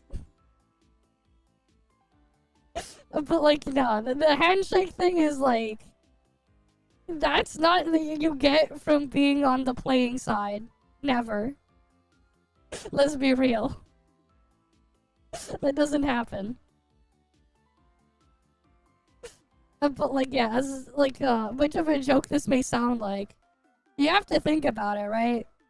And like, as we go down as well, the list, we're going down in like the overall cost, except for NT, that's...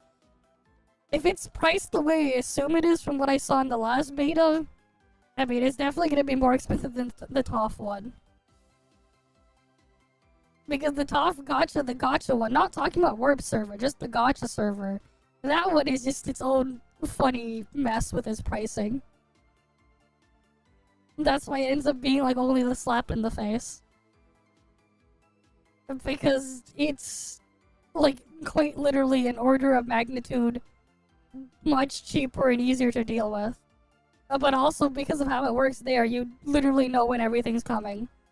You don't need leaks or whatever to know what's coming like a year ahead of time.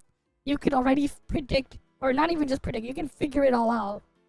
Like what's coming down without even seeing it. Like you don't even need to see it or hear about it, you can figure this shit out. Because it follows the same formula and it's been following the same pattern for the past almost 4 years now. So it's just like, hey, at least you know when it's coming and you can prepare for it way, way in advance.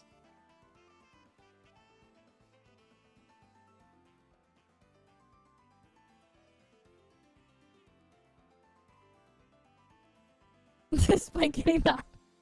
I mean, you also could just straight up get the thing. The problem is, the people playing these gacha games and stuff, they don't actually care about gameplay or anything. They just care about what the hell is the flashiest thing thrown in their face. The actual thing you're doing and the actual stuff around it doesn't matter. They actually don't give a fuck. Right? Like, they actually don't. So, like, it don't matter. But yeah, like, the thing is, like, yeah, the losing twice thing, but that's on top of having the freaking, spark. And the whole point is, like, when you convert the economy across, you're literally looking at, like, 1/7 the cost. So, that's its own other thing.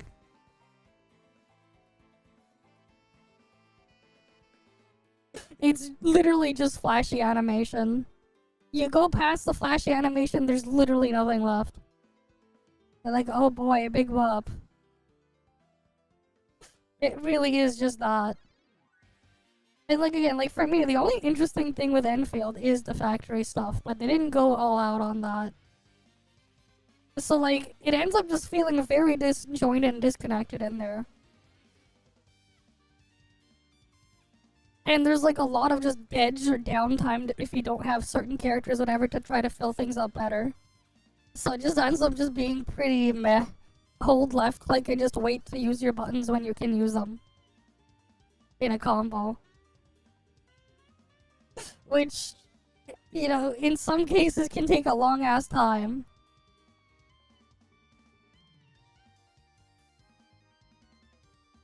Right, you just proved it yourself, right? It's true, like, they don't give a shit about the gameplay. They really don't. Just throw the flashiest animations at them. Throw the largest marketing budget you can. Nothing else matters. You could ask them even, like, ask them about what the story is and what happened in them. 99% of them won't be able to tell you what the fuck the story was. They'll just tell you whatever flashy cinematic they saw. And that's all they know. They don't actually pay attention, man. If they actually paid attention, they would find all sorts of weird inconsistencies and issues. But also, they would probably hate reading it because the fucking writing is so bad. And like a lot of them. It's just painful. And like a lot of them, again, if they have a skip on, they're just gonna mash through it anyways. At the same time, you look at your playtime in a lot of those games, how much of it is you actually playing the game? And then how much of it is you doing all sorts of chores that you'd rather not be doing? But like, yeah, like, my impression of Enfield, of the game as a whole, you're better off spending your time, like, buying a $3 factory game on Steam. I've played a better factory game for $3 on Steam. On a sale. Than Enfield will probably get me. And with, like, how little content there is around the factory and how drip-fed it is to you. Because it's, like, the reality is, like, from what I played in the Enfield beta, it's, like, they tried to stretch your first 1 or 2 hours in some of these factory games to last, like, 30, 40 hours. By stalling the fuck out of you. And stopping you from doing stuff in there. Like, that's basically how it feels like. Which is part of why I'm, like, super disappointed with that thing.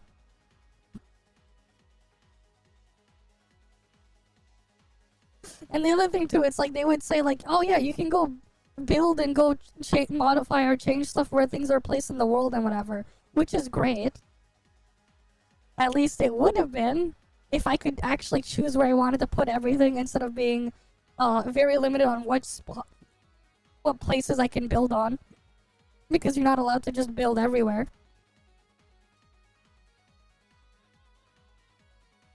So there's that too. But like, yeah. It's just... like, for me, it's like, I can see some potential in there, but like...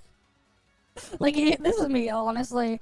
I feel like if I was going to go whale a character in Enfield, I would rather just go and find someone and pay them to mod the character that I would want in a different game.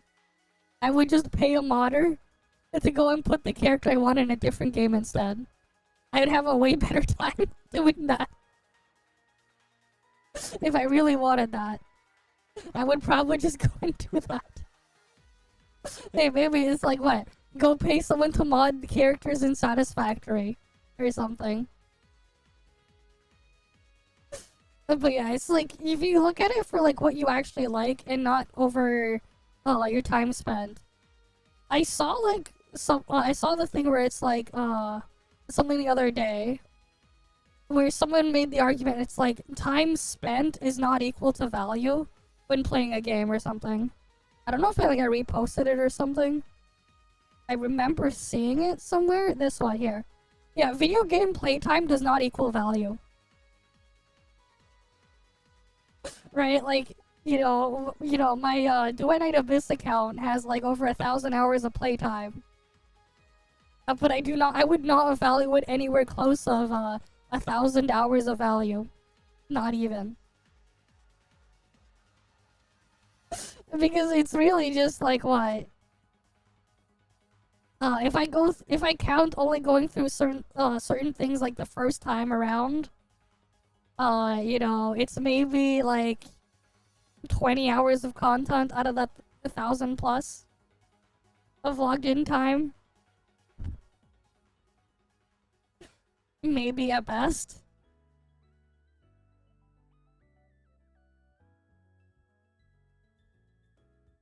But yeah.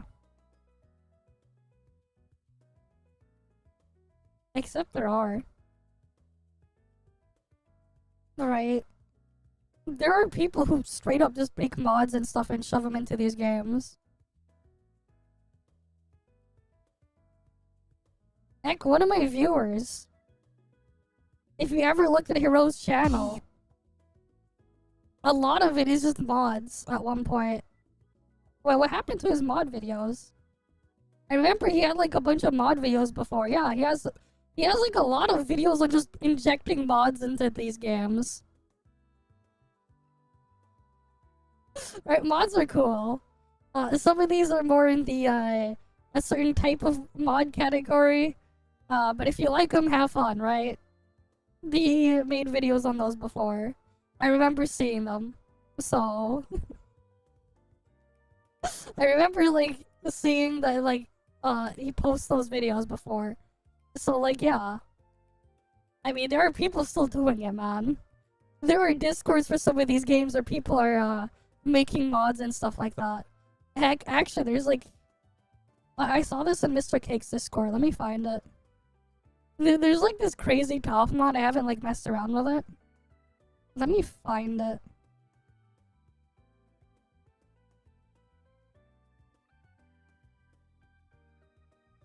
Which one is it here?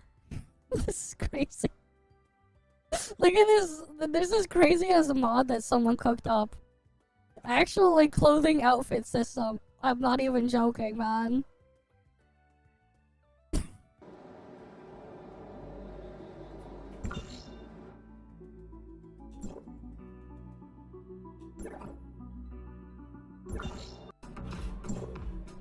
Alright, so look at this shit. Someone like straight up actually cooking this type of mod. For clothings and outfits. And everything. There's straight up someone cooking their shit. But yeah. You can find the mod on Nexus Mods. Outfit system, Tower of Fantasy mods user interface alpha system. You can find it there. I'm pretty sure it's it's one of many cultured mods you can find. Obviously, we're not gonna look at them. There's a lot of cultured mods in there. I've seen someone looking for back when I used to have to update the mod to get dark mode in the backpack UI. I would scroll past some of them.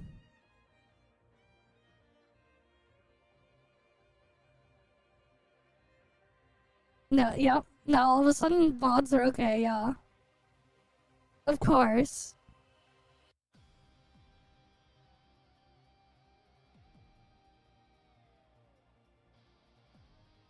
Yeah, he discovered what it would do to the game's bottom line, because people are playing with mods anyways.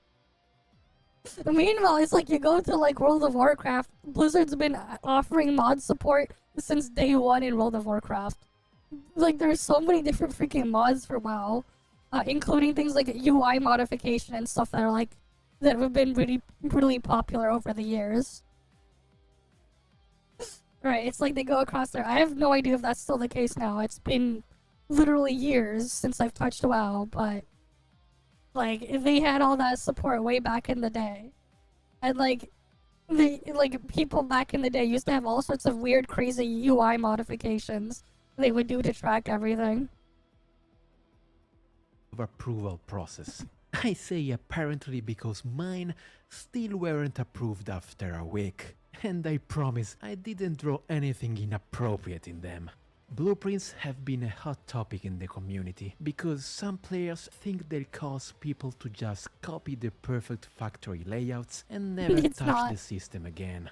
And if players don't engage with the factory, Hyperglyph might eventually shift development resources away from it. It's a valid concern, but honestly, this goes back to the original scene of trying to combine wildly different types of games into a single title. If EnVtuber were a pure factory automation game, Blueprints wouldn't be a problem at all. Yeah, Blueprints are just a main feature in literally every factory game. They are just a core main feature in like all of them.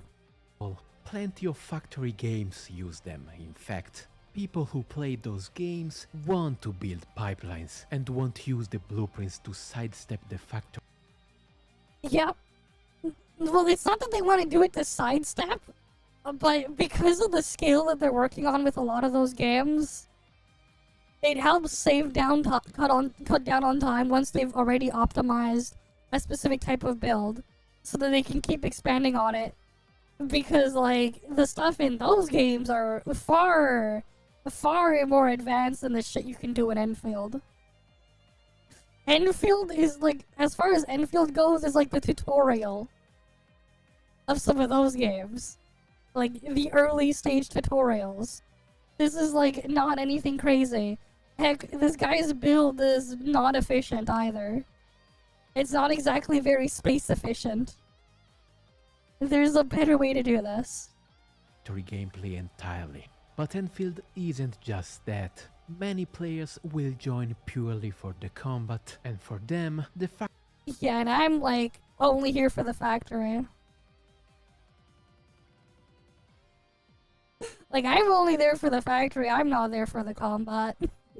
factory will feel like yet another mandatory side system, basically Arknight's Base 2.0. These players are right, like I'm not the same as these guys. We're not the same. I'm only there for the factory. Gonna do the tutorials because the game forces them to, then immediately look for the fastest way to ignore the system forever. Blueprints or not, they would still hop online and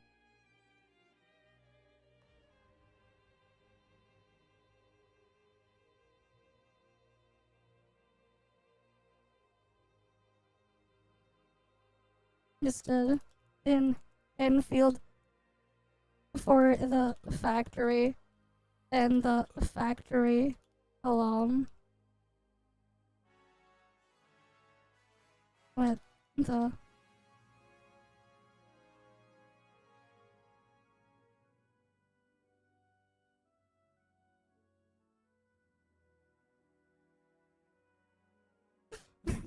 I felt it was. I'll just respond to the thing here, post a comment here.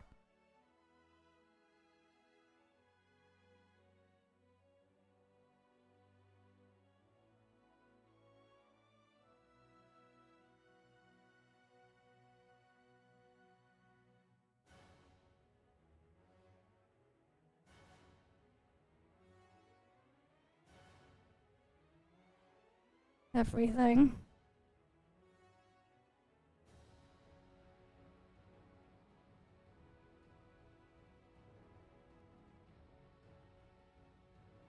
Like, it prevents you from interacting with anything or building or even using any of the stacks.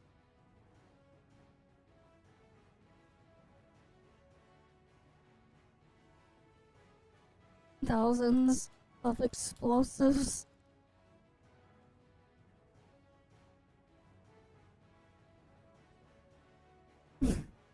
Well,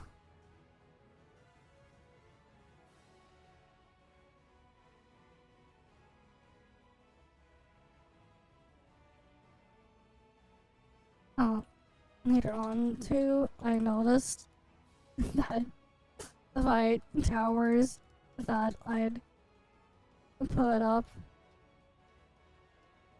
before doing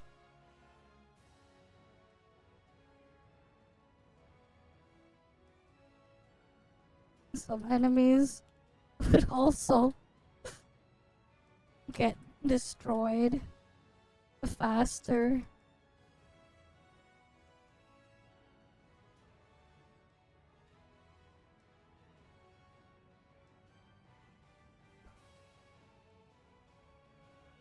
Even worse when you can't repair them.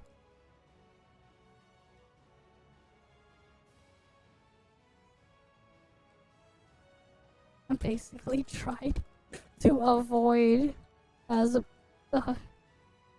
combat as much as I possibly could when playing the test.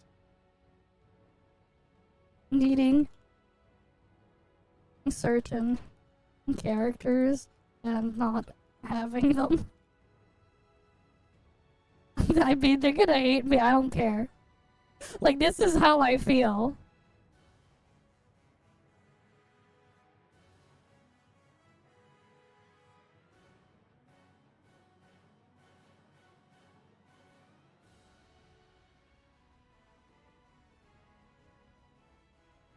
It looks like the start of a toxic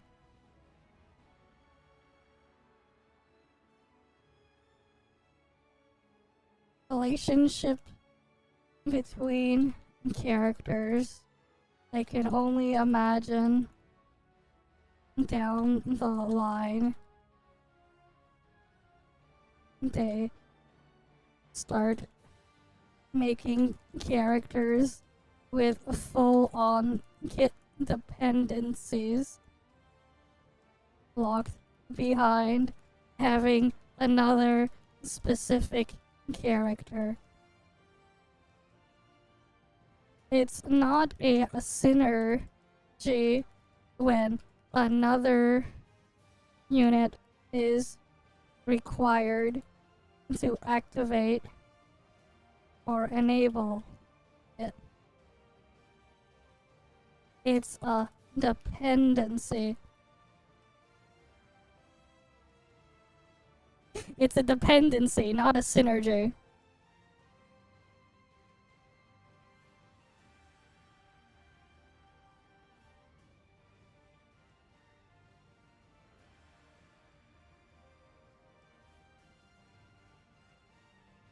But yeah, if you don't... Guys, levitate. What the fuck is a surter? A surter, whatever. I don't know what the fuck that is. I saw levitate or whatever. I accidentally called it Leviathan at one point. Because... thinking of some crazy ass beast or whatever was far easier to understand to me. It's like, okay, sure, they named her after some mythical beast. Some mythical beast of the sea or whatever. Sure. Even though she's fire. Don't question it. Pokemon made a goldfish that's fire type. There's a literal goldfish Pokemon that is a fire type. By the way. I am not joking. This is a goldfish. But it's a fucking fire type. It ain't a water type, it's a fire type. But it's a fish. It's a fish that is a fire type. Shit was so broken they had to nerf it in an update in a day 1 patch when they released it. They had to slightly nerf it. They nerfed its attacking stat by 10 points. Because this shit is so broken.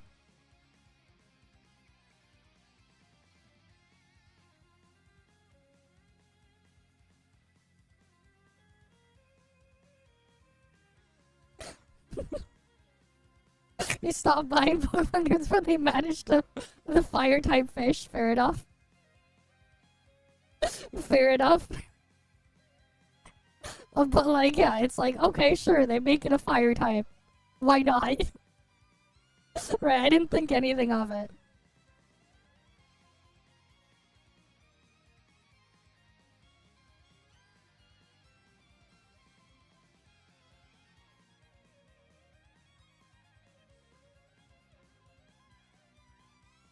Feel way better if they gave me a high speed mode to set the game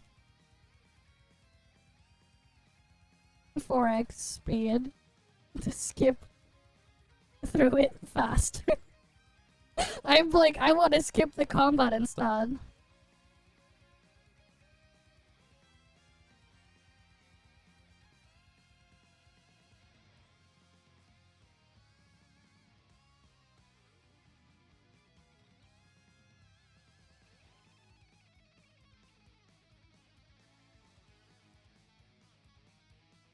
Being locked behind having character.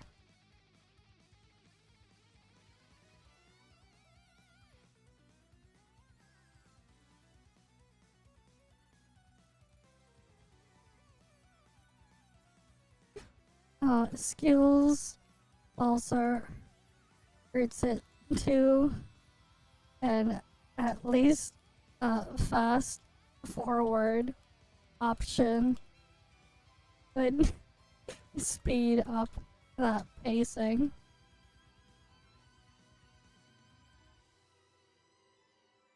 Let me build and use items in combat.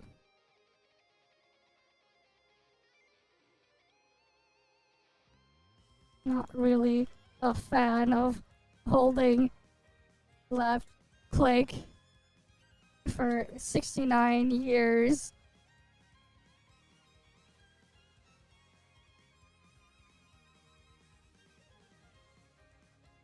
Not really a fan of that.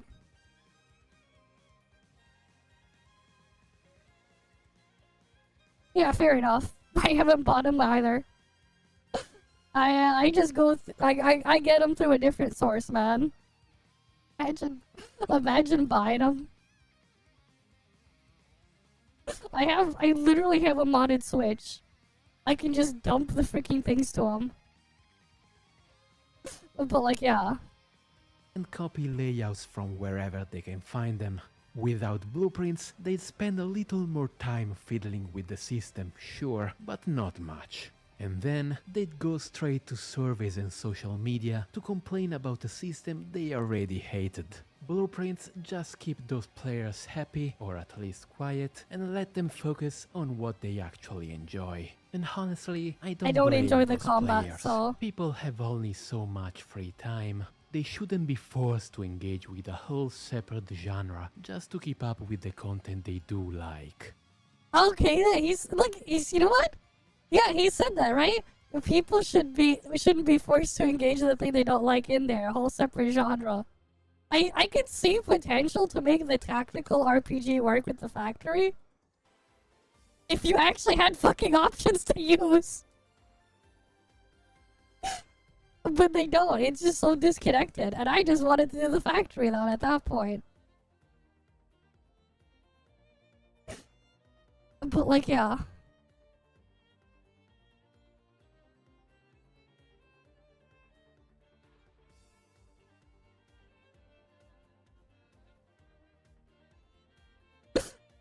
I mean, you never know, man. It depends on how they monetize the stuff. I only wanted the freaking factory part. Like, if they, like, actually made the factory and tower defense part interesting, and let me actually incorporate that as the main gameplay, that'd be a lot better.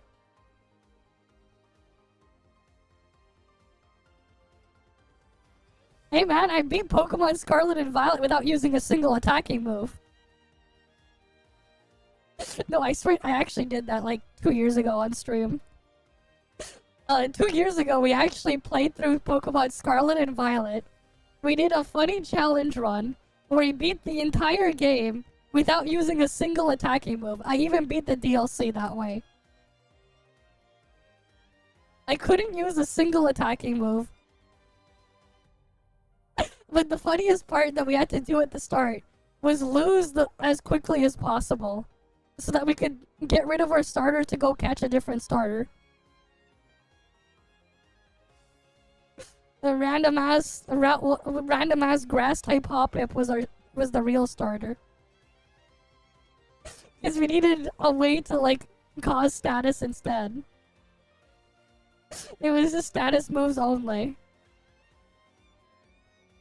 A status move only run. It makes the game a lot more challenging and a lot more interesting to figure out because the easiest things to use don't work, and there are certain bosses you have to get really creative to go and kill. Or not really kill, but beat. Because they're immune to status moves. So you have to like do other weird shit. Like for the Terrapagos fight, I had to make it kill itself.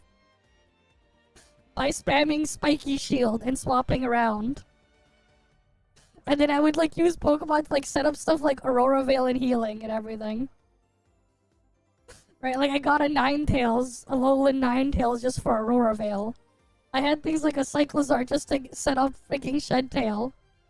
To set up substitutes and switch out. To like tank hits. And it would just keep cycling through things. But like, yeah, it's not a challenge I would recommend anyone do, but it is possible. It is possible to beat the game that way. That's why, to me, mixing these two game modes was the original sin in the first place. Yeah. While we are on topic, let's talk about how important. I don't see like how it was a sin to mix them there. Because like, you know, there straight up is a series of games where you get the crafting aspect and everything, but then they mix it with the freaking turn-based game. You ever play the Atelier games? You get like a classic JRPG turn-based gameplay there, but the entire thing plays like a crafting exploration game.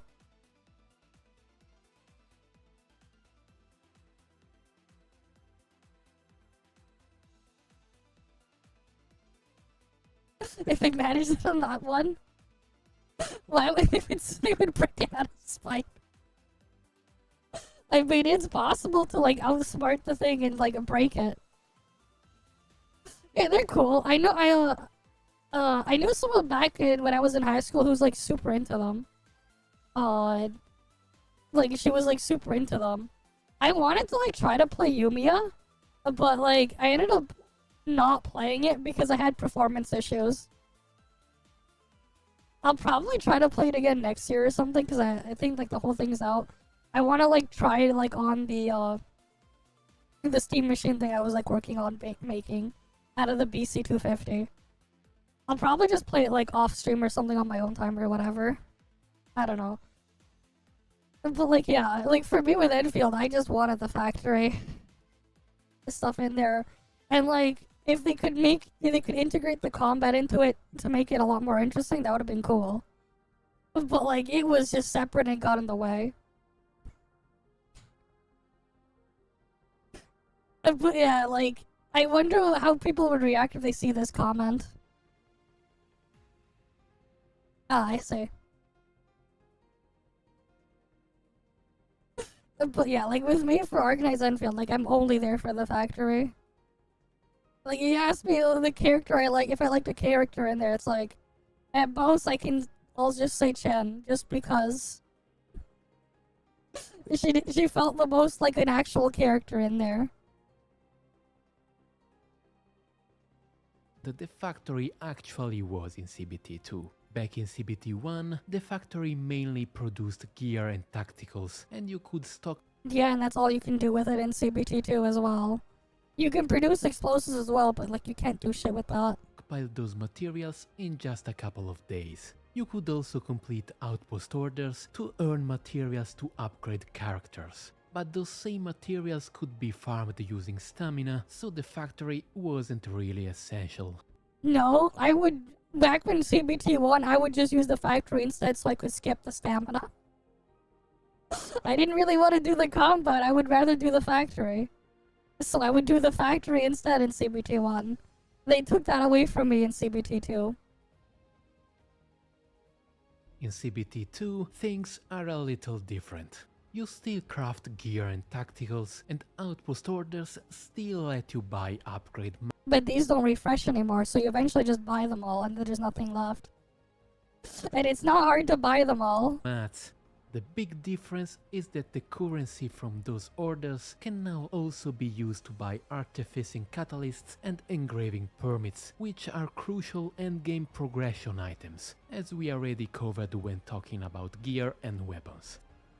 So, is the factory more important now? Yes and no. The answer is a bit nuanced.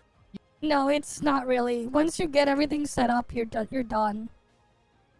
You just click the thing to claim everything every day. You see, completing outpost orders is no longer the only way to earn the currency you need for catalysts and permits. You've got alternatives now.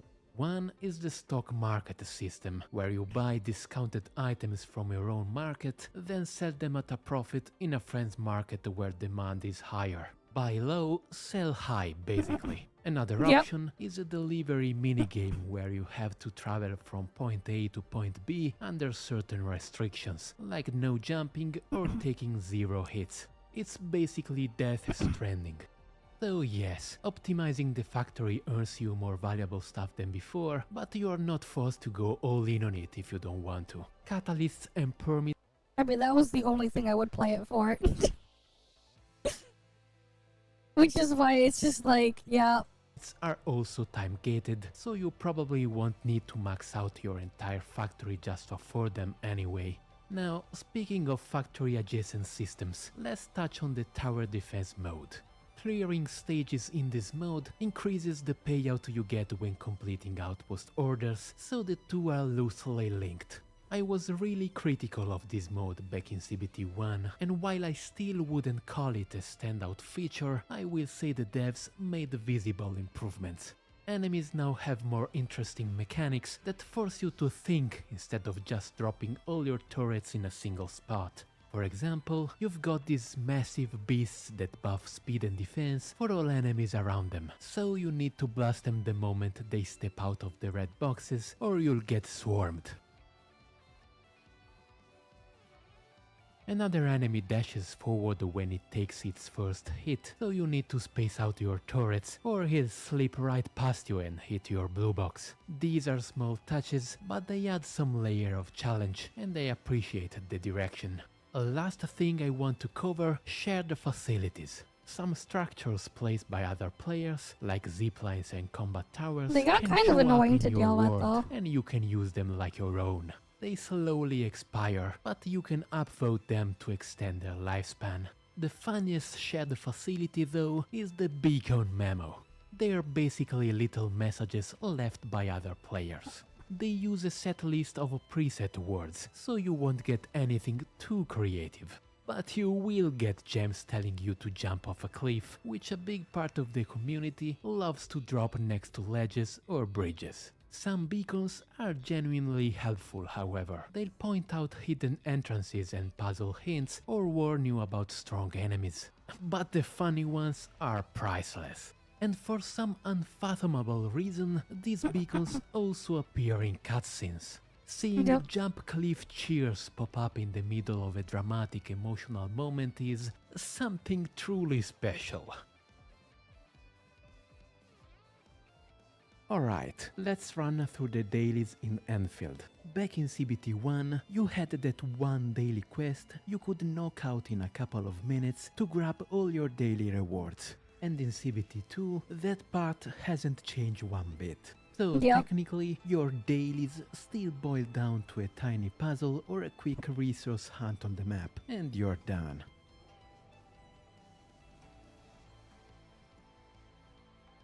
Then comes the usual housekeeping on the Djang, picking up whatever your operators cooked up in the cabins, grabbing the plants they grew, and handing out gifts to increase trust with them. Yep. On top Got of that, that. you now have to sell items on the market, and that actually matters, because it's a core source of stock bills Yeah, for it's a buying really easy artificing source. catalysts and engraving permits. I see. Outpost orders are also part of the routine, but those are literally a couple of clicks and you're out. Next up is the Death Stranding delivery minigame I mentioned earlier. These can actually take a fair amount of time, but you can speed things up a lot by Just build an entire zipline route. You're done. setting up zipline routes for common delivery points. You can also transfer deliveries to other players. If they complete the delivery for you, both of you get the rewards. Each player can do up to 3 deliveries for others, so that's another thing you might want to add to your daily routine. After that, you've got the credit store, which works almost exactly like the one in Arknets. This store refreshes daily. Each day you earn credits Yeah. based on how many friends sell items at your market, and you can also get some by visiting friends' spaceships and boosting their production. This shop usually sells character upgrade materials, but sometimes it also has pool currency for both characters and weapons. So yeah, never skip it. Then there's stamina. It regenerates 1 point every 7 minutes and caps at 360. That's about 42 hours for a full charge. Most farming stages cost Yeah, 80 stamina, that is which true. means you are looking at 2 or 3 runs a day. Each run is roughly 2 minutes, at least for me, and you do get a few double stamina tickets, just not many.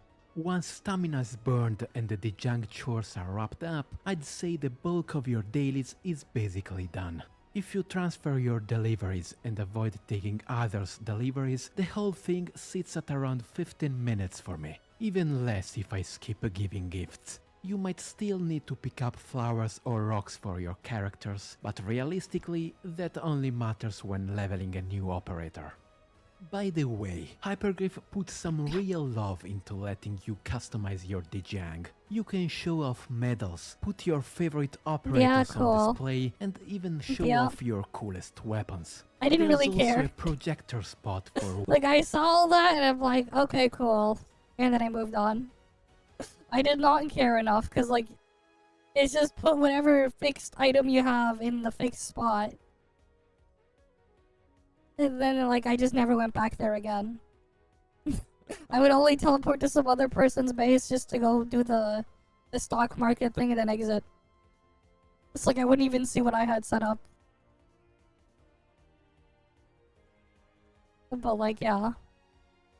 wallpapers unlocked from character dupes. Some of them go way harder than they need to. Zai's and the Lash's were absolute bangers. Oh yeah, the Alright, music is so good. that's the daily routine. What about the endgame? The awful weekly roguelike from CBT1 is thankfully I mean, like, if I like I said before though, like, there's no endgame that'll be worth doing unless I get another incentive for it. Right, and like if I'm talking about like just if I was gonna look at it in terms of pull currency, they need to give at least 70 or 80 pulls per group of 4. If it's more than that, then they're gonna need to raise it much further. Dead and buried. In its place, CBT2 introduced something closer to an extraction-style game mode.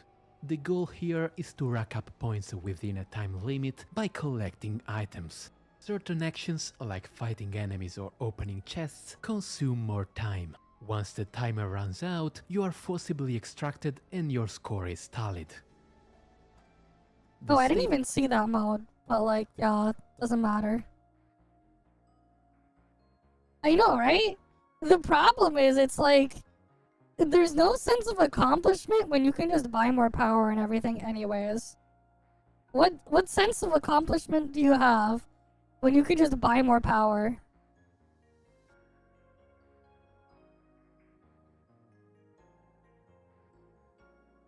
Right, like what sense of accomplishment would you have if you could just buy more power? And then like when the developers build stuff around that, they're incentivized to encourage you to spend more rather than like make it a meaningful accomplishment. You're in that situation too. Wait, you actually made 8 alts for the event? That's crazy. I just made an alt for the warp server just so I could teleport to Kylo. And farm the Spalders. The Titan Spalders. I'm actually, like, getting it through the setup right now. Someone teleported me in there. I don't know. Someone found a way in there and they teleported me.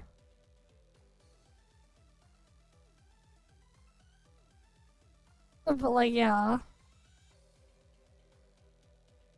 I know, right? Like, they make all the money there, but like, you look at it for the game part, and like, you just feel like there's you realize there's something missing, man.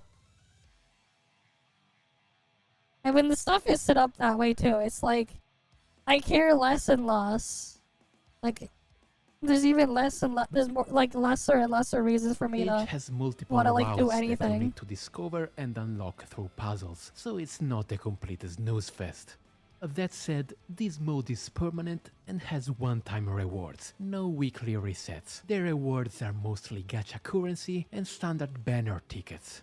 Am I impressed? Not really. It wasn't particularly challenging either, but since it's a one and done deal, I guess I can live with it. I do hope Hyperglyph eventually adds something closer to integrated strategies, because the game desperately needs a proper endgame mode. No, it Hopefully, doesn't. the It needs- devs are still cooking. It doesn't need an endgame mode, it needs the game to be fun first. Endgame mode can come last. It needs to, like, for me, it needs to make me want to actually play the thing in there first. Don't need an endgame when you still need the game. And that's kind of just how I feel there. And like, it's like, I know it's gonna piss people off, but like, that's just how I feel. Next, Umbral Monument, another permanent set of challenges in CBT2. 3 stages, each with their own mechanics and gimmicks, Oh yeah, I saw plus that. some familiar faces if you're an Arknight's veteran. Yeah, I didn't care. Each stage has 2 modes, To do the thing normal there. and challenge. Same idea as Arknights. This was probably the most demanding content in the test, needing solid operators and some strong healing to push through the challenge versions. You've probably Yeah, and I didn't care. That one also is in an instance, and I can't build or whatever as well. And if I didn't already want to do the combat, I'm not gonna care.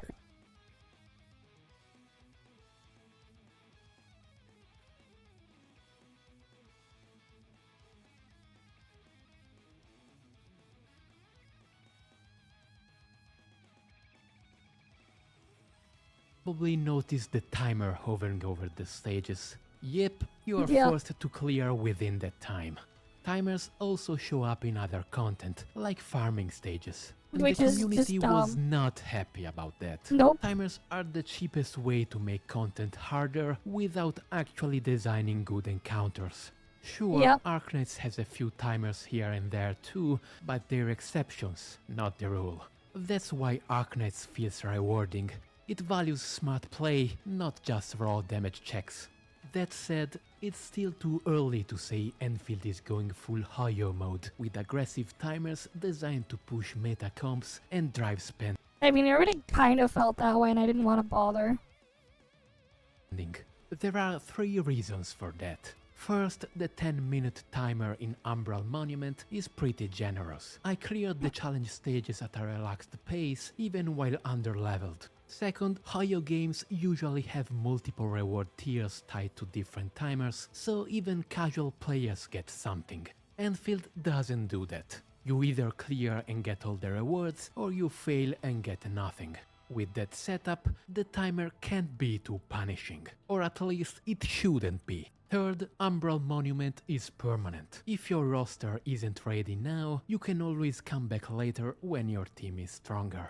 Still, timers can become a problem, and if players don't like this direction, now is the time to speak up. Stages should test knowledge and execution, not just slap on a stopwatch and call it difficulty. We want Well, that's actual what they're good doing. stage design here. Finally, CBT2 also gave us a tiny preview of the first event. It was a simple photo-taking minigame, nothing to write home about. But it dropped the materials needed for raising skill masteries, which were otherwise insanely rare. And hey, maybe Yeah, it's they're just not. me, They but can't. these They don't maps have look time. suspiciously like crowns. What I also don't understand is why they freaking redid the entire second zone. Between closed beta 1 and closed beta 2. Like, I don't understand why they did that too. It's like, it was so dumb.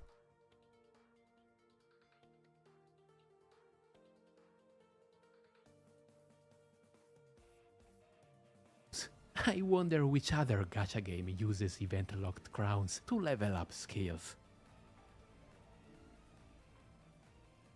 Alright, we've finally made it to the dreaded section. Before diving into the gacha nightmare, let's take a quick detour and talk about the battle pass that got introduced in CBT2. It's split into 3 tiers. The first one is free for everyone. The second tier you buy with in-game currency that pays itself back as you level it, and the third one is a premium tier that costs $10. The rewards are the usual mix. Character upgrade mats, some pulls, stamina refills, nothing out of the ordinary. You also get double stamina tickets for farming, and the second and third tiers throw in 6-star weapon selectors from a small pool, plus crowns for skill mastery. Crowns are definitely going to be rare on release, so that's important. The premium tier also hands out currency for the weapon banner, and trust me, that's going to matter a lot in a minute. Up to this point, things look fine. The paid pass has useful stuff, but nothing that probably. breaks the game. The real monetization stink starts right after this. The biggest change compared to CBT1 is that we now have both a limited banner and a standard banner. Yep. And yes, it works exactly like the usual Hoyo formula. Limited characters do not get added to the standard pool once their banner ends. There is one small twist though. Limited operators can appear as off-rate pulls in the next 2 limited banners after their own. So if you lose the 50-50, there's a chance you will at least get another limited operator. Ideally, one that's still somewhat meta-relevant. Yeah, and if it doesn't matter, I hate this shit. I see this shit, I'm like, nah. No thanks. It's a trap, man. Like, realistically, out of these 3, the only thing I would pull is Gilberta. And that's purely because of grouping. And that's purely because she sucks. If she didn't suck, I wouldn't pull. Even then, like that's assuming I was, like, to play it for even that long. But it's like, I don't even want to do the other contents in there. It's a tiny consolation prize, assuming you don't just pull your 5th copy of some random standard 6-star. But Yeah. And that's part of why I hate Ardelia. even with that, you are still forced to keep pulling, because the 120 pull rate up guarantee does not carry over. If you stop before hitting it, you've basically thrown your pulls into the void. Forget about building Yep. And then, so instead, just pull nobody and just ignore all that stuff. PD in Enfield. The other thing that's annoying too is the more you upgrade the factory, the more it makes the overworld harder. Because it upgrades the overworld. But you also can't keep upgrading past a certain point until you upgrade that thing too. Which is also another annoyance. Like, if it was up to me, I would just let it permanently stay at the lowest level. Just so I can just ignore the combat even more easily. To get back to doing the factory stuff. Because that was the only thing that interested me. That concept simply does not exist. There's also a mechanic where every 240 pulls on a limited banner gives you a dupe token for the rate up character. This can be useful for operators with impactful dupes like Sorter, but let's be real, this is whale bait, and whales don't exactly pinch pennies. Now, here's where things get really baffling. After the first 60 pulls on a limited banner, you get Hilarious and implications of what they did with the operator rotation. Like, flew right over the heads of those who can only foolishly glaze. Yeah, and like, here's the other thing too. Right, if this is what they got here, meanwhile...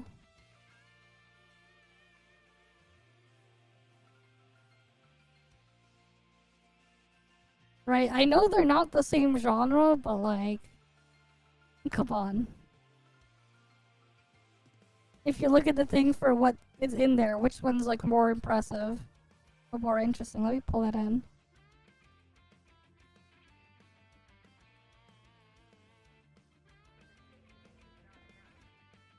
Right, like with this one where everything is just guaranteed anyways.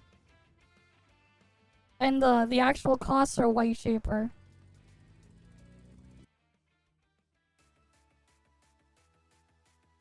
And like you can mess around and do stuff there. And like, that one even has multiplayer mode. Let me try to find the VOD where we were messing around with multiplayer.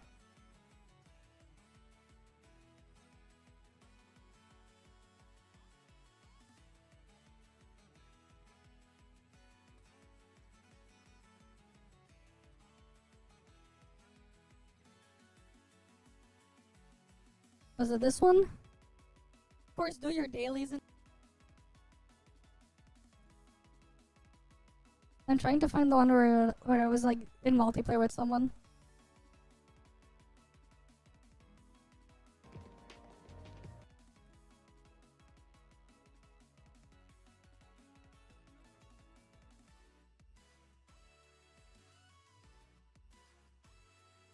I forget which stream VOD it was. But like there was like a VOD where we were like messing around doing shit in multiplayer.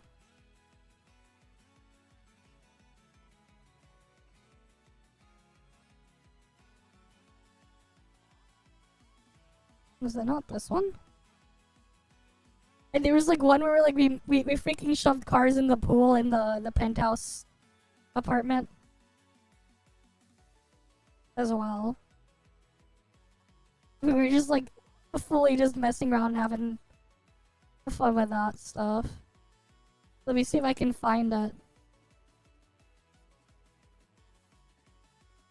Yes, they do suck. I agree.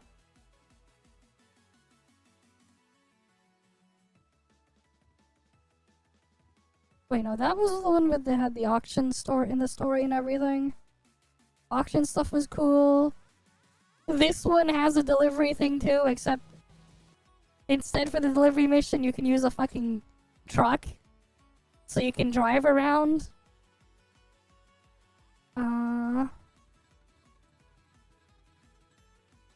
Yeah, I forget which VOD it was. Then we'll go back.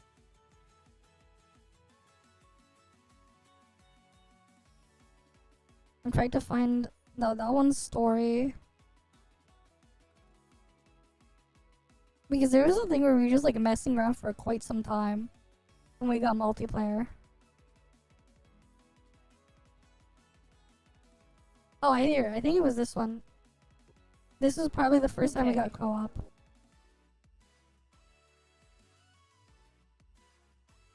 And then this one, they let everyone have all 4 of their characters in a party in co-op here. Would also get the. We were just like messing around with everything, cause it let us. Right, like you can see, just it gets full of characters in there when we were doing our thing and messing around.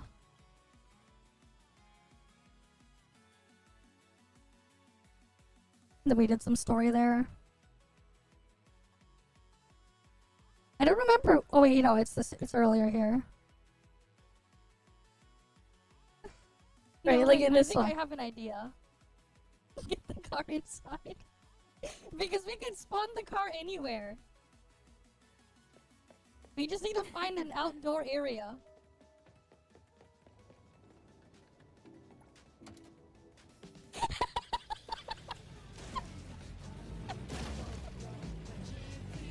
Alright, we're on the top of the thing. We got the car in here. We're not supposed to get it in there.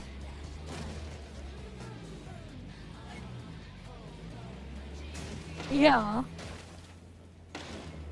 I wanted to like try to crash it like and get it off the building. I remember. You can use the car stopper. Oh no, wait. You have the other one too, right? Wait, this is the one with the pool, right? Is this the one with the pool? Right, so like we were like, okay, we'll go to the one with the pool. And we wanted to shove the car in the pool. Okay. We gotta get the car in the pool.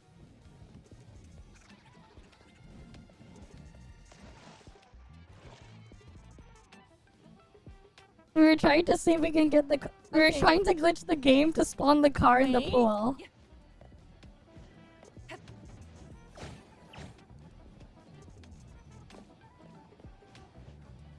And then I got this big brain idea. To try to find a spot where I can put it in. Oh, it didn't let me. Oh, what?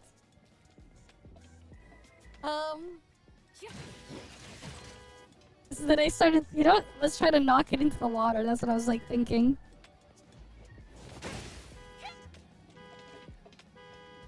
Oh, wait. That car got really wrecked.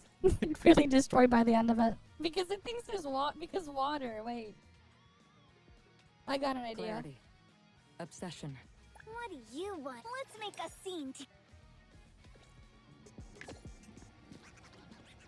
Huh?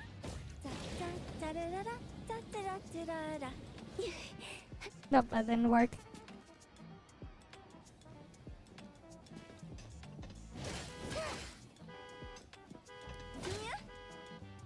Yeah, it's, you know, it's the best kind of a plan when you have things, right?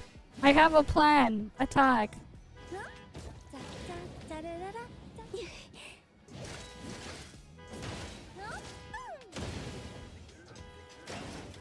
I did it! Let's go! Let's go, guys! I did it! I knocked it in the pool. You can even stay. Wait, it's solid here! Wait, bring your car here! Wait, come here, bring your car. I'll knock it in the pool. And then we got more people in here. You're gonna have to climb up here.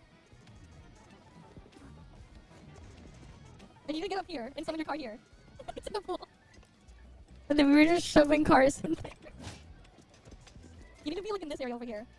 To summon it. And then we can use security to push it into the pool.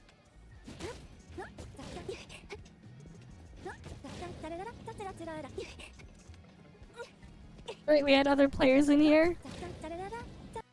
And again, it's like they have characters I'm not using equipped in the party.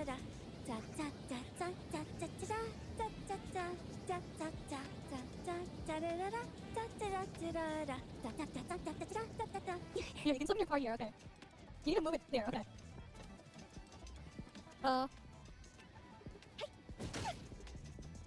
Thank you! Oh no, it despawned. Wait, here. You're distracted.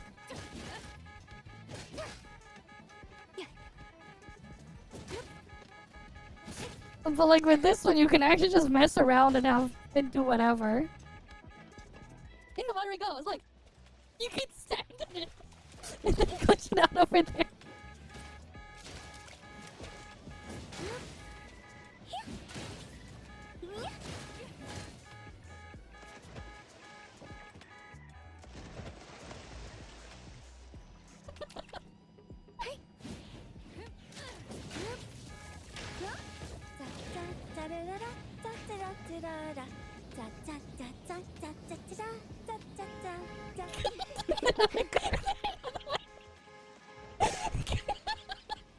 But like, yeah, tons of fun there.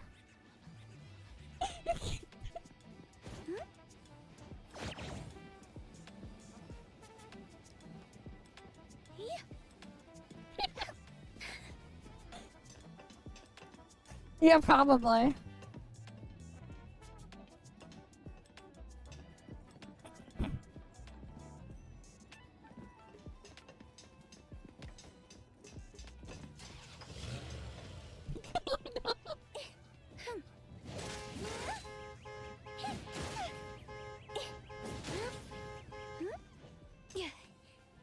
Wait, where'd it go?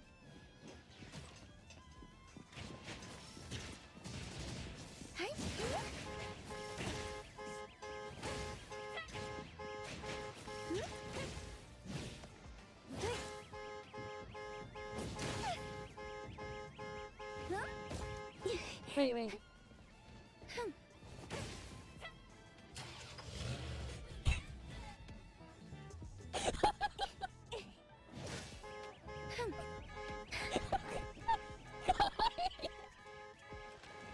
It just fell through.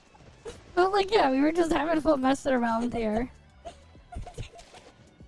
I mean, like, that's one of the benefits if you just have like a sandbox to mess around with people. You can just do all sorts of random crap.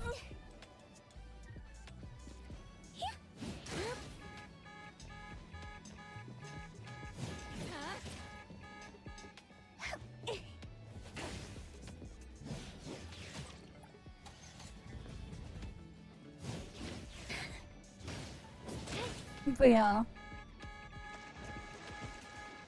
It's just falling through. Okay, here, wait. We got it in now. My level 6 alt is now in here. It got from the tutorial Meryl Vault, but it's now in here.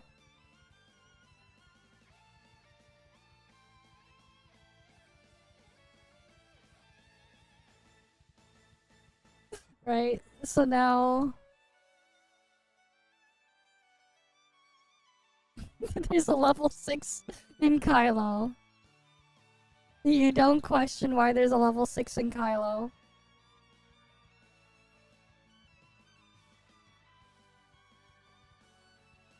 Right, you don't need to question why there's a level 6 in Kylo.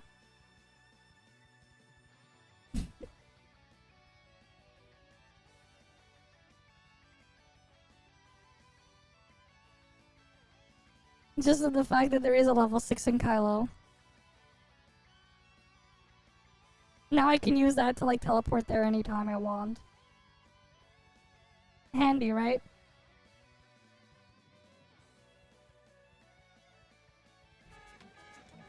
Oh, there goes the car. Yes, I'm pulling a resource. But yeah, we're just like really wrecking the car. Like, look at the car now. Like the freaking door and everything is just completely busted there. Now the door there is gone too. We were just seeing how much we could wreck the car.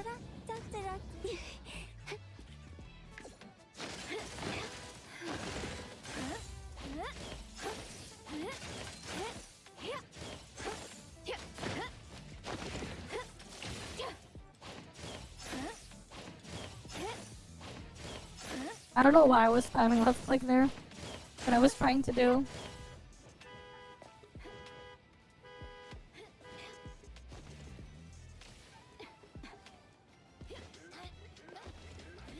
Oh, the door is gonna come off.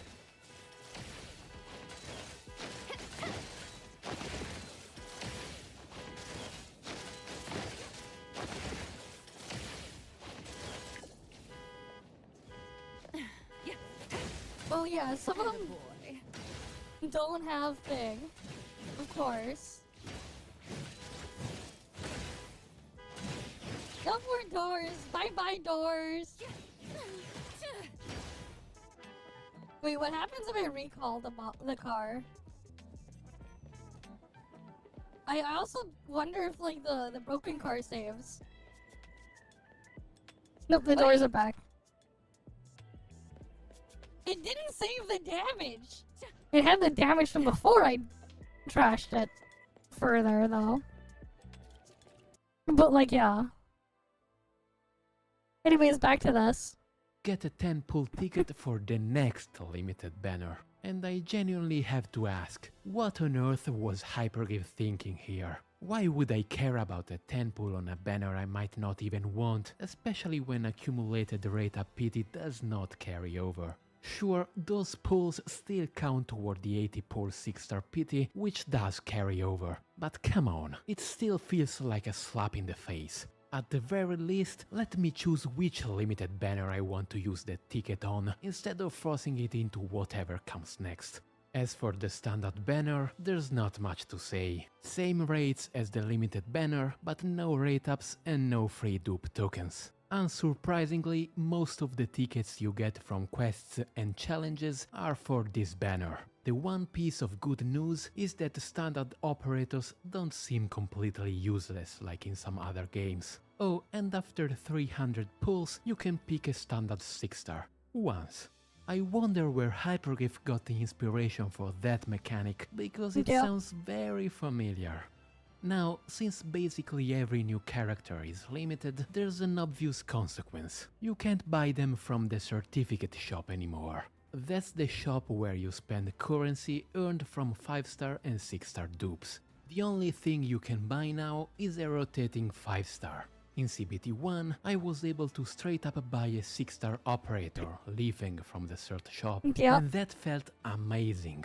Being able to buy operators from the cert shop is one of the biggest reasons Arknights is so F2P friendly, and I was genuinely happy to see Enfield following that tradition.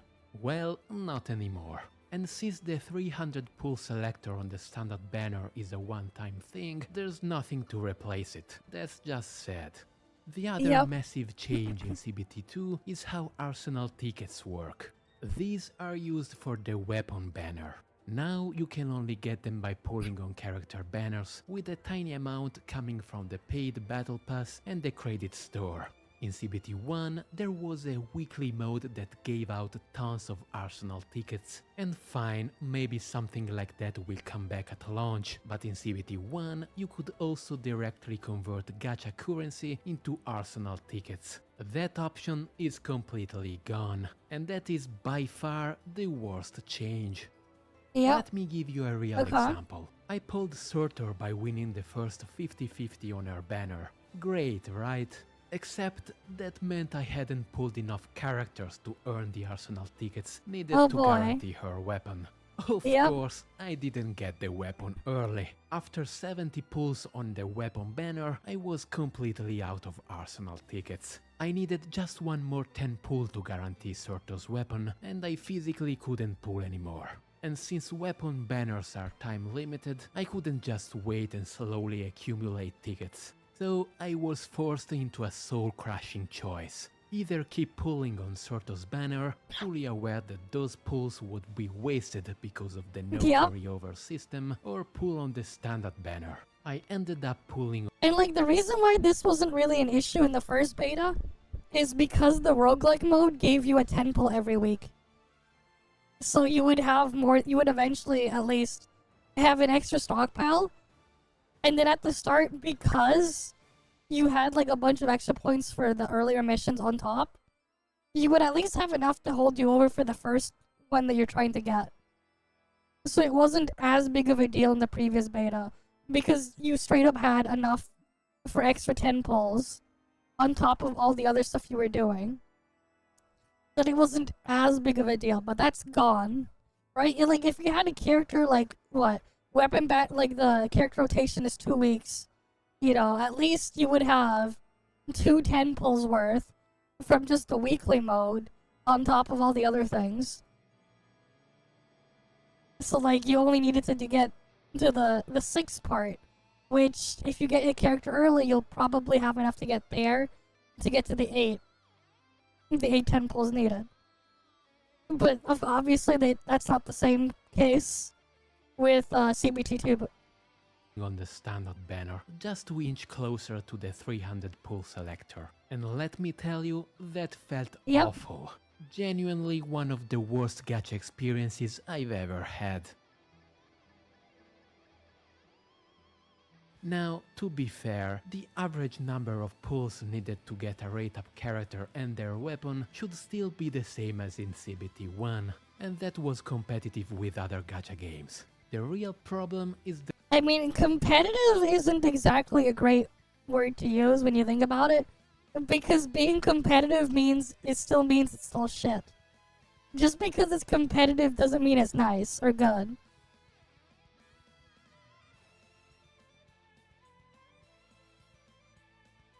But yeah. the number of free pulls. CBT2 seems stingy compared to competitors at launch.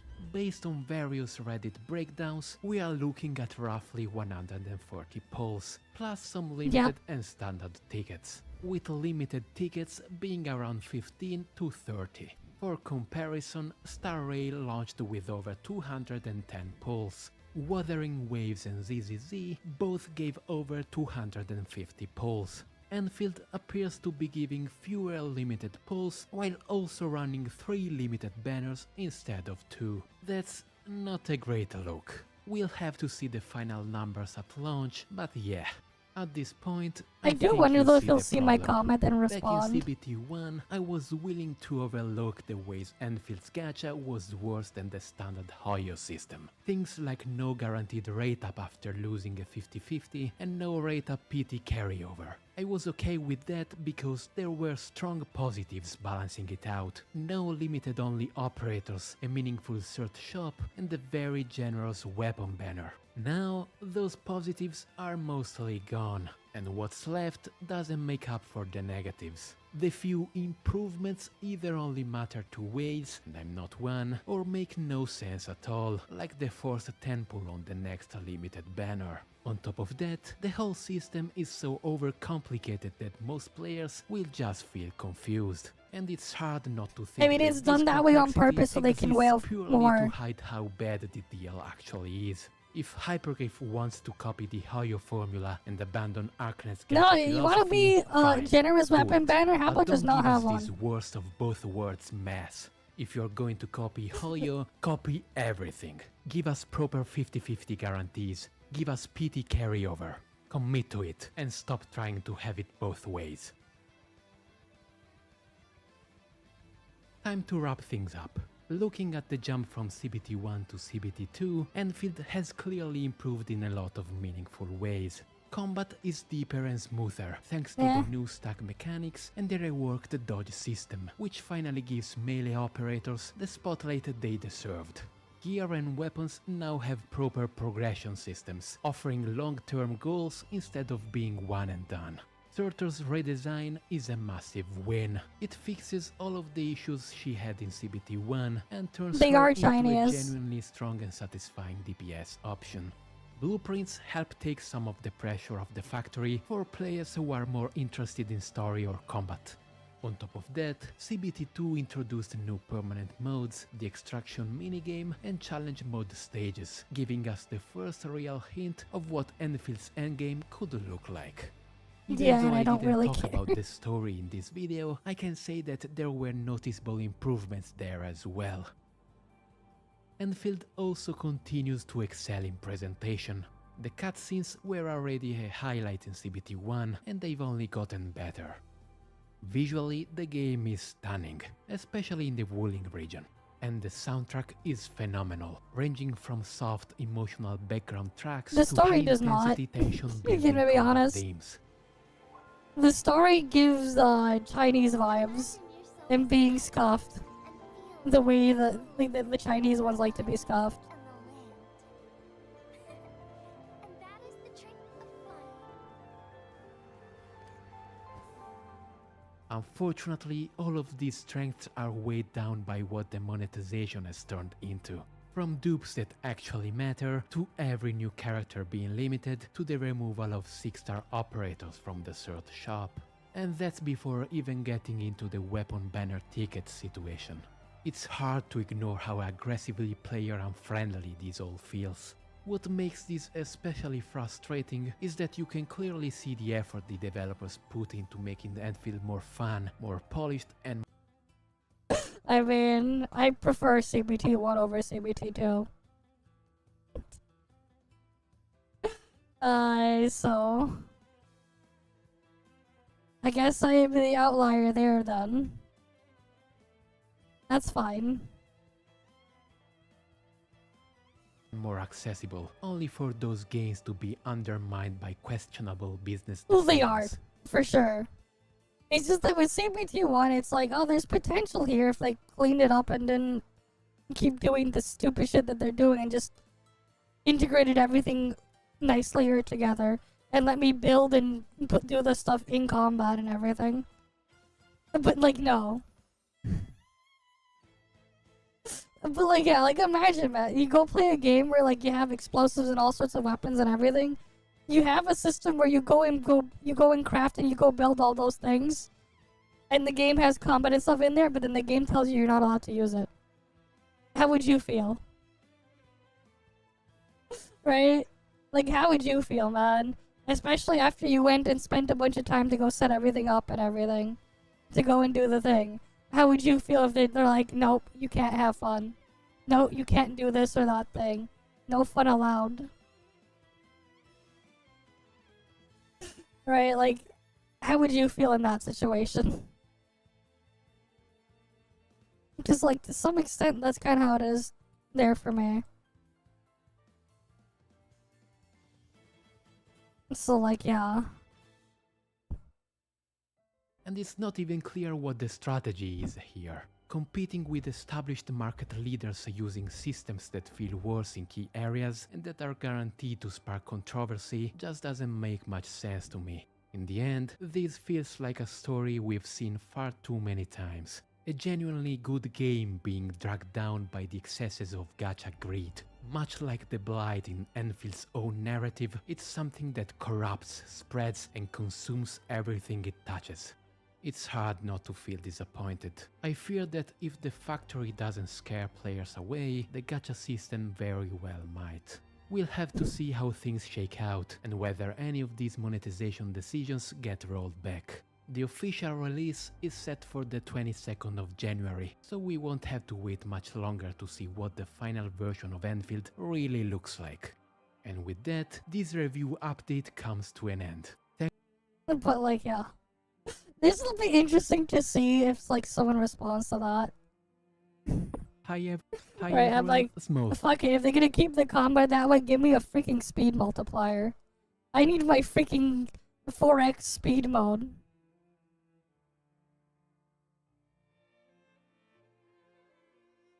But yeah, like, that is me personally.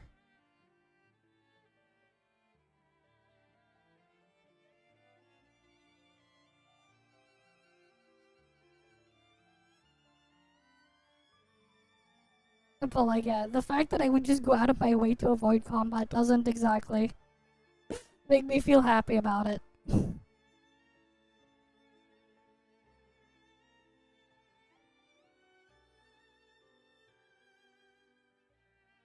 Really wonder though if, like, if he will respond to that. Because, like, that has, like, me curious there. If I can get a response to that one, I want to say.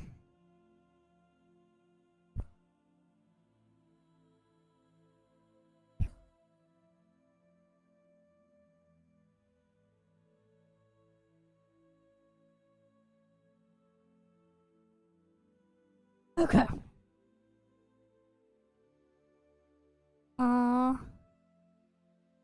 Let's just quickly get the Snowbreak stuff done, and then I guess I'll go look at the do any of his stuff.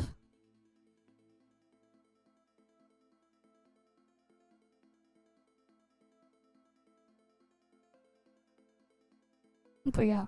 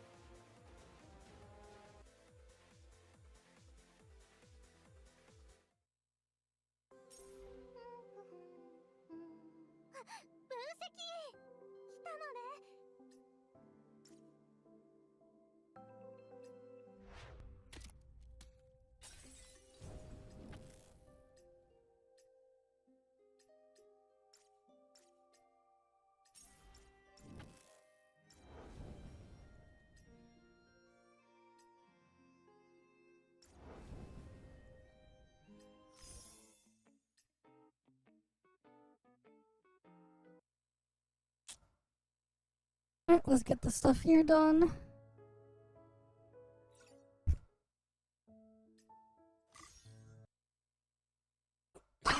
Now I have to play Splash Roulette with Marion, sure.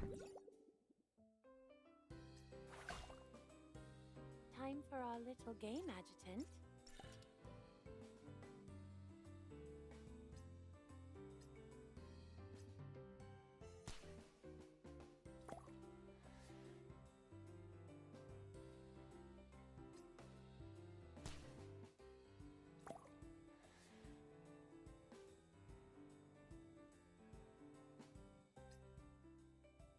Adjutant, please, wait. Let me get ready first. My turn now, isn't it?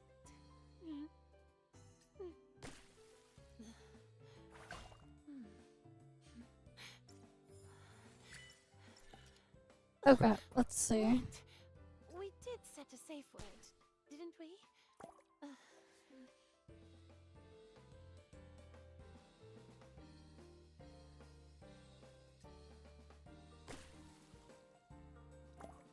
Oh wait, it's when the bottle thing is there. Okay. Let's give this a try. This should come in handy. Does that count?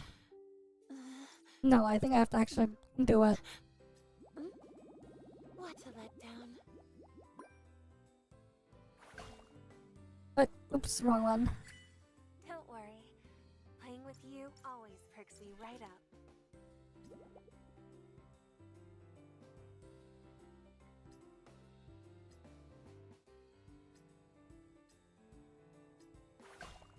Wait, what if I lose on purpose? Little game, Adjutant.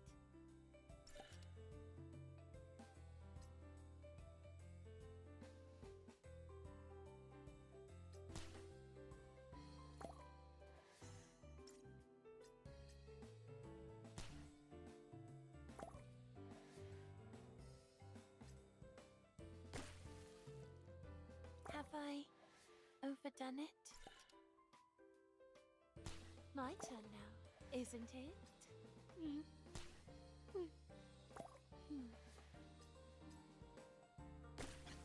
Alright, perfect. We lost on purpose. Wait, no?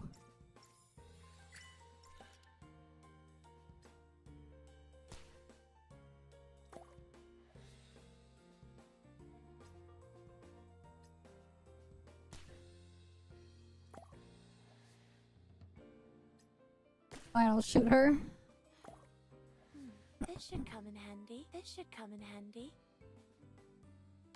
My turn now. Someone's looking rather drenched, aren't they?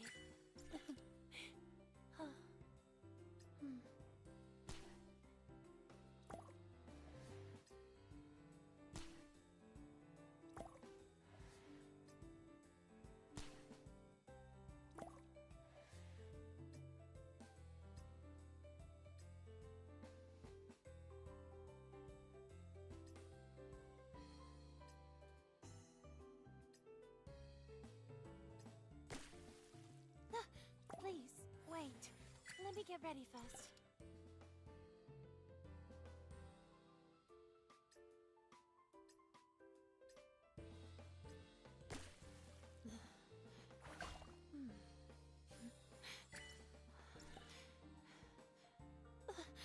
Wait, we did set a safe word, didn't we?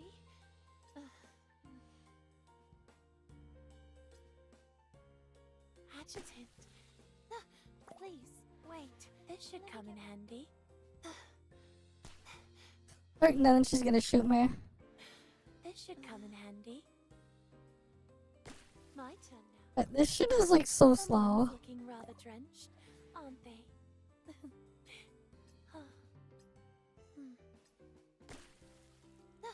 Please, wait. Let me get ready first. This should come in handy. Let's give this a try. My turn now, isn't it?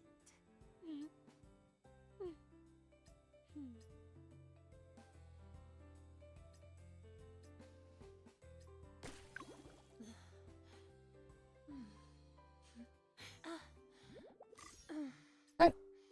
Now we can go to the snapshot booth. Because she got wet. Is that all I needed there?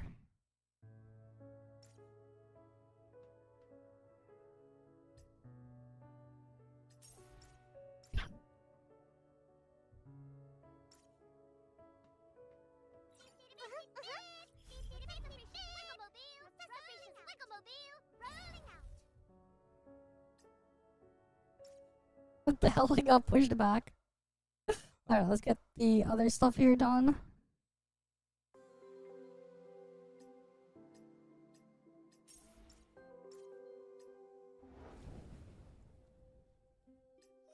Oh, we have like defense line 0 available now.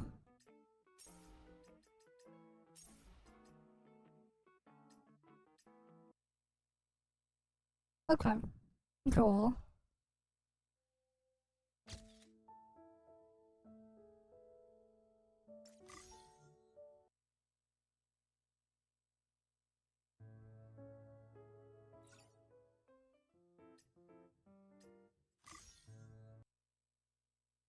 Now we can decorate the tree.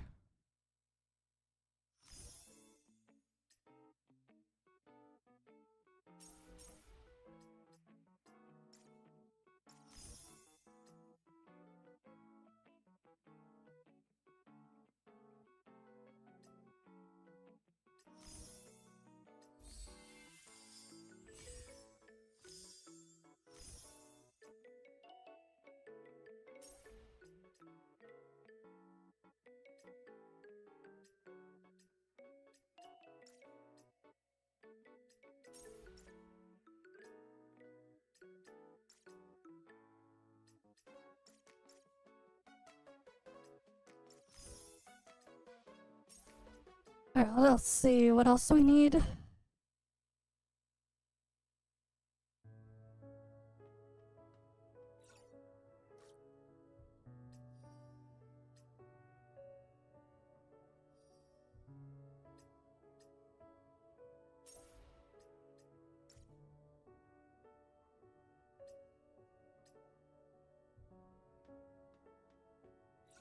Hey, chat with me for a while. Alright, easy interaction there.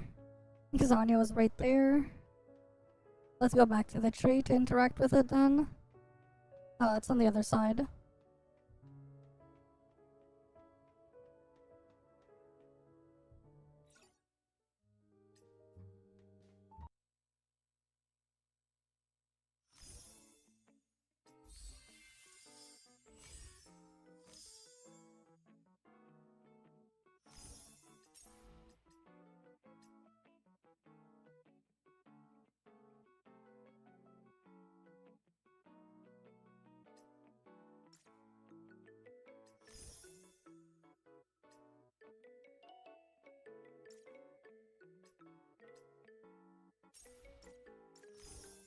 Yep, we got the points there.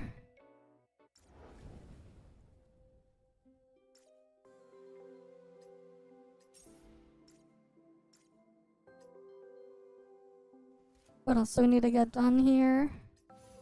Okay, cool. She's almost at M2. That's nice. We almost have her at M2. We claim all of that.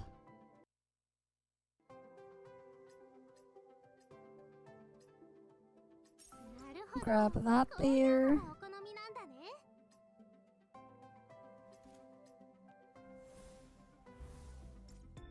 Oh wait. Get her manifestation there.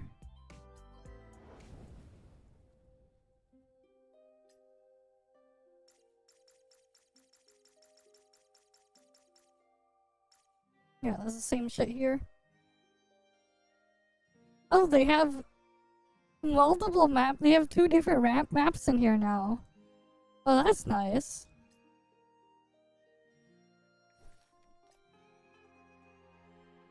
We'll have to try that later in the day then. Oh, you can just pick your specialization before you go in now. Oh, okay, that's neat. Very neat that they did that there. For this iteration, they made it even faster to do.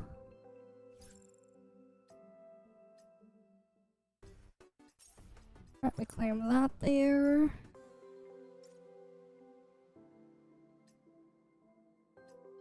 And we have that for Nielsen this week.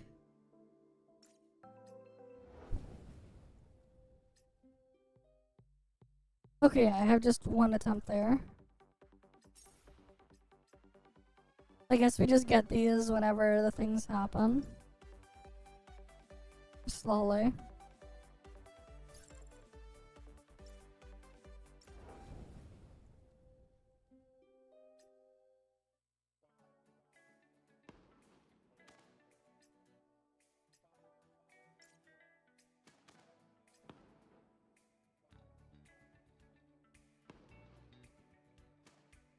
Alright, let's go do a challenge in classic mode.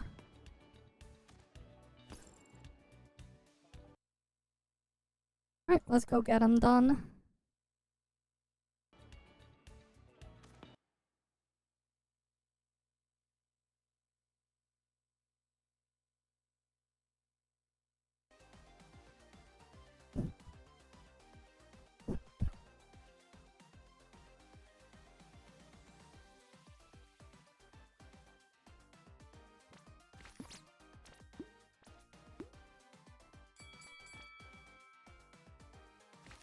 Easy. Easy. Losing on purpose. What a way to play. Big brain.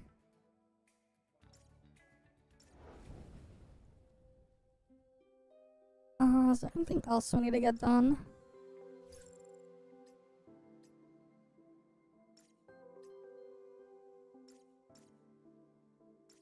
Oh yeah, might as well go fix Boo Boo's logistics because I did say I wanted to do that before. I need a better 3rd one of those.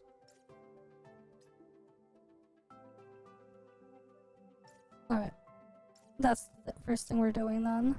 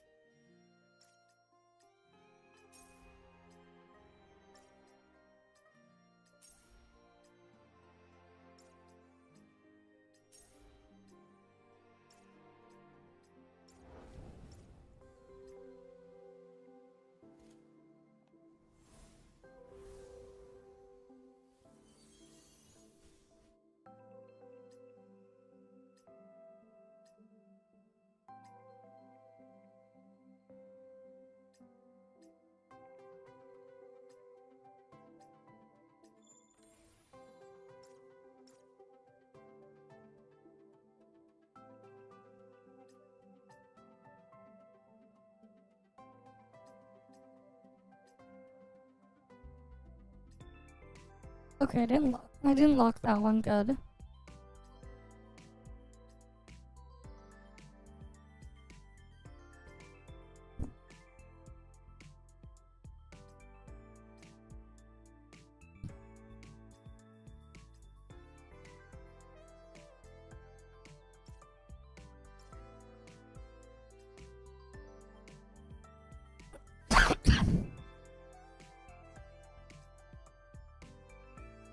Yeah, eventually I gotta get like her logistics in a more ideal spot.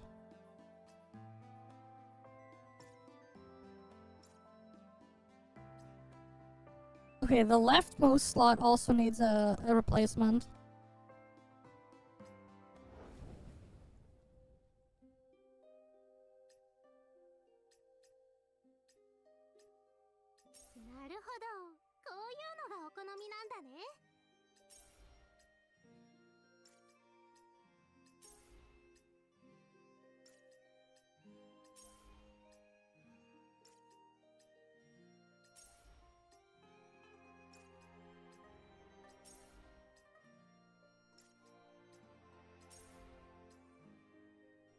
Damn, they're all crap.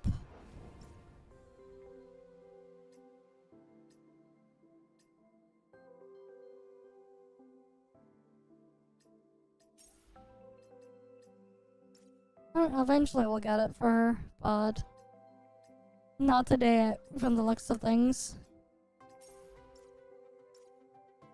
Alright, eventually we'll get it.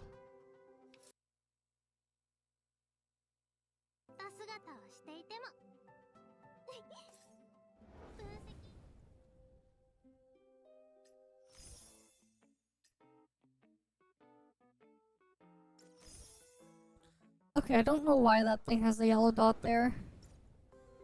Let me check the quota. Did we at least meet the time for the quota?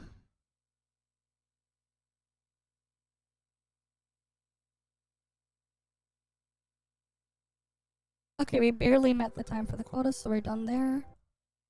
Cool.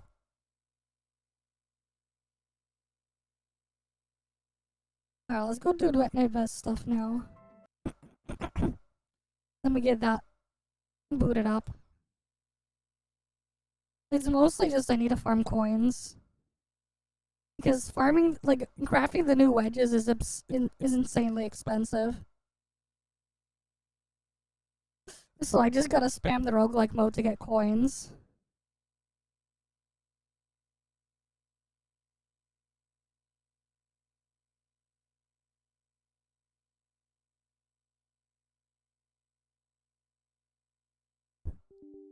I'll probably just do it like 2 or 3 times before we end off. Because I'm like tired too. I need to get some sleep. I'm hoping though like that guy responds to the comment I posted. Because I'm curious to see the response.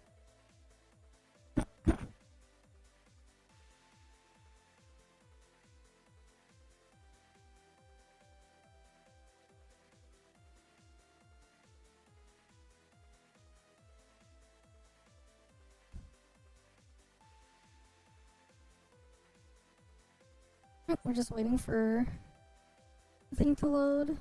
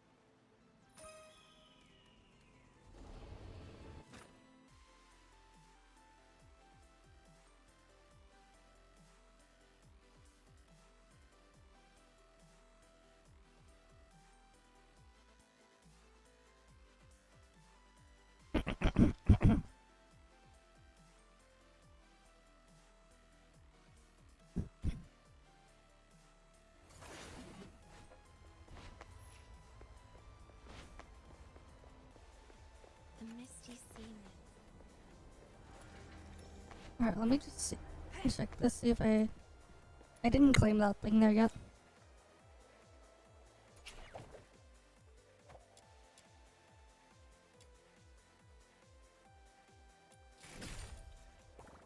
Okay, I didn't remember if my thing reset or whatever yet.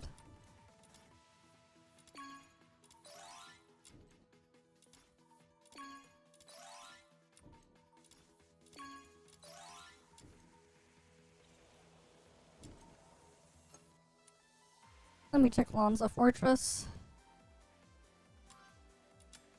I don't remember what the spawn things are when the spawns reset, but I'm checking. Because I still need my shiny bro boxer. Still need the shiny bro boxer.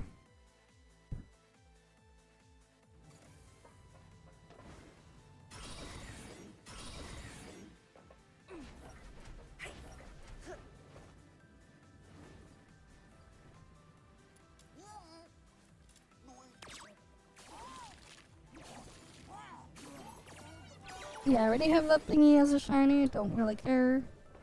I even have it maxed out. Doesn't matter. That's not a bro boxer.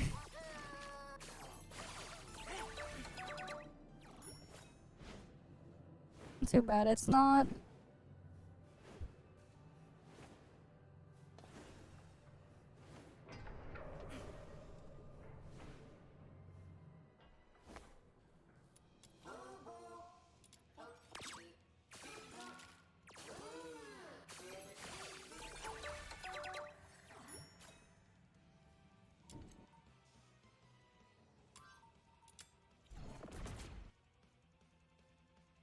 Oh, let's go see what we got here.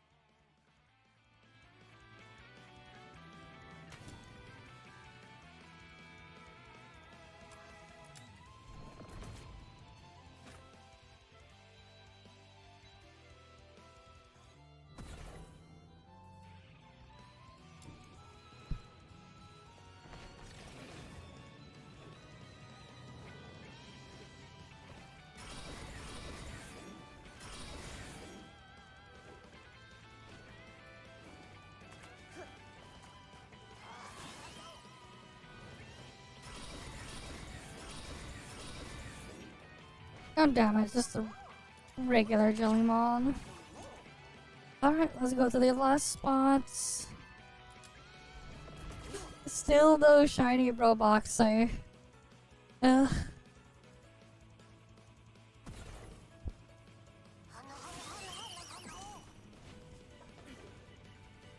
Just more and more useless garbage.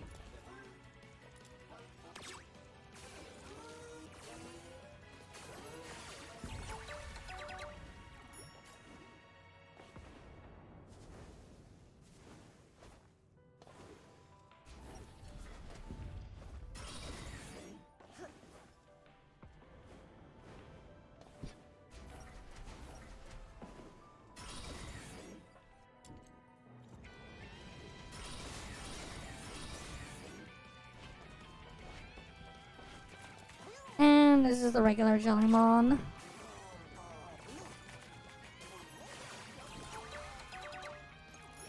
And be nice if it would give me a bro boxer.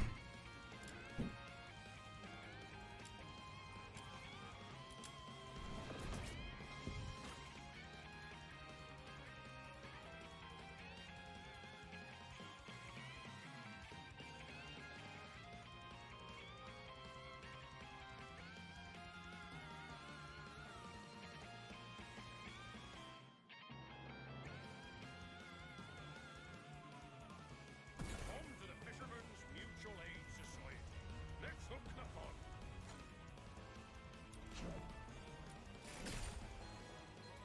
But yeah, the freaking cost to forge these things is insane. And I need that stuff so I can craft these eternity wedges.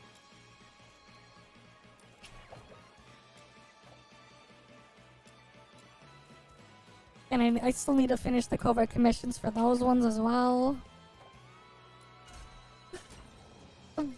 But only real way to farm the thing is to do this.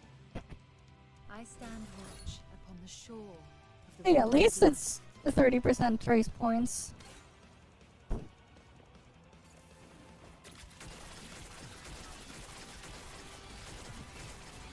would be nice to get more of those and stack getting more trace points.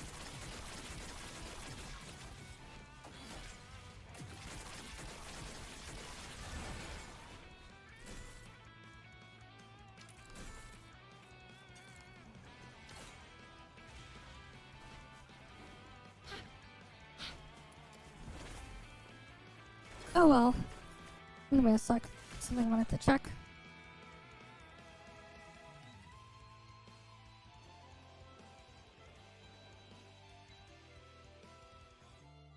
Okay.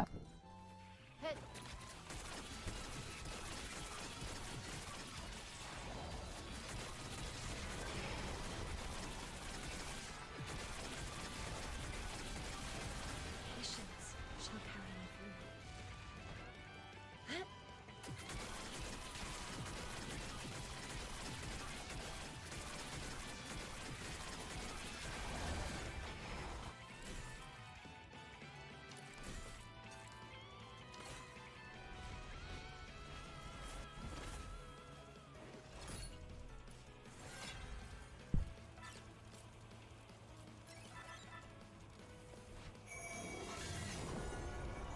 Samsara's pulse.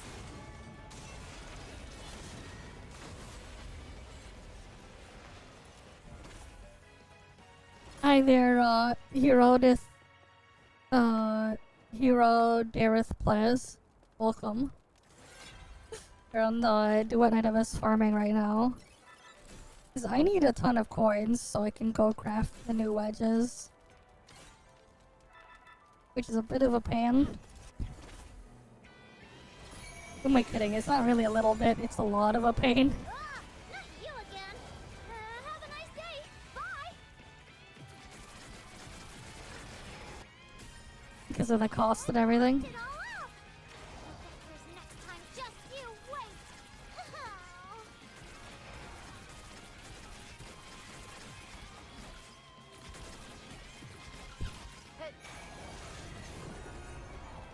Samsara's pulse.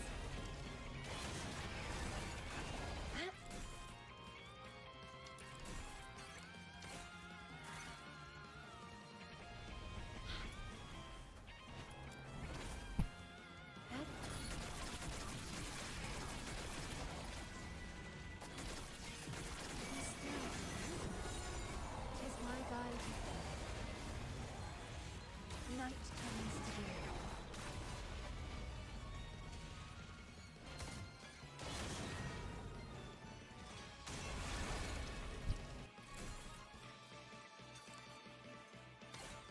We'll grab that. Night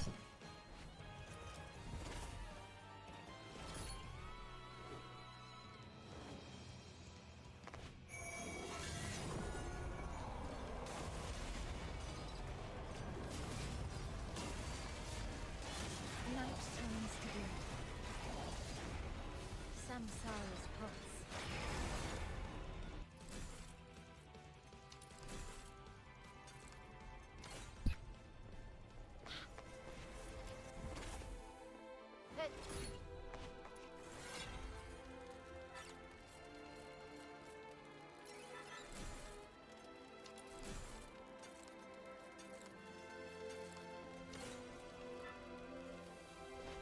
Right, next room.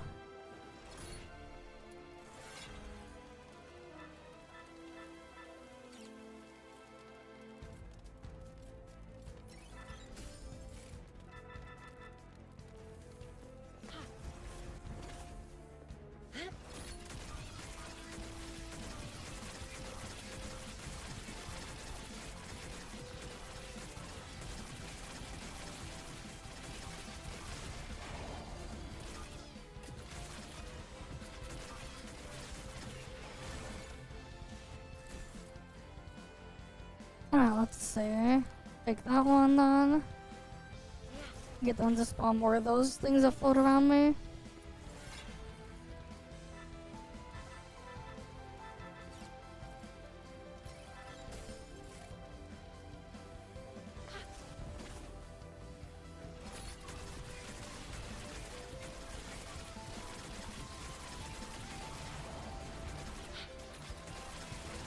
As every river returns to the misty sea.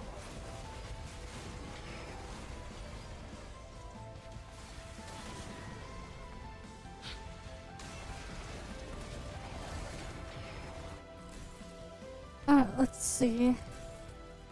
I'll take the skill range for the extra skill damage.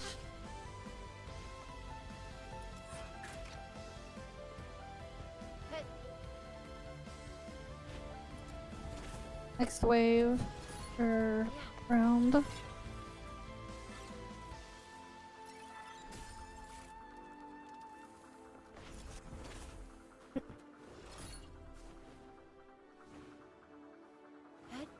like the mass of the tears upon the earth.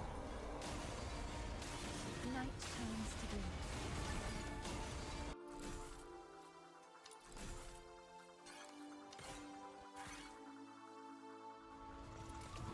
Alright, next one.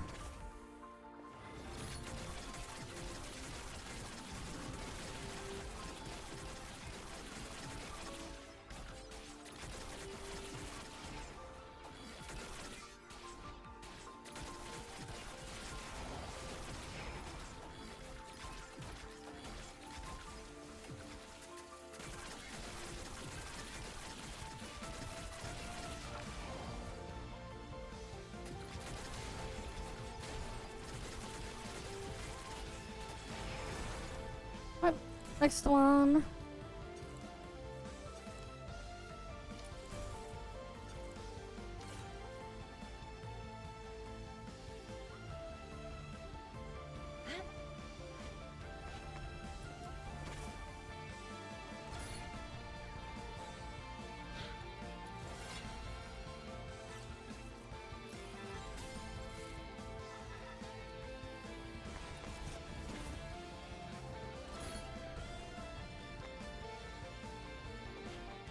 Alright, next one's here.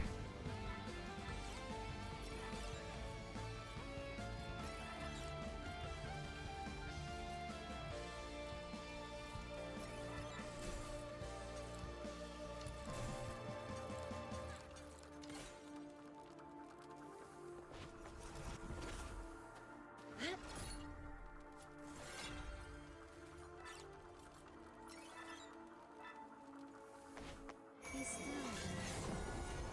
tis my body. Some sorrows pulse. Alright, we got that one. Yeah.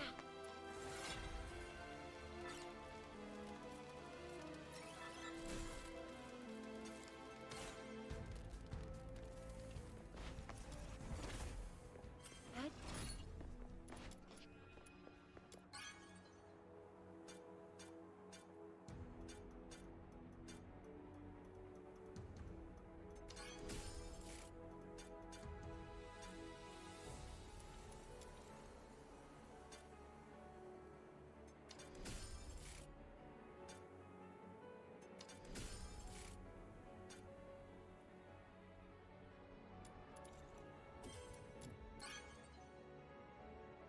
Damn, look at this freaking typo there.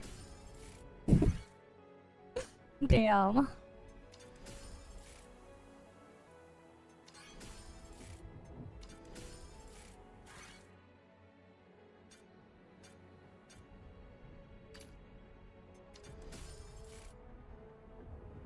Alright, cool.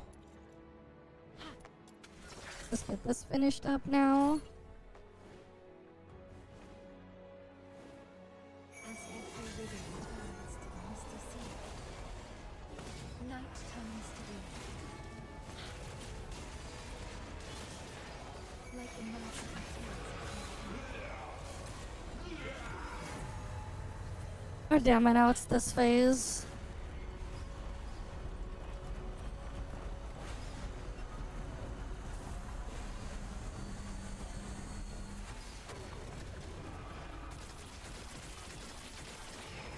Be still, Grace. 'Tis my guide.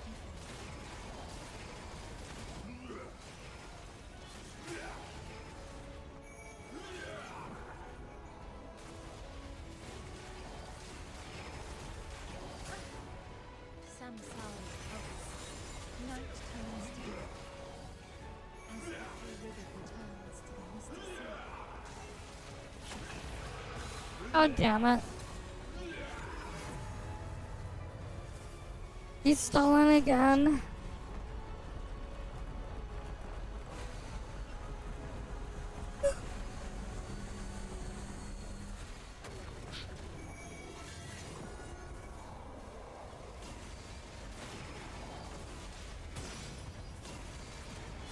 Some solid hopes. Alright, that one's cleared. Alright, roughly 10-minute run for this.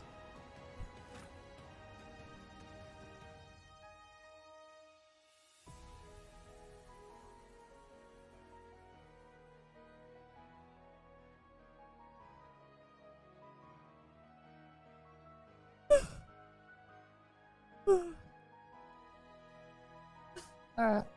Let me just like put this stuff in the forge and we end off.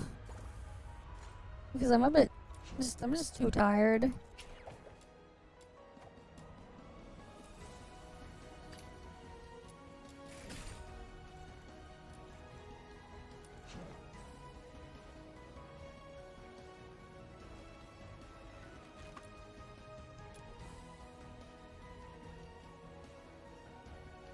Damn, these track shifting modules cost so much.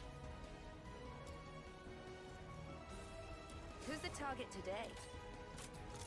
And then even then, it's like, it's not enough. But yeah, honestly, I think this just will end off here for the night. I'm just way too tired. I spent way too much time before I went live on stream benchmarking and testing this stuff with the EnVtuber thing before their servers went down, and yeah. I think though this is just a good place to end things for now. Right, as usual though guys, thank you all for stopping by. Hopefully I can see you guys again next time, and you guys have a good day or night or whatever.